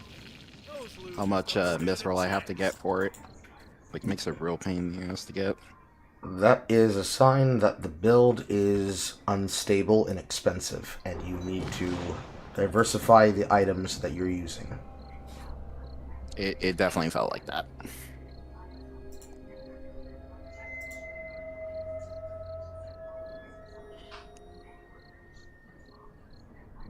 I'll probably just use as a reference and such, and make and just make a personal build to like what I'm seeing the trend is. Take a brief rest. Certainly Once a the choice. temporary safe zones activate, you'll have to fight again.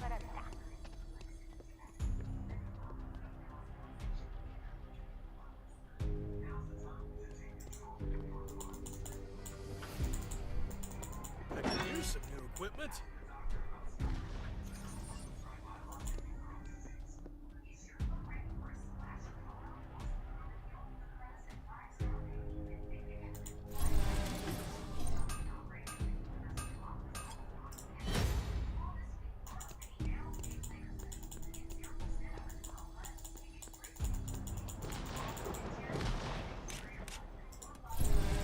I'm not really digging the atmosphere here.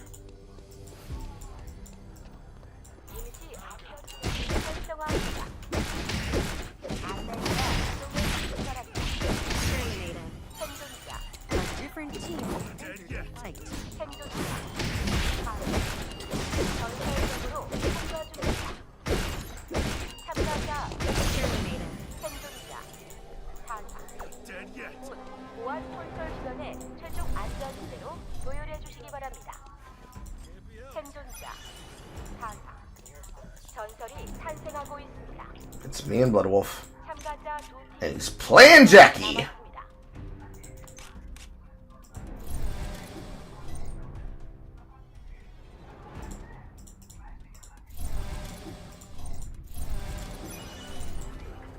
No need to pray for victory. This will be your final battle. Victory is in your hands.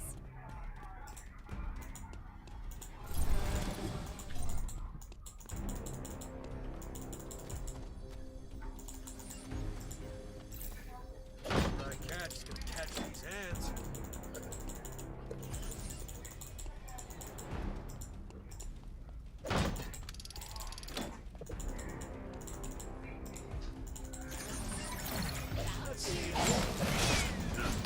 miss everything. I didn't know that was a strategy. He doesn't have vision control. Tell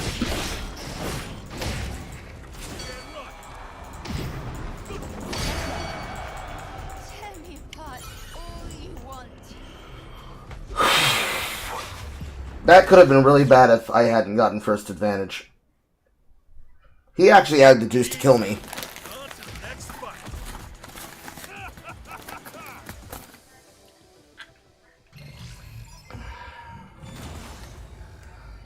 I don't think he knew he had the juice to kill me. You should have ran at me in a straight line. Because you walked on the double guillotine, you gave me first move. And then at that point, it was a health trade.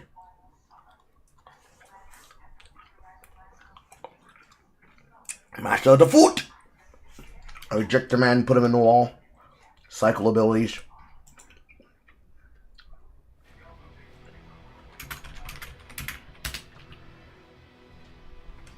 And you had 2 up blood items to my 3. Man, I was so lucky. If you had ran at me in a straight line and activated ultimate, you probably would have whooped my ass. Even with Honestly, just a normal Densliff. You were saying? Or I was saying, like, honestly, with all these gold items I did get at least, like, I honestly felt like I was just kind of, like, in the back of my mind, I was kind of hoping that you would have ended up dealing with the Wicker instead, so that I could have just came in and tried to do the same thing to you. I mean, I saw that you put damage on it.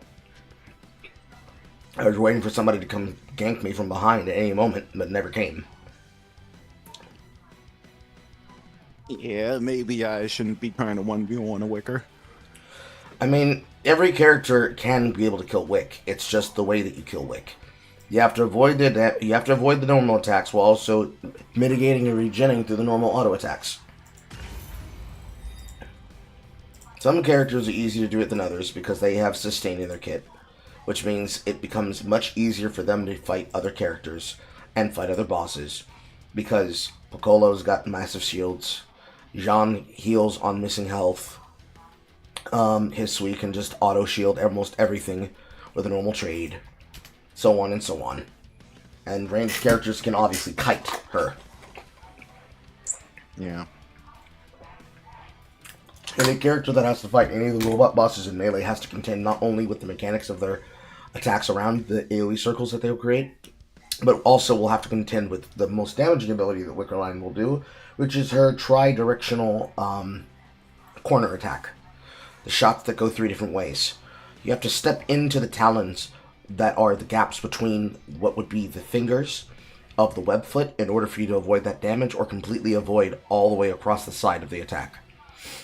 That will do the most damage to you. Yep. If you don't have a shielding attack, if you don't have a shielding ability, you're going to have to eat it raw, more than likely. And if you don't have a way to regen quickly, that is everybody's opportunity to third party you. It's not even about taking the bloodline from you. It's about getting Wick's buff. The dot damage alone will guarantee that you will die. If they jump you correctly, you won't even have the chance to even attempt to loot the item and then escape. They're just going to be on top of you, and there's no getting away after that.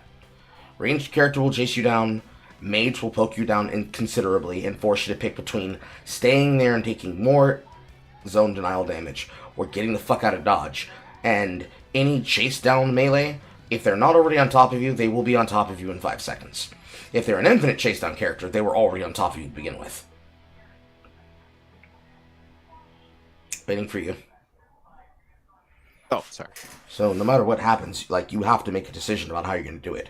Are you going to do it yourself? Are you going to third party it? Or are you just going to let it be and accept that you'll get bloodline items just based on how much money you have? When I started buying blood items there, I was almost nearly 900 gold in the pocket. Yeah, definitely should have just focused more on staying alive and hunting after people.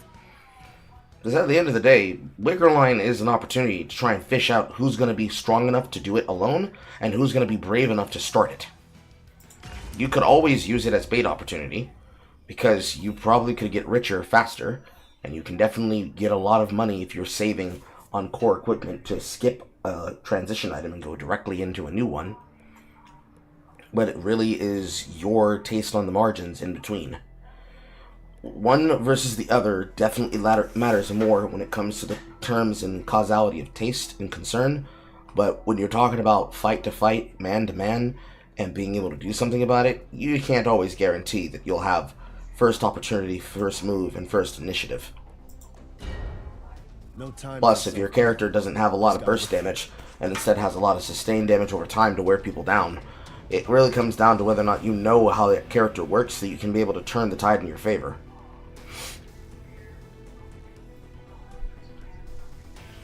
plus apples to oranges. Most of the time, it's a crapshoot anyways.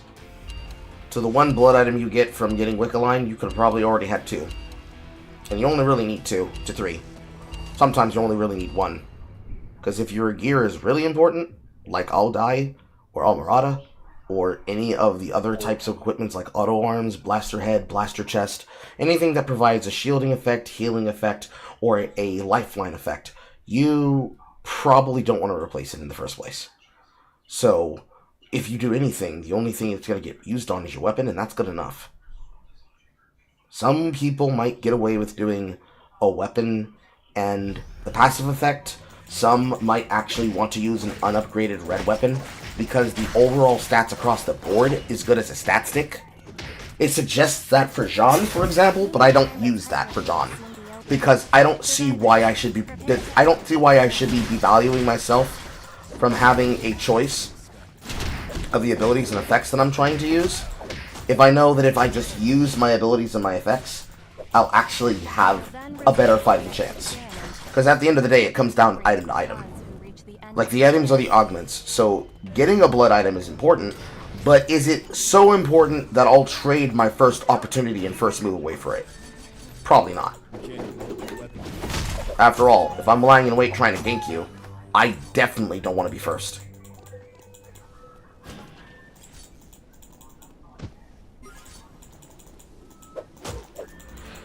Really, it comes down to a timing issue, but this is just my opinion. I don't think my opinion is necessarily light, but I trust my opinion on this, simply because it's a question of what do you value more, and I value the ability to have first initiative and first move, because timing's everything. If I don't have the timing to get to you, it doesn't even matter if I'm trying to go for Wick. I have lost the opportunity and the permission, because I have to be granted permission to do it. Like, it's not... You don't have the right to just try and take every opportunity on the map. You have to earn it. And then after you've earned the opportunity to take the opportunity that you saw on the map, you then have to choose to move intelligently from that opportunity to the next. And then repeat that ad nauseum. So you have to earn the right to fight for Wick by earning the right to get the control, to then earn the right to not die when Wick is in control, to then earn the right to be able to fight other people for the control, to then earn the right to get the next opportunity. You're constantly fighting for the permission to literally have choices. It's a very cut and dumb way to say it, but that's exactly what it is. Like, if I put this in MOBA terms, in the laning phase, you don't just get to back whenever you want. Because if you just leave the lane, I'm going to shove your wave and I'm going to take damage on your tower. If you, in Deadlocked, are refusing to actually pay attention to first initiative and first move when it comes to the wave, I'm going to shove the wave and then I'm going to poke you with the wave and push you to your tower. All the time, every time. Like, what reason would I not have to do that? You gave me the opportunity. What, I'm supposed to look at Good Force in the mouse and say, please, sir, I don't want to win the game. Please get back underneath your tower and let me slowly poke at you from a distance. Please. No, I'm just gonna murder you. That's at least how most players act. Some players, like myself, are honorable, and they don't believe that if a person is, like, down and out, that I shouldn't do the honorable thing, which is to just play with integrity and give them the chance to get back on their back foot. Like, they're AFK, I'm not going to try and kill them if it's an obvious kill in lane. Because that's dog shit. I know what it feels like to get killed for free by somebody who's just taking it as a free opportunity for free kills, free LP, and all that shit. And I would prefer that if somebody's going to do that, that they at least either be direct about it and be honest about it, or they try to wait till I come back to the game. That's not how most people see it. Most people are just going to see it as free opportunity for money. But that's my 2 cents. And honestly, sometimes the integrity of that goes a very long way. Then again, most people playing games like this do not care about honor. You bitch! Cooking pot anymore. Speaking of lack of honor. Hey, I honor the cooking pot. I'm not gonna honor shit else. You fucking bastard. I was like tempted to, and I was just like, you know what? No, I choose peace. And then just immediately walks away and just comes back to murder me. Get what you fucking deserve.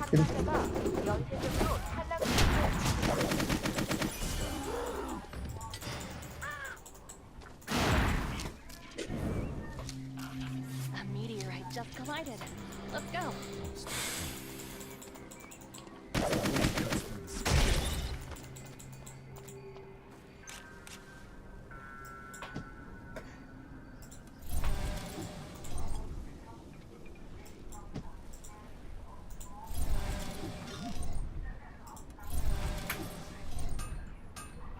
I won't waste such a thing.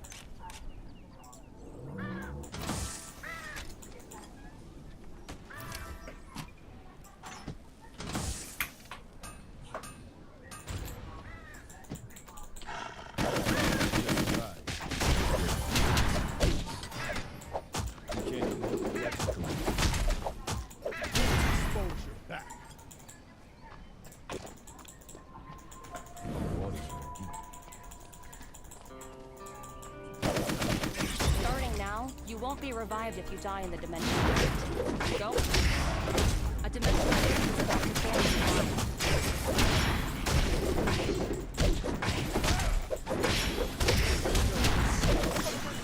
A different team has entered the fight.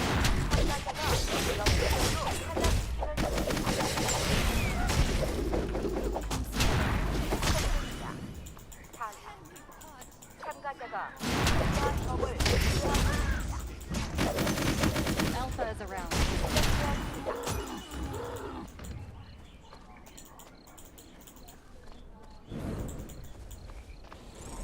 Yeah, buddy! Alpha is here. Watch out for his sweep attacks. How does it feel, nigga? Remember when you did this shit to me? Watch out. Is this all you got? Yeah, payback time, baby.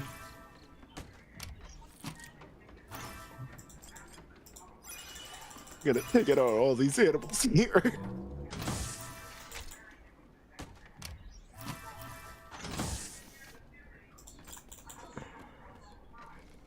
This makes me dizzy.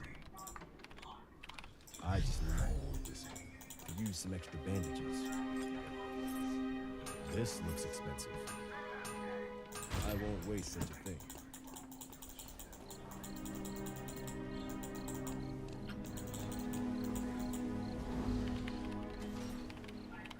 I better catch at least. I see their weakness.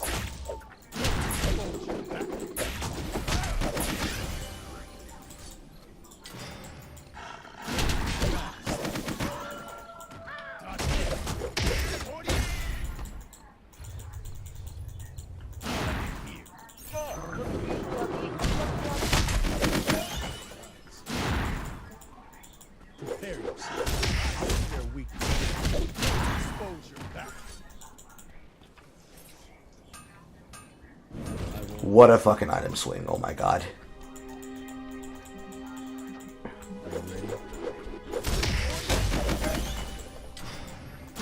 Fast.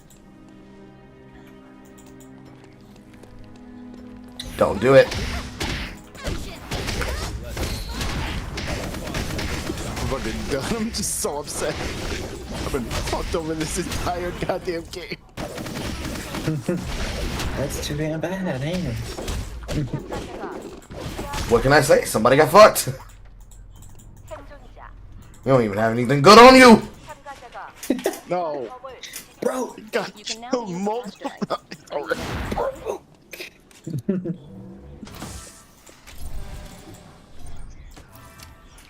So you saw me, you had the chance to run, and you said, nah, I'm gonna throw hands. I'm salty about it. And now you're dead. It's like I'm already I'm already one foot in the grave already, and such. Like I got murdered again after just trying to. Like I was like, okay, I can't get into the thing room and such, but at least I could get some XP from this stuff. And then I ended up going through the entire fight to kill that one bear and such, and then just some Yuki bot just ends up killing me afterwards. So you're already out? That was your third death? Omega will spawn somewhere. Yeah. Damn, nigga, that's crazy. And that was after getting hoed by freaking Draconi.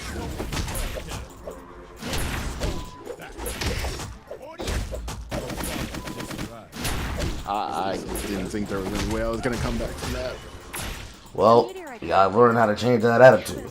You ain't gonna come back with that attitude. Where's the fighting spirit, bro? You are a black man. You were made for fighting games and being ignorant.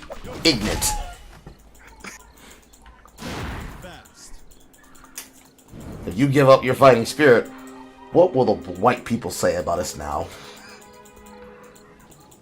The only thing these N-words are good for is their big penises and how much they love women and fried chicken? Sounds about right.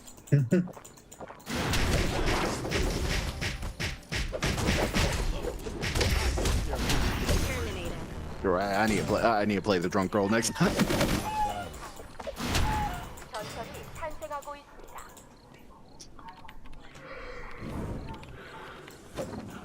A meteorite will fall soon. I'm trying to all be careful. Like I'm trying to be like careful and like patient with Nikki and such. And it's like, nah, fuck this shit. I'm being drunk next time. Fuck this.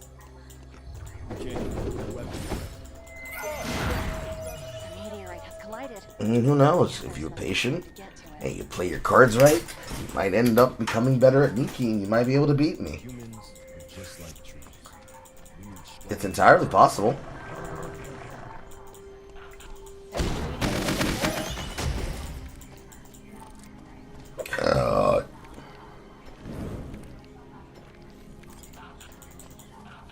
There's a meteorite over there. Let's see if anyone here wants to train with me. Are you ready?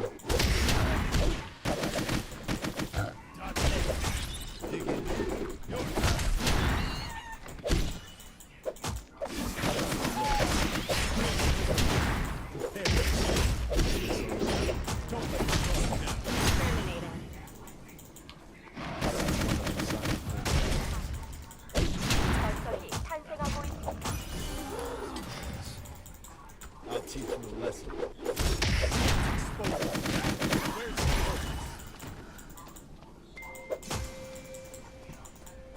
Humans are just like trees. We need roots to grow tall. Can't stop. I'll just take that. Oh no. It's Dr. Weakline.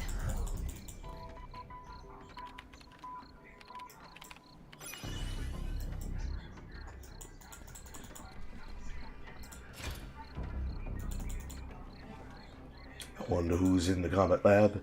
Is it you? Aww. Times like this.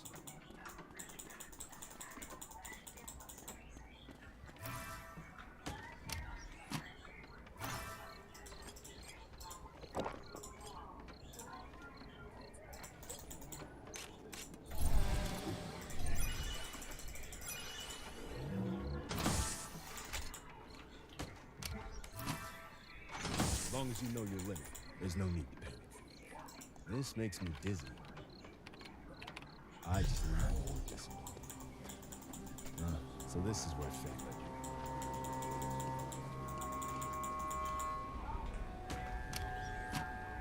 you. You're giving this to me for free?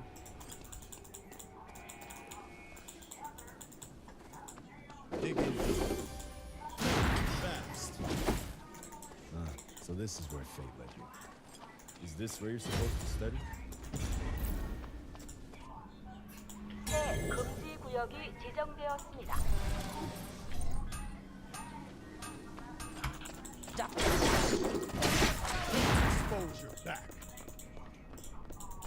As I'm upgrading from one item to another. So this is where fate led you. The best thing about making it yourself is that it's free.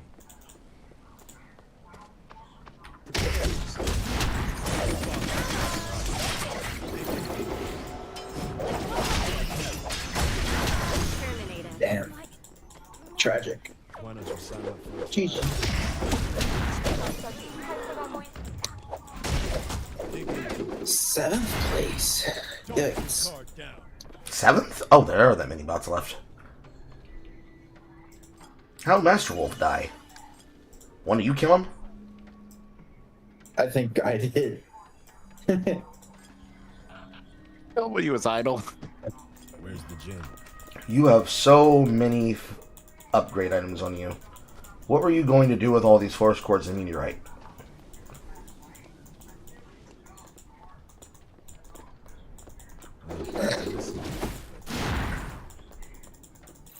I know what I'm going to do with them.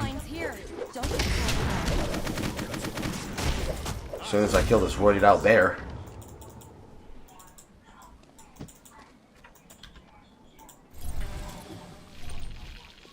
I won't waste such a thing.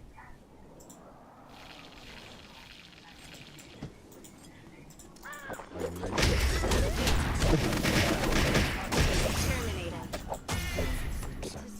Why don't you sign up for a trial lesson? 전설이 탄생하고 있습니다. 참가자 4팀이 실험에 남았습니다.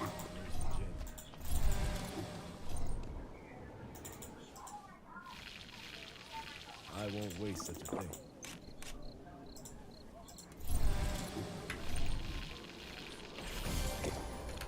And fully upgraded.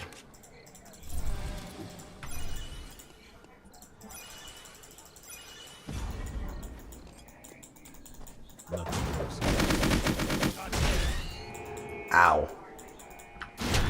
Ejected by the boar. Dig in deep. You're too slow. Expose your back. Slow. Less and less safe. I'll show you where to go.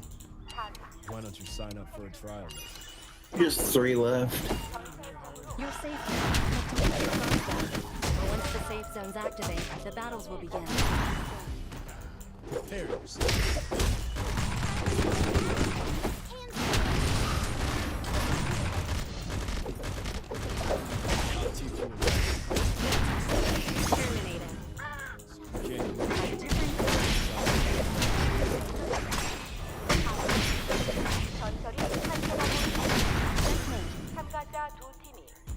B. Damn.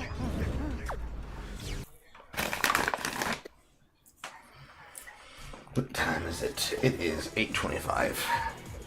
Ow, itchy.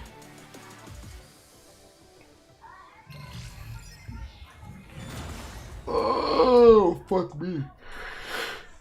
I apparently need more sleep. I also need food. So here's what I'm going to do. Technically, the event doesn't end until 11, but I'm going to turn the stream off and turn in for the night. But the two of you are more than happy to continue playing against each other and then choose to do whatever else you want to do with each other or after that. Okay?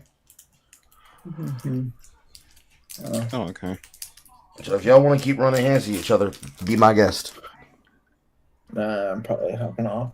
I'm real tired. Okay. Yeah, I'll probably just play Smart Hills before I go to bed. No problem. Great time, best great plan. And if I don't already have you on my friends list, please send me a Steam request. I need to send it to you based on your Steam account. That's how they send out. Me? Yes, for Deadlocks. That's how they send out the friend invitations for Deadlock playtesting. Oh, okay. Well, I'm not sure. Do I just send you my name in this case, or 'cause my name is the exact same as my Discord name? You would find my Steam account and you would send my Steam account an add friend request. I will go get you my Steam account page so you can just do that directly. There you go. Use that. Click the add friend thing. While I'm eating my food, I will do all that algorithmic stuff. Alright. Okay, there we go. It's sent. Time for food. Goodbye, everyone. I will see you tomorrow. Boom. Goodbye.